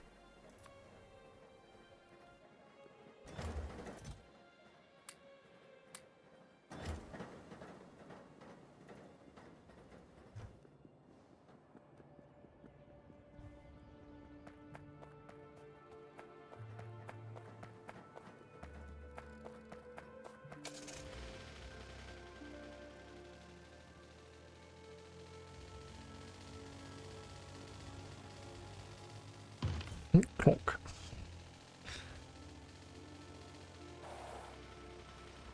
Whoa, what? Fuck. Okay, I just... For some reason I lost control of my vehicle. It'll be fine. That's always what they say, isn't it?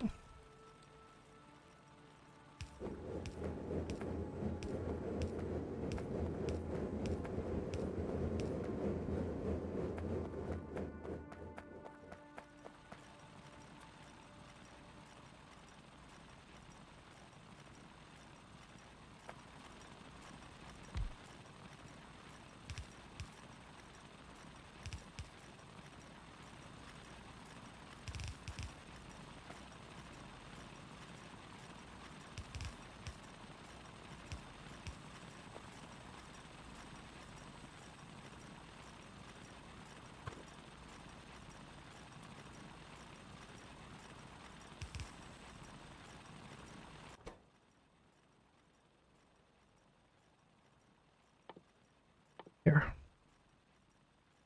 Platform recipe.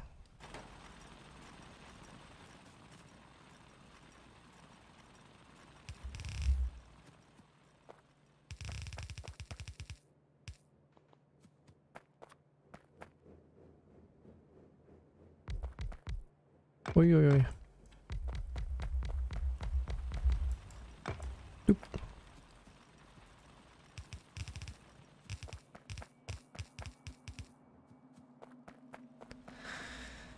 Now the next question, do we want a dedicated stone production for that? A little bit overkill considering it doesn't need as much stone as the other side. Let's just do it for good measure's sake, I guess.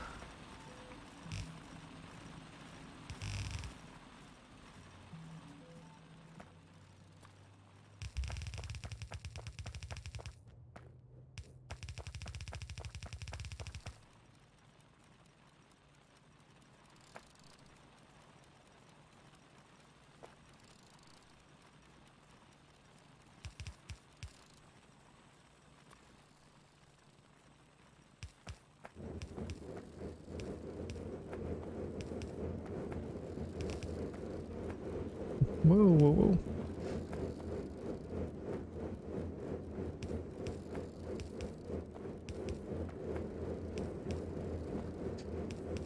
Those construction robots working really hard.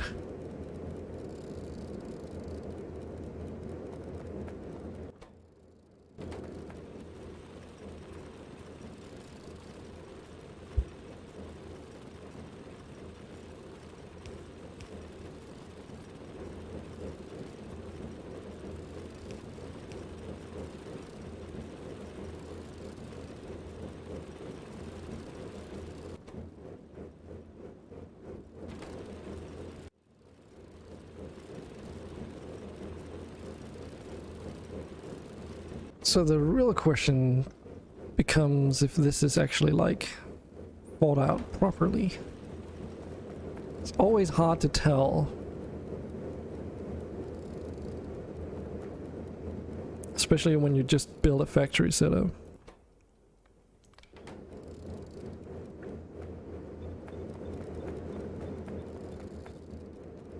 Almost build a factory setup. There we go.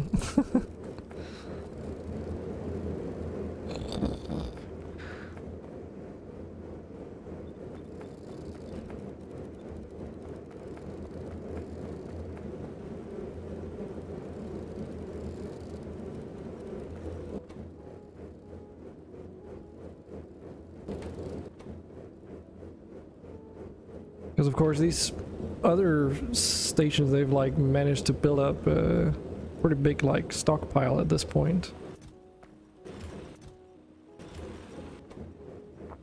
It doesn't feel like this thing actually creates them that fast, but I mean, if I'm looking at least the numbers, then it should add up, right? 3.2 seconds to make one of these, or a couple of these, using those resources.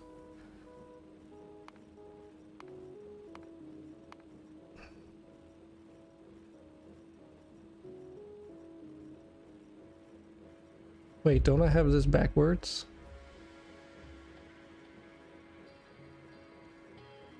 I think I have this backwards. God damn it. I think I can actually have 4 factories with this setup.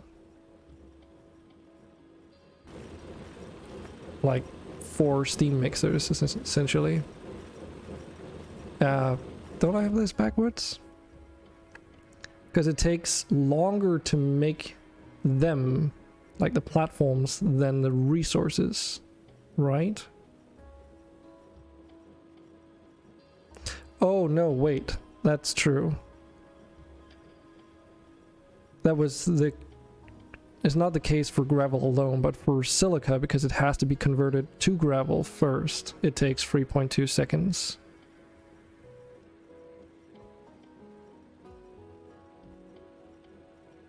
So it takes 3.2 seconds for 20 steam crushers to make 20 silica. Or I guess it's 20 to 40 silica theoretically. Right. So there's gonna be like some backing up of resources. However, that does mean that I did make one slight mistake, right? Because I have 10 crushers that make gravel.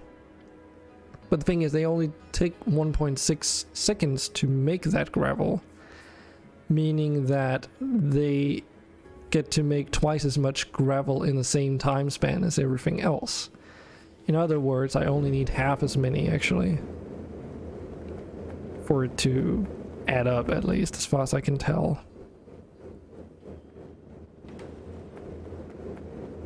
That means instead of 10, I actually only need 5? Does that make sense?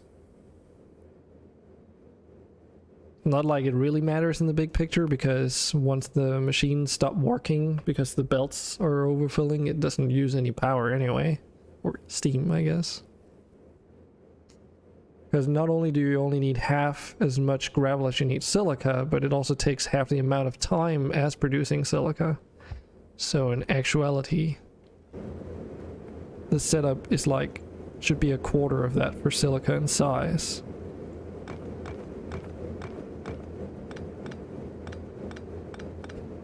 Freaking math.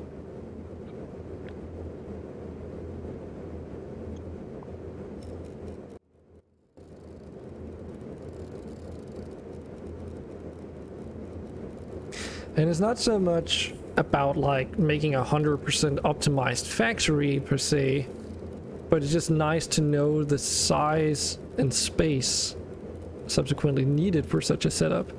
Because if I wanted to make this factory in another time, I would probably want to stack these silica factories on top of each other instead of like in series, you know, run them parallel. Because then it's like more compact that way. Because I don't really want to utilize this space, this empty space that they leave, which is pretty huge now. especially after removing all the gravel production.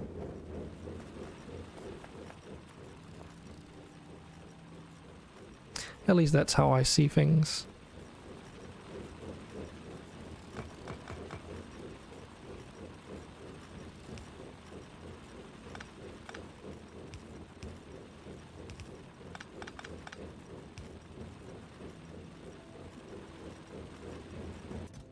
But that means that we're at least producing platforms, albeit very slowly, by the looks of things.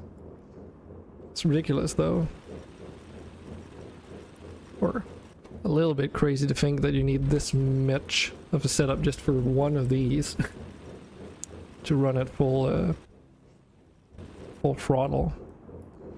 But it does mean that I've got platforms at my disposal so that I can like expand this part down here for bronze production.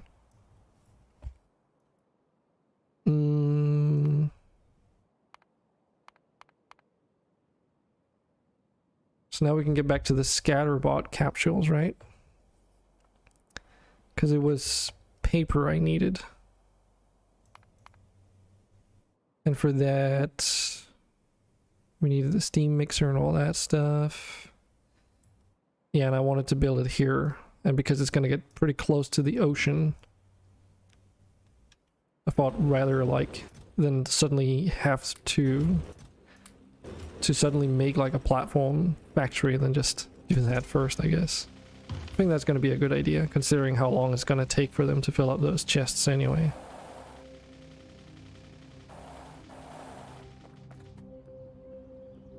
What time is it? It is getting a little bit late.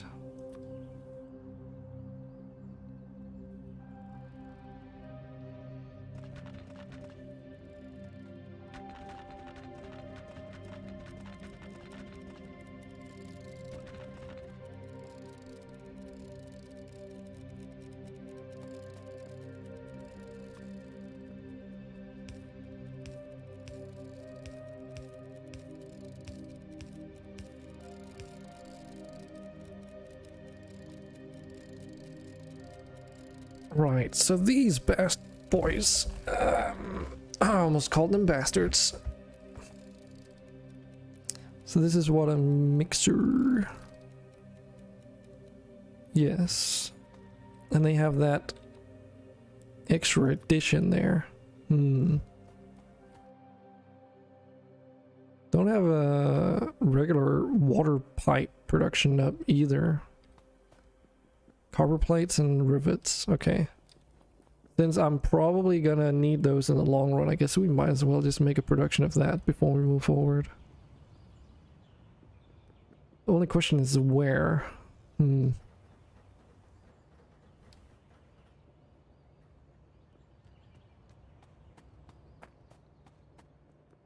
have a feeling so appealing. Is it up here? Yes.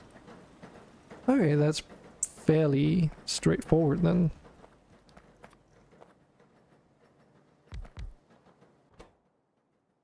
Because I can just make it right next to the steam pipe production itself. And just, it's basically the same design, it's just a different type of pipe. Is it actually the exact same materials? Let's see here, copper plates and rivets. Copper plates and rivets. It's the exact same recipe. Everything included. Okay.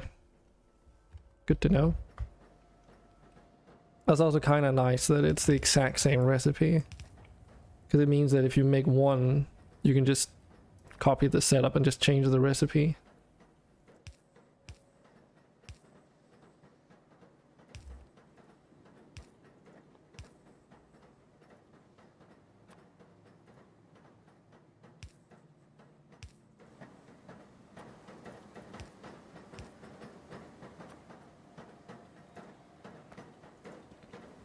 Am I the only one who really gets like that rhythmic sound of these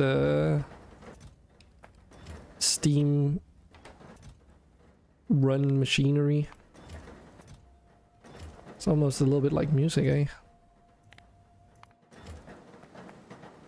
Ding, ding, ding, ding, ding, ding, ding, ding, ding. Yeah, they have their charm.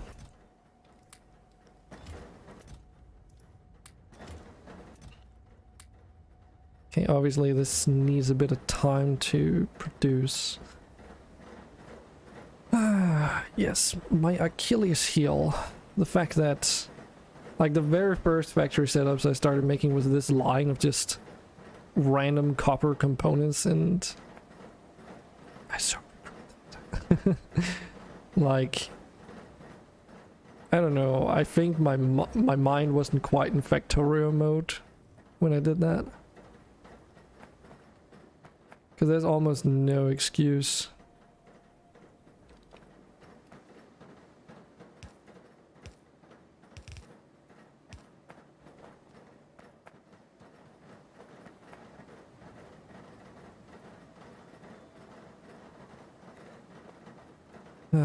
So that leaves me with one of two options. I can either just ignore it and just let them take the time it takes for them to, like... Actually, do I even need to worry about it? I don't think so. Yeah, okay, so, so these factories here, they do feed into, like, the main supply here, which I've, like, made a separate factory for to scale up that production. Because, of course, it wasn't enough with just, like, 2 plates and 1 rod factory. But it seems like whatever these factories over here are producing are enough with the pipes, at least. I guess if I were to pick up both steam pipes and regular water pipes, then it wouldn't be enough anymore, but give it time and they'll just fill up anyway, so there's no reason for me, because the other alternative would be to, like, lead that main supply all the way to the back and then feed it in from there instead. But that would just be ugly.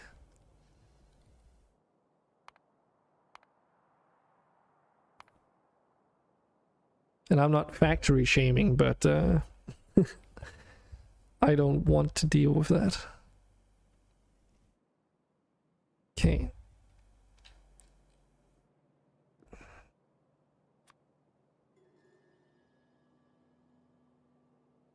So they just need water and wooden chips. Cool. How much does it produce? 12 paper. Takes a while though. Good amount of water too.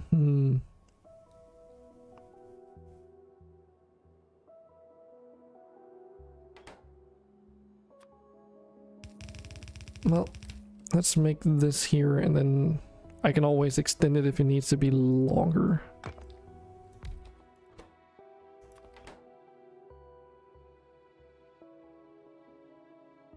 Okay.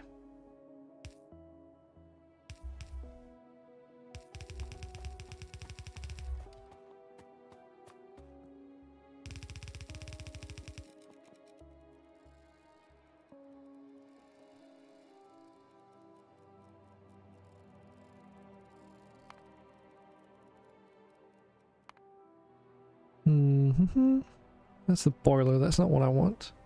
This is what I want. An offshore pump.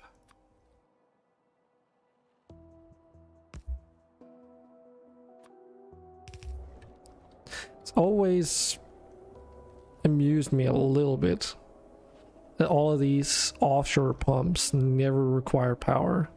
Like, I understand why, but it's also a little bit weird. Oh yeah, that's true. I think that's actually, like, is it Industrial Revolution changes the yeah. I think it actually sort of changes that. The normal offshore pump now requires power, right? That's true. So that is correct.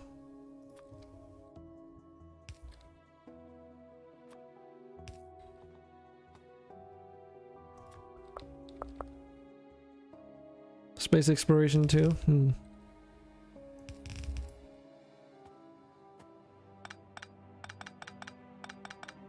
Of course, the reason for why they did it that way is so that you don't get stuck. Actually,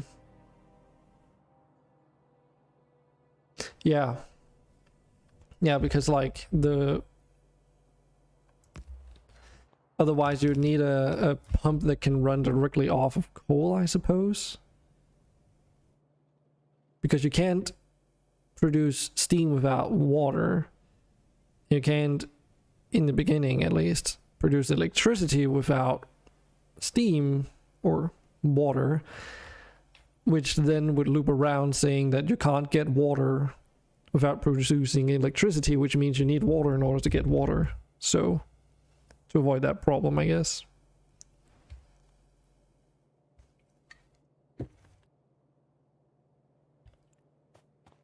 At least in vanilla.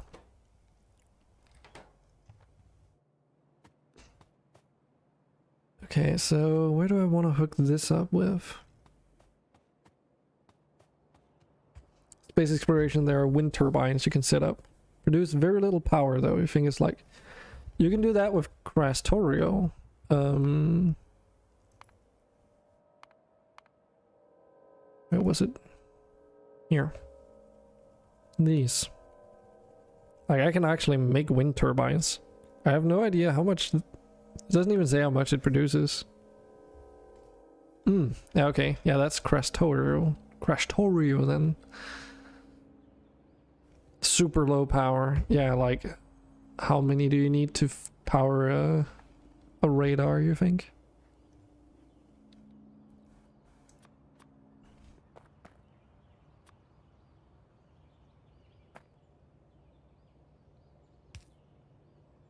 Damn. Just barely shy of being able to reach. I guess. Got the mats on me so I can just like queue up a couple. Paper. Okay, so that's one thing down. Only 50 billion subcomponents to go. Nah, it's mainly just the automation cores, I guess.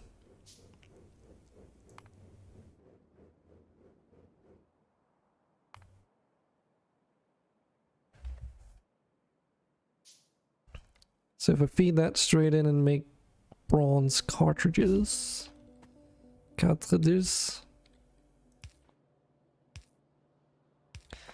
then we can just do whoop,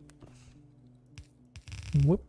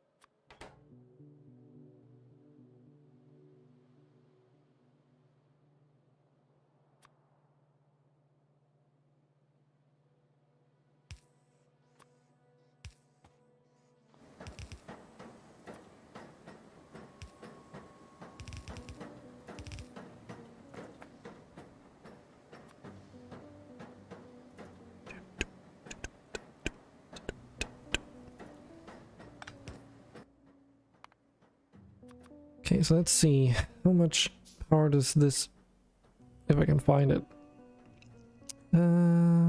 There. How much power does this bad boy produce?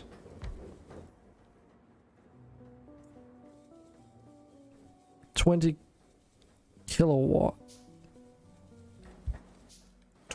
20 kilowatt. Doesn't like produce like a couple hundreds. Yeah, 750. So what did it say? 20, right? 20. Oh my god. So you would need 37.5 wind turbines to make up for one steam turbine. And it still wouldn't be able to fully power a radar. Oh man, what's this even good for then? Like, it's such a negligible amount that... What's it even useful for? Like, if it's not even useful for a radar, where you could just use like a solar panel, which is enough normally at least, then yeah, I don't know how I feel about that.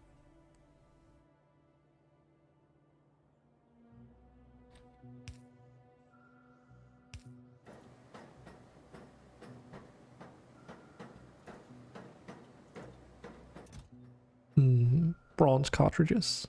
That also means I can get a damage upgrade from my shoddy. I guess we'll just have to move this up on the other side of this copper deposit so I don't rip my hair out later. I'll be nice to Future Dragon for once. Give him some slack. Because we're not done yet.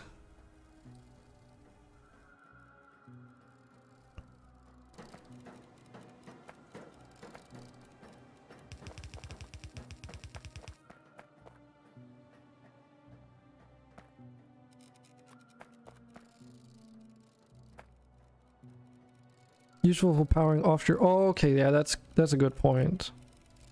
That's actually a very good point.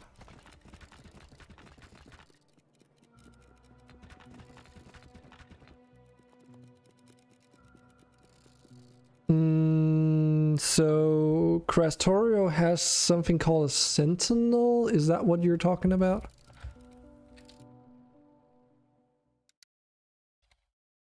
These bastards.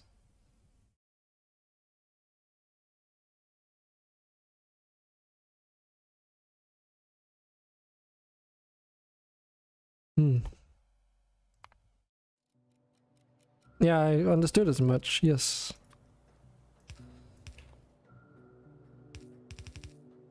But that's gotta be like a really small area compared to like a radar. I also have I've always had this feeling that the biters, they are like camera shy. It's almost as if like if you see them, they don't come.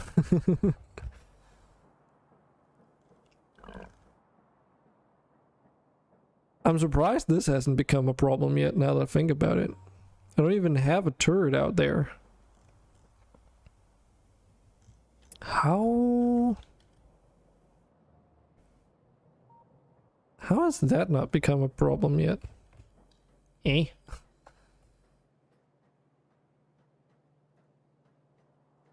Oh well.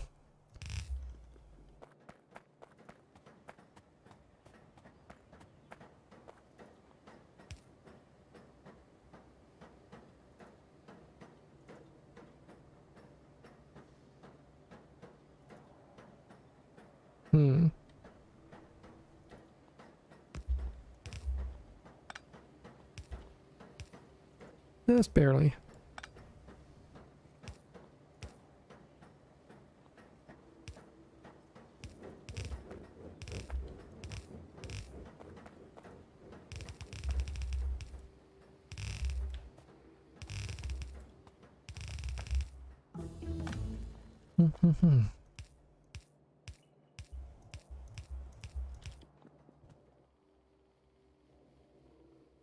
Figured, might as well.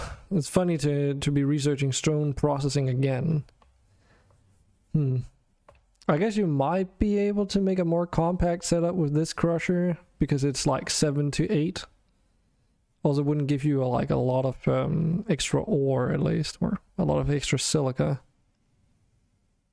That would actually be more efficient too. Yeah, I know they're massive, but it's also like, I wonder if, I guess it does run on electricity too, so there's that. That is the other thing I have to consider right now at least. But it's also like, you get a lot of double ore doubling for free as a guarantee as well. Whereas with the current setup, it's like for each of them, it's a 50% chance or whatever that it's 2 instead of 1. So the other one, it's like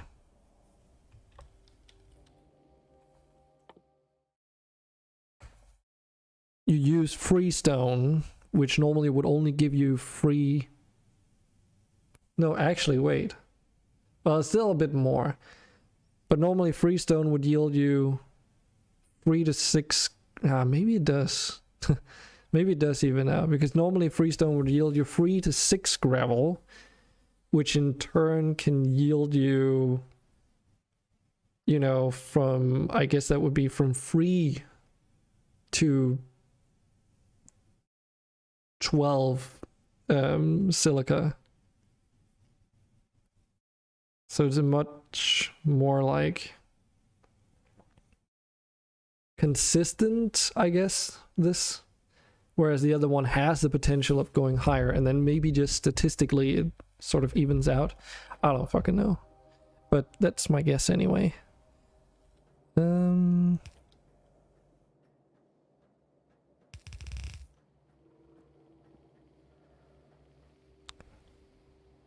Right.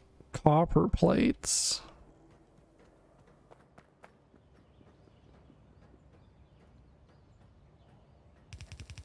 That would be this one. But we also need to make these. Right. Yes. I remember how I wanted to do that.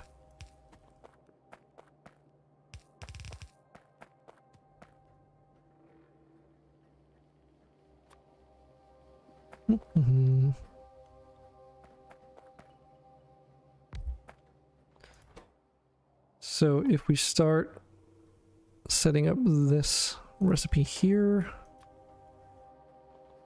and it's gonna need 2 additional things, copper plates and automation cores. It's gonna be a little bit annoying. I guess we could do something here where I say that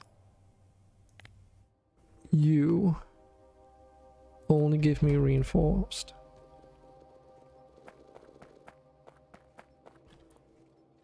I guess this is how you sort stuff without having actual sorters.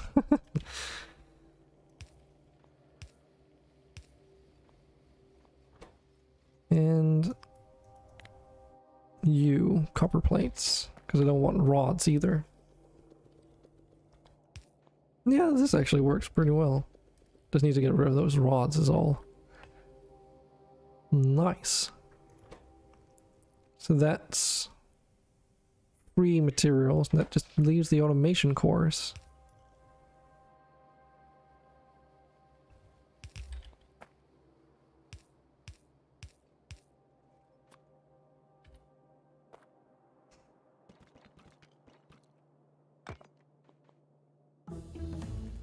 Doom, doom, doom, doom.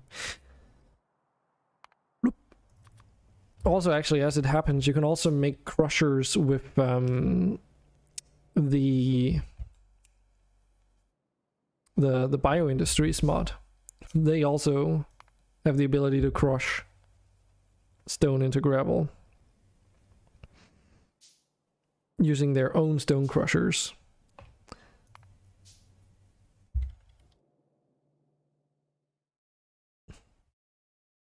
Bioindustries also goes in and makes a few changes to how railway lines are made.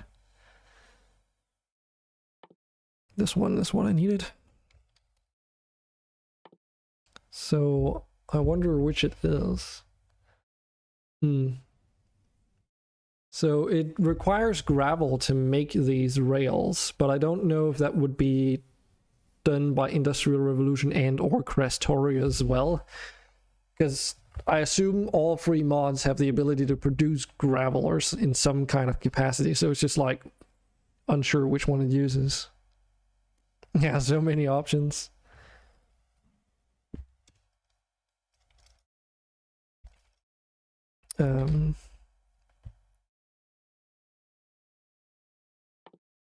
It's also like bioindustries actually does a lot. You can do so much with it, it's ridiculous. Bio stone bricks. So it's basically regular stone bricks, they're just made faster with less stone. Okay. Put in charcoal, take out coal. Sure.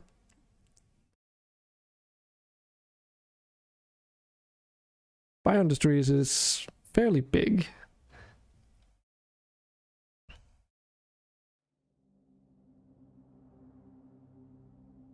If you haven't given that one a try, like, it could be worth giving it a go. Maybe even just that one alone, because it's capable of adding so much. Do it this way.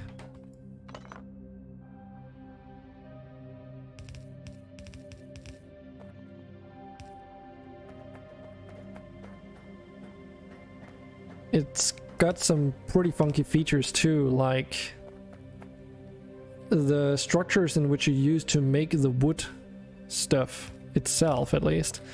They actually have built-in solar panels on the roofs as well, which means that you don't even need to build electrical poles to power the inserters, as long as they are straight up against the building itself. And it also means that when placing these buildings next to each other, they actually connect up with power cables. Just to mention something interesting about it, I guess.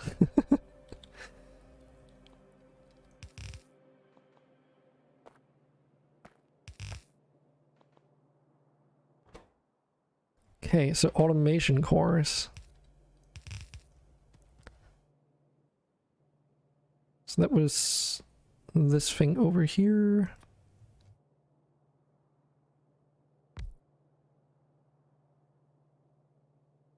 And I guess I can probably just get away with doing it this way.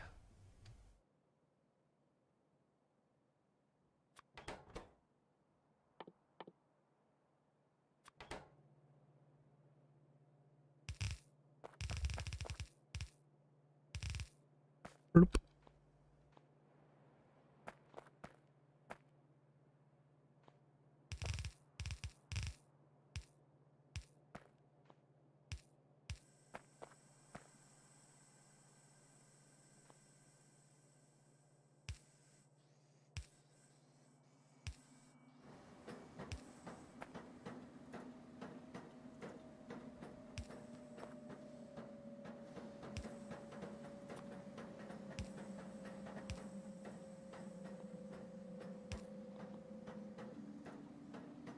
Okay, so that should be a factory for this setup. It just needs to get, like, started, I suppose. Oh shoot, that's not gonna work, is it?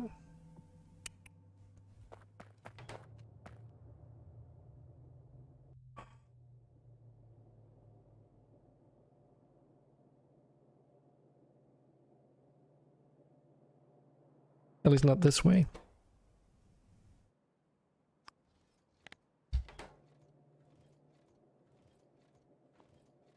Now this is stupid, but it should work.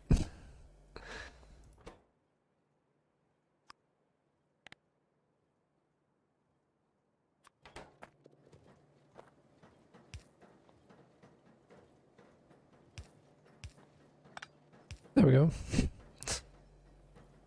Because that way I'm making sure to send send onwards those plates as well. Because after all, this is like for saying, oh, you can only, like, copper plates will only go through this way. But what if I want them to be able to go both ways? As far as I know, you can't do that.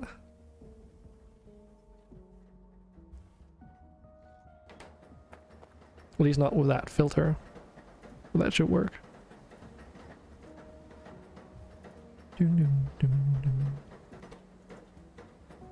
Well, the only question is, do I need to make more of these?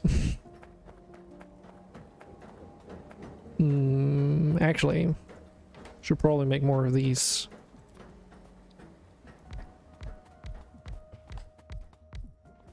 maybe a bit overkill. But I want bullets, god damn it.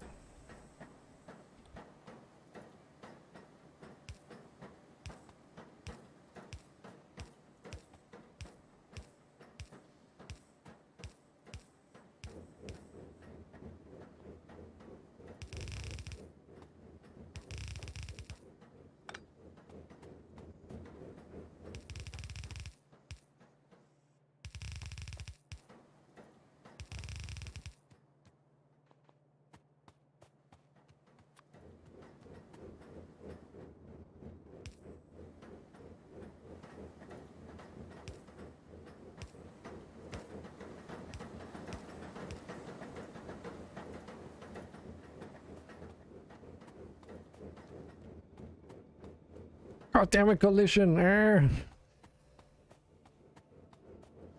Why do you treat me like this?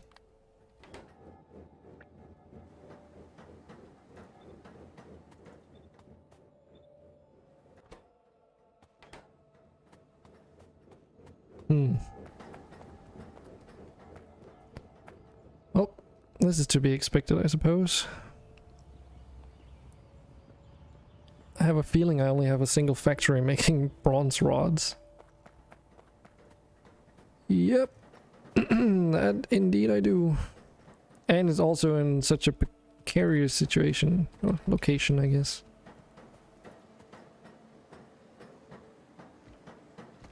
Good thing I started making these platforms. Also, this is a modded platform, so these can actually be picked up again. Or rather, it's not a regular landfill, it's an actual platform. Should also work with these. So if I say like, oh, I don't want that floor, it's still like a platform underneath as well. The only thing I seem to recall, like you can turn it into permanent soil as well, is if you use this platform mod in combination with bioindustries, because of how the fertilizer works. Let me see if I can find it. I think it's just in here, yeah. This stuff. So if you just use this on the ground, it turns it into grass. And as far as I remember, it works on the platforms. In that case, though, it becomes, well, regular soil, terrain, grass, whatever, permanently, and you can't remove the platform underneath because it's not just a floor anymore, it's an actual terrain type. That's also why... Which mod is it? There. I'm also using the water fill mod. Which is perfectly fine to do when you can walk on water and swim. Swim on water.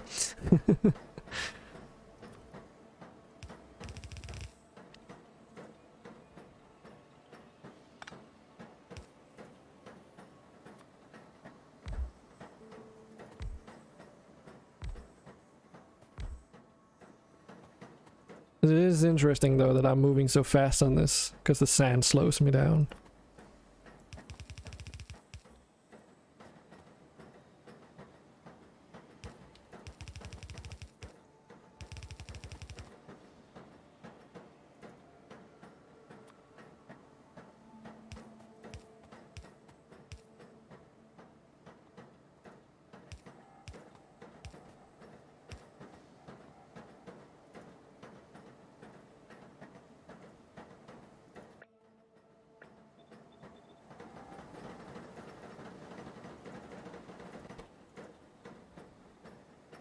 So it takes 0.8 seconds to make 2 rods, and we can move 15 rods a second on the belt.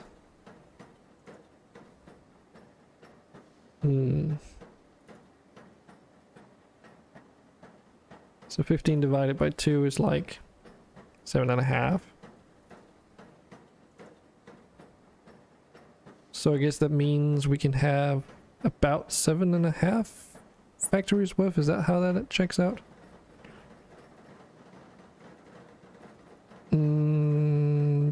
That might be a bit of a stretch. Oh hey Alex, what are you bringing with you today? It's been a while, my friend. Well, more so my own fault. How you doing? What were you playing today?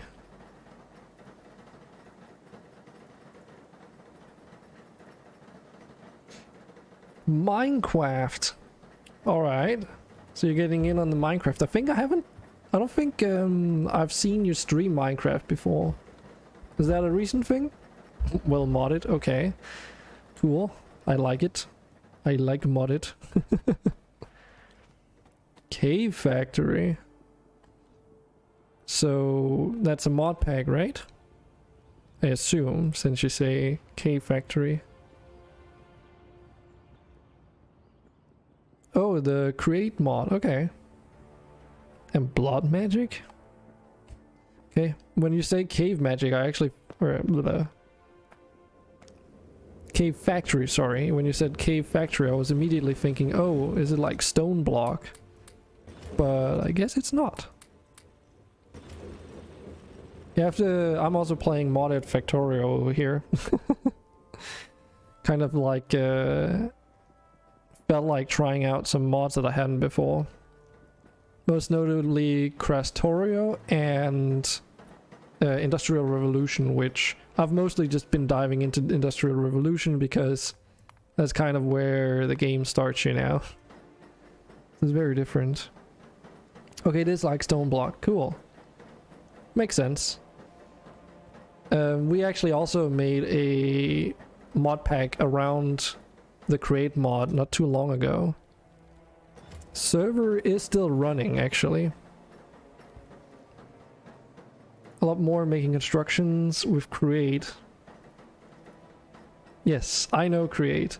I've been I actually run a server with the help of a friend of mine, and we have our own custom mod pack on there, which is centered around the create mod and then a bunch of vanilla plus like things. So it's very interesting working with the create mod. I very much like it. It's like if I were to play straight up vanilla Minecraft, I would only want to do it now if I'm at least also have the create mod in there, just because of it adding so much to the game. It's so good. Everyone who's like into Factorio would probably also like the create mod. Your ore processing thing. Yeah, it's a little bit difficult. Have you used create before this? Because create is a little bit can be at least a little bit overwhelming. Oh boy. Then you know what I'm talking about then, I guess. At least I assume. It's almost like you gotta relearn how to play Minecraft. Or at least making the factory setups. Spent 3.5 hours making a kelp farm today. On our server, I have a create run like driving prismarine farm that kills guardians to get prismarine shots that then get sent to a factory that also for create gets ground up with a whole factory setup just centered around making it into andesite and diorite, I think it is. Well, of course. It's very interesting because of how it doesn't use the traditional conventions of like RF or any kind of like energy based metric, you know? I mean, it kind of uses its own, but you know, you don't exactly have electricity in the same sense. That's something I really do enjoy about Create. The modern pack you play does have immersive engineering as well. Okay. It's a little bit in the same camp, but it's still using RF though. We specifically decided to not include any of those like mods, I guess, that added conveyor belts or their own type of electricity and so forth. Like we use cyclic, but I've gone in and configured it so you can't even make the conveyor belts available there. Just as one example. What am I doing? I'm talking to you and not thinking. Silly me. There we go. Geared towards speeding up what you can do with create.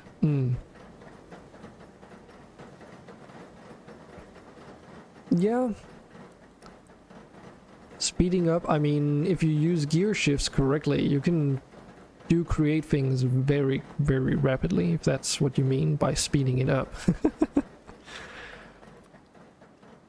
We also, for our mod pack, decided not to have any magic mods in there, because very quickly you end up with like a lot of overpowered things that almost completely negate the need for even making a factory. Looking at Botania, for instance. Oh, okay, so you have challenges. Okay. Yeah, all the blank block maps, I guess, or game modes or mod packs. Kind of have that. What the? One of my neighbors is drilling a hole or something. They're giving me foot massage right now. So what are the challenges like? Anything crazy?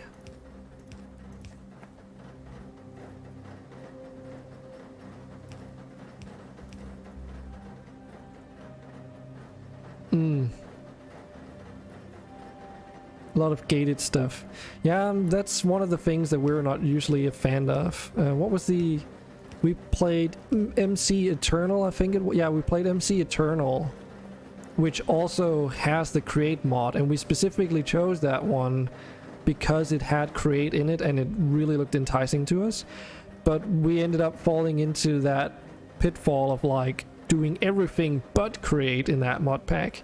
And then when we finally were around that point where, because it's gated as well, like when we were finally able to actually mess around with the create mod, the interest in doing that was like so low that we just stopped playing it entirely.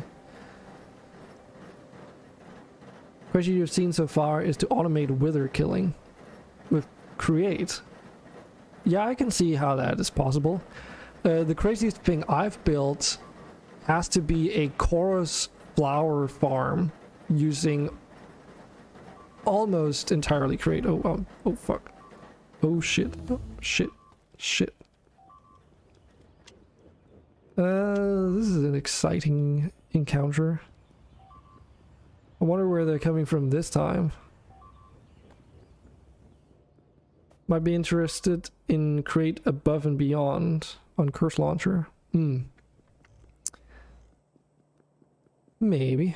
When making our mod pack, I pretty much just looked at Vanilla Plus mod packs to see what other creators were like putting in to vanilla mod packs, if you know what I mean.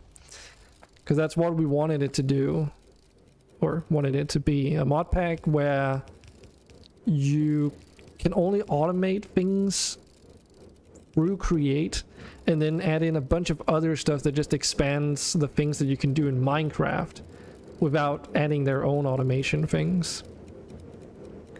So like stuff that expands places like the Nether and the End and more biomes for the overworld, or heck, even like more villager traits and all that stuff, but not really so much exploration focused.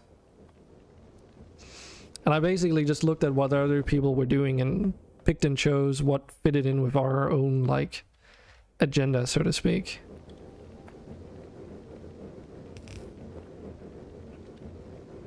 You know. Oh, okay. Just double checking. Or making sure, rather. Also, just because you know doesn't mean that your viewers know. We probably need some turrets around here, I guess. Yeah, I was using CurseForge to build our pack as well. It's fairly convenient these days to do it that way, at least. It's gotten way better for sure. It used to be a royal pain in the butt. I guess we can just use these. I have a feeling they're coming from over here.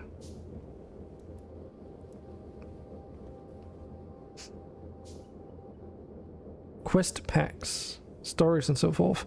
Yeah, something I've always liked about when people like make their own mod packs is when they use the FTB quests mod to like make a progression, you know? But making that yourself, that's so much work. So much work. We've had our hands full just trying to maintain the state of the mod pack and figuring out what to put into it. So also having to suddenly think about like adding quests for everything.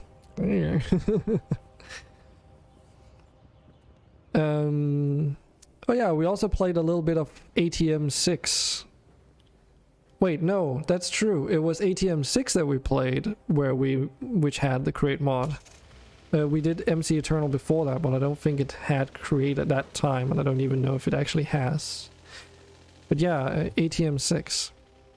They do some pretty cool stuff as well, because they have their own custom, like, endgame progression curves and materials that they inject in, like, different places so that you can actually achieve, you know, all the creative stuff, but you need to go to really great lengths before it's possible. Transdimensional travel. Like...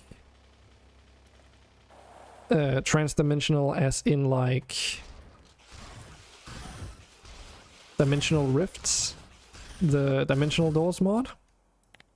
Or are we talking about the Mistcraft or whatever the newer version of that is? I know you can also do it with RF. They also have like RF dimensions, I think. Yeah. Where you can like make your own dimensions based off of dimlets, which you get off Enderman and that kind of stuff.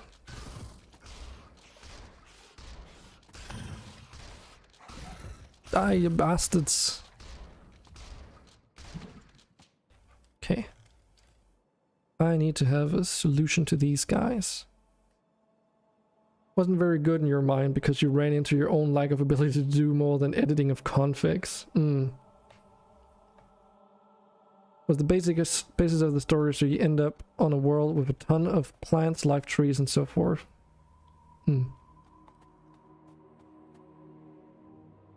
Yeah, we tried making a mod pack once as well that was entirely focused around magic and exploration. It was actually quite fun because we didn't have any automation in terms of the normal stuff. No buildcraft, no thermal expansion, nothing of that. It was all just like Formcraft, Botania, Dimensional Doors, and then every other like random dungeon generation mod that you could find at that time. Because like usually what happens if you play a mod pack that's a mix between tech and magic is that you end up doing a lot of tech and not so much magic stuff. And especially like Botania can be a little bit overwhelming if you've never messed with it before. So if you get too much in the mindset of working with all the mechanical aspects, just like with our situation and create, you get to that point where you don't really feel like you want to mess with it anymore, if you know what I mean. Because you're like so much in that techie mindset, and you've already made everything anyway that you could possibly achieve with magic, so kind of just like lose interest. You needed custom fluids and it didn't exist. Okay. What does it do? Is it like making your own fluids dynamically? Or what exactly is it? Accelerated forestry.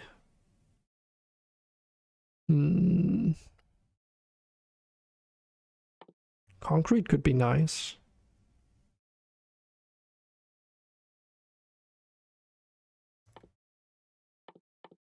Oh, I can research biofarms. Yeah, why not? It's not super expensive. Without the need for an additional mod, you can make fluids. That's pretty cool. Also, if you're wondering why I can drive on the water, it's because of, well, a couple reasons. It's because of a mod that I can do it, but it's because I'm using like a modded world generator that generates islands instead of a lot of, like you can see this is a lot of water out here. Sometimes the landmasses get pretty close to each other and it's not that extreme, but for the most part there should be a lot of water out there. And to not make the game too easy, myself and the aliens included can swim across water. Hex. No, I'm just Jesus. Call that blasphemy if you will. Who the fuck drills holes at this point in the day? I guess they just got home from work or something.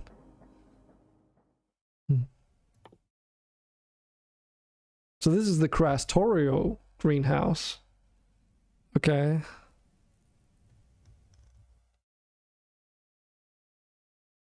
So I have 3 different mods that can produce wood. Got it.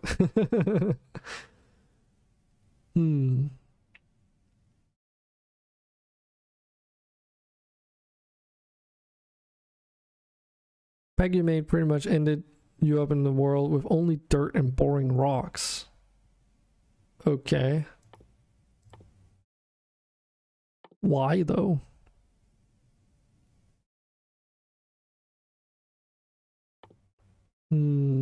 Heavy armor?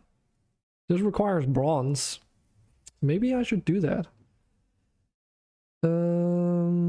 It's still a 2x6 equipment grid, but I guess it's better. Yeah.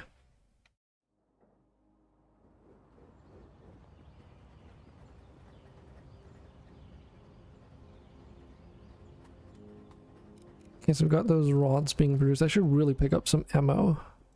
Should also really make some more ammo for the assault rifle there. It's probably one of the next things I should really make a factory for as well.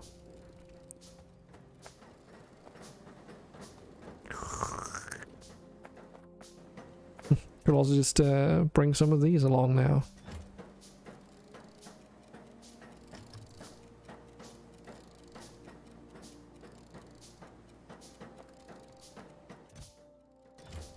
These scatterbot capsules do a pretty decent amount of damage.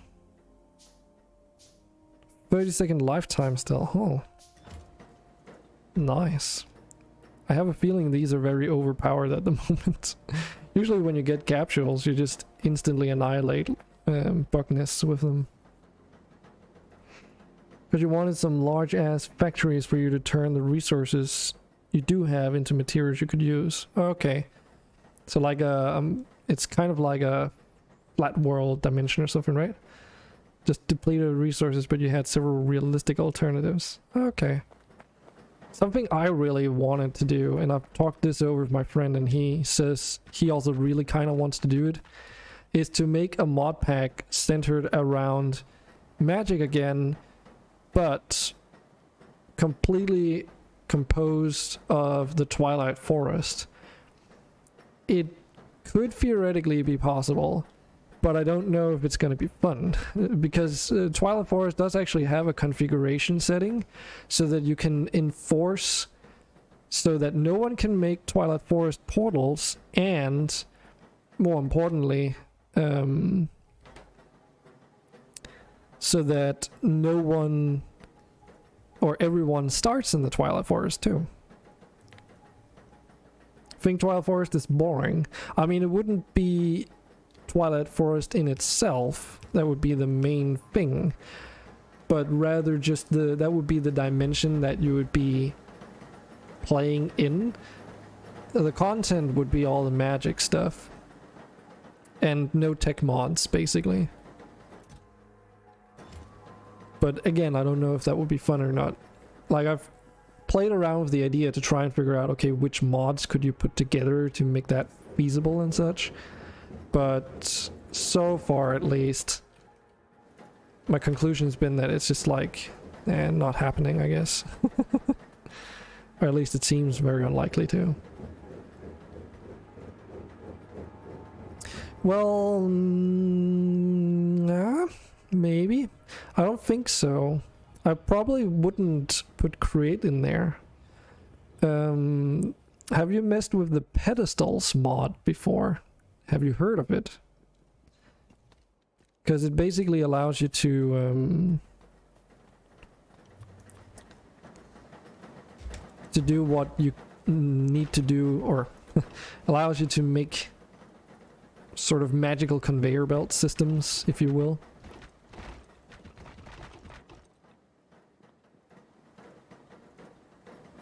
I've played with it a little bit, and it's capable of doing a lot of the stuff that Create can also do. But like, with a bit more of a feeling of magic to it. It's not really magic, but still. Yeah, but the thing that pedestals does is, like, for instance, in Create, if you put a enchanted weapon, for instance, or a tool on a deployer, then those enchantments also take effect whenever you use it on whatever it is you're wanting to use it for.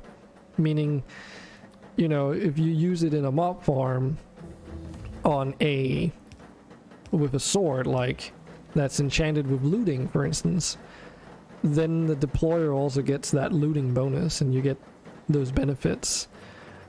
Or if you're playing with modded enchantments, for instance, say ones that allow you to increase the drop rate of mob heads, and you need that for some kind of crafting recipe or whatever it may be, all those effects can be applied to things that you put onto the deployer.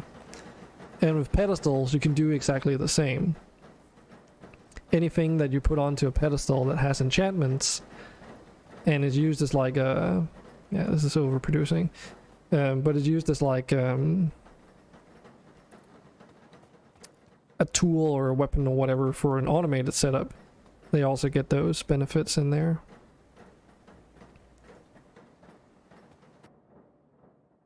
And what's really cool about the pedestals mod is that it's kind of wireless, because everything gets transported from pedestal to pedestal through like magical particles. There's a range limit, of course, but it's kind of cool.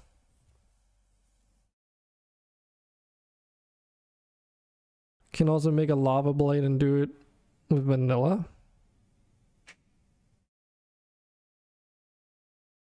But I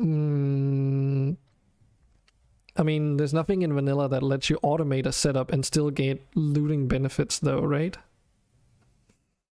That's the point I'm making. Do we want coal processing? Yeah, let's just do that.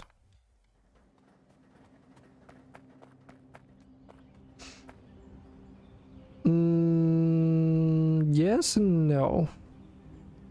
In some rare instances, looting actually unlocks new loot. At least from what I've noticed.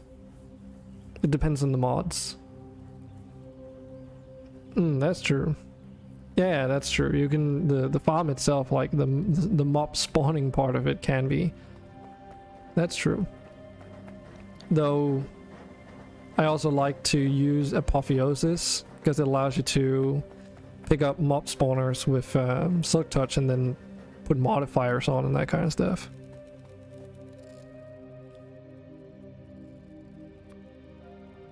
I guess we can just handcraft this armor.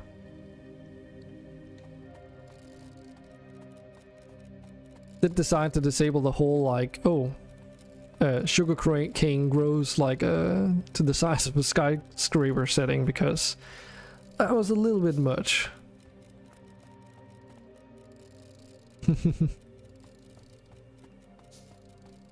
Yeah, pack creation is just like so time consuming though.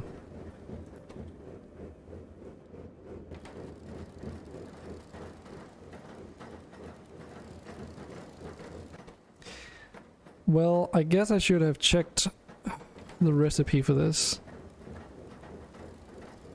I might have to revise this actually. Hey, wait, there's copper right here.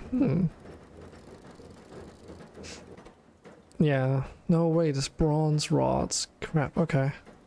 I might have to move ingots, like bronze ingots up, because I need 6 rods per crafting thing, so... Right now, at least, only the first few assemblers are even functioning. Oh well, at least I'm producing something.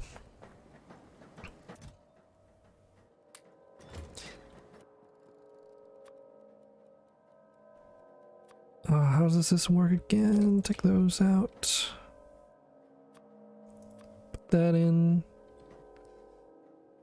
Put those in. Oh, it is a bigger grid. Holy shit. Never mind then.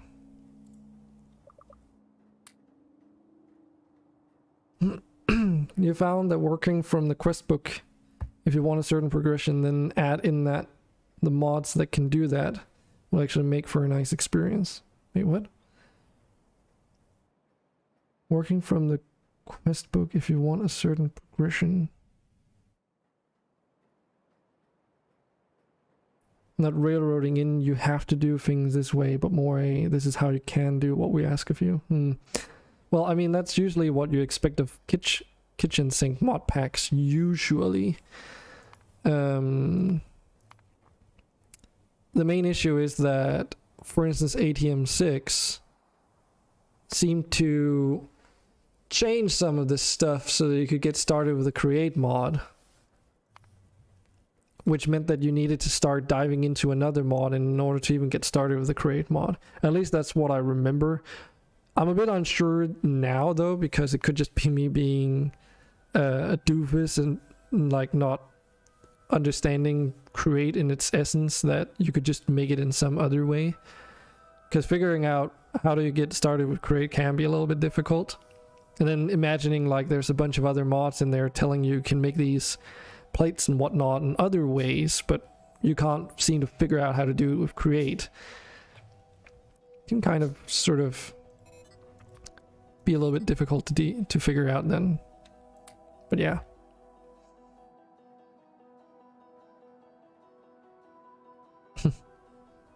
Collect 15 meat. Yay. That's more like an advancement thing though, right? To be fair, a lot of mods these days just use the advancements as a tutorial as well. So whenever you're in doubt on how to do certain things, you can pretty much just usually take a look at the advancements and use that to figure out how to get started. In some mods, that's actually the way to figure it out.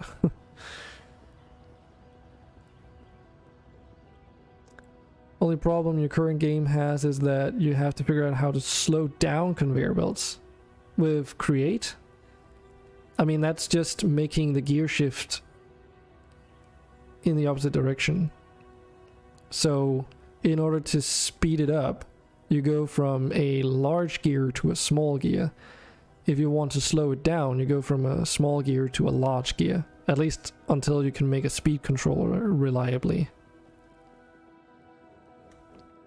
So it's just like, it's the same logic, just inverted. Maybe I should stream Minecraft again one of these days when I have, if I have time. Then invite you to come watch.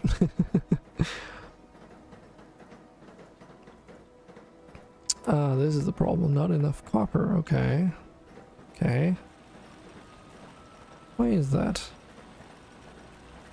No mineable resources. I'm missing a mod, I'm noticing.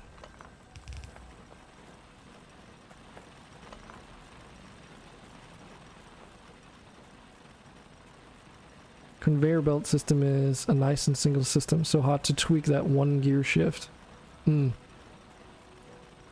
Well, that's the thing about create. You really need to have to plan out in advance, otherwise you end up with a problem. Or not really a problem, but you end up with a setup that you can't really work with Like, I cannot tell you how long it took me to make a chorus fruit farm.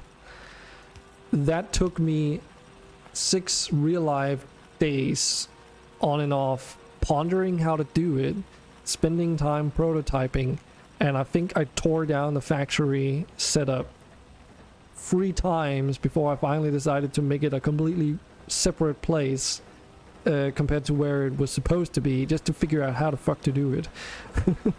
Like that's kind of been my experience with Create. But that's also just like chorus fruit or chorus flower farms, or in vanilla as well, one of the most difficult things to make in Minecraft.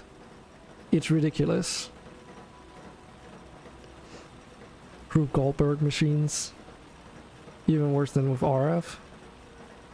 Just realize you can use the lava encased fan engine bit.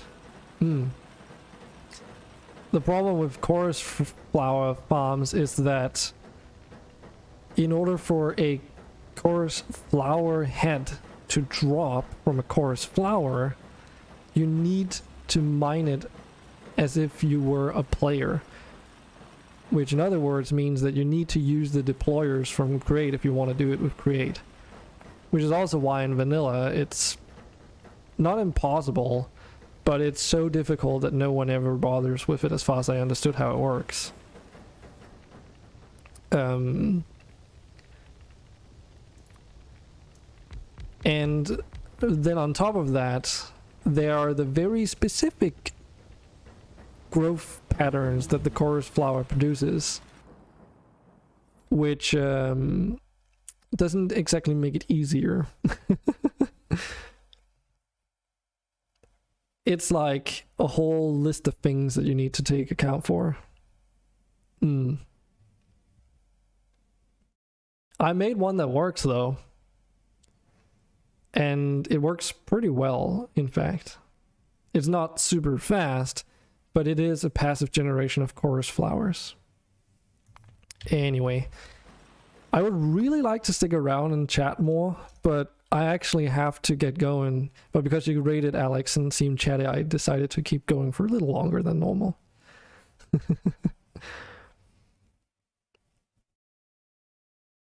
A deploy with a gantry crane might work.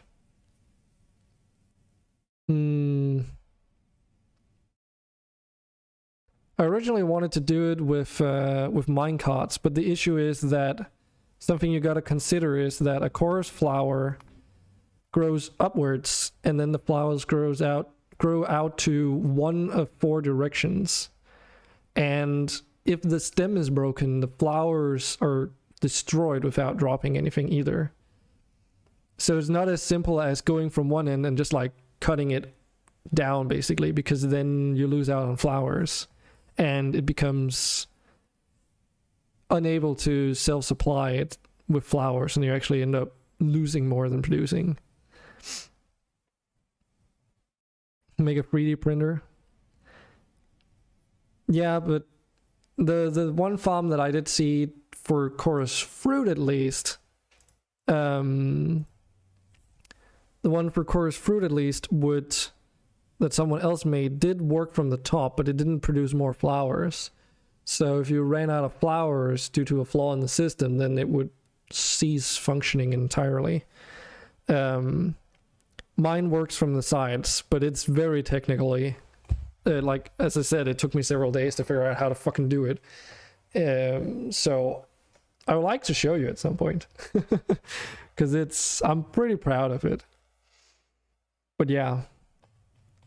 Or thinking robots when you saw gantries for the first time today. I use a gantry crane for my automated farming setup, actually. They work really well for that. You could also use minecarts, but I seem to prefer gantry cranes over minecarts because they never cease moving as long as you set it up correctly. That is like the main issue with minecarts. Well, we could say hi to Tumbles. I think that's what we're gonna do.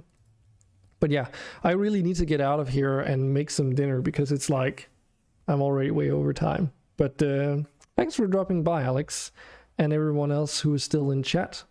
Very much appreciated. Actually, let's go over here because Ekenka, you did follow me, so I do have this this credits thing, so thanks for that. Also, Hamp, thanks for being in chat as well. But yeah, thanks for this time. I'm currently on a bit of a unstable schedule, so I can't promise when I'll be able to stream. I'll try and do it in the weekends, but doing it every single weekend might be a bit of a heavy toll on my psyche, so rather just, you know, few quality streams and then whenever it fits. So yeah, and for those that are wondering why, it's because I'm currently undergoing like what's it called again?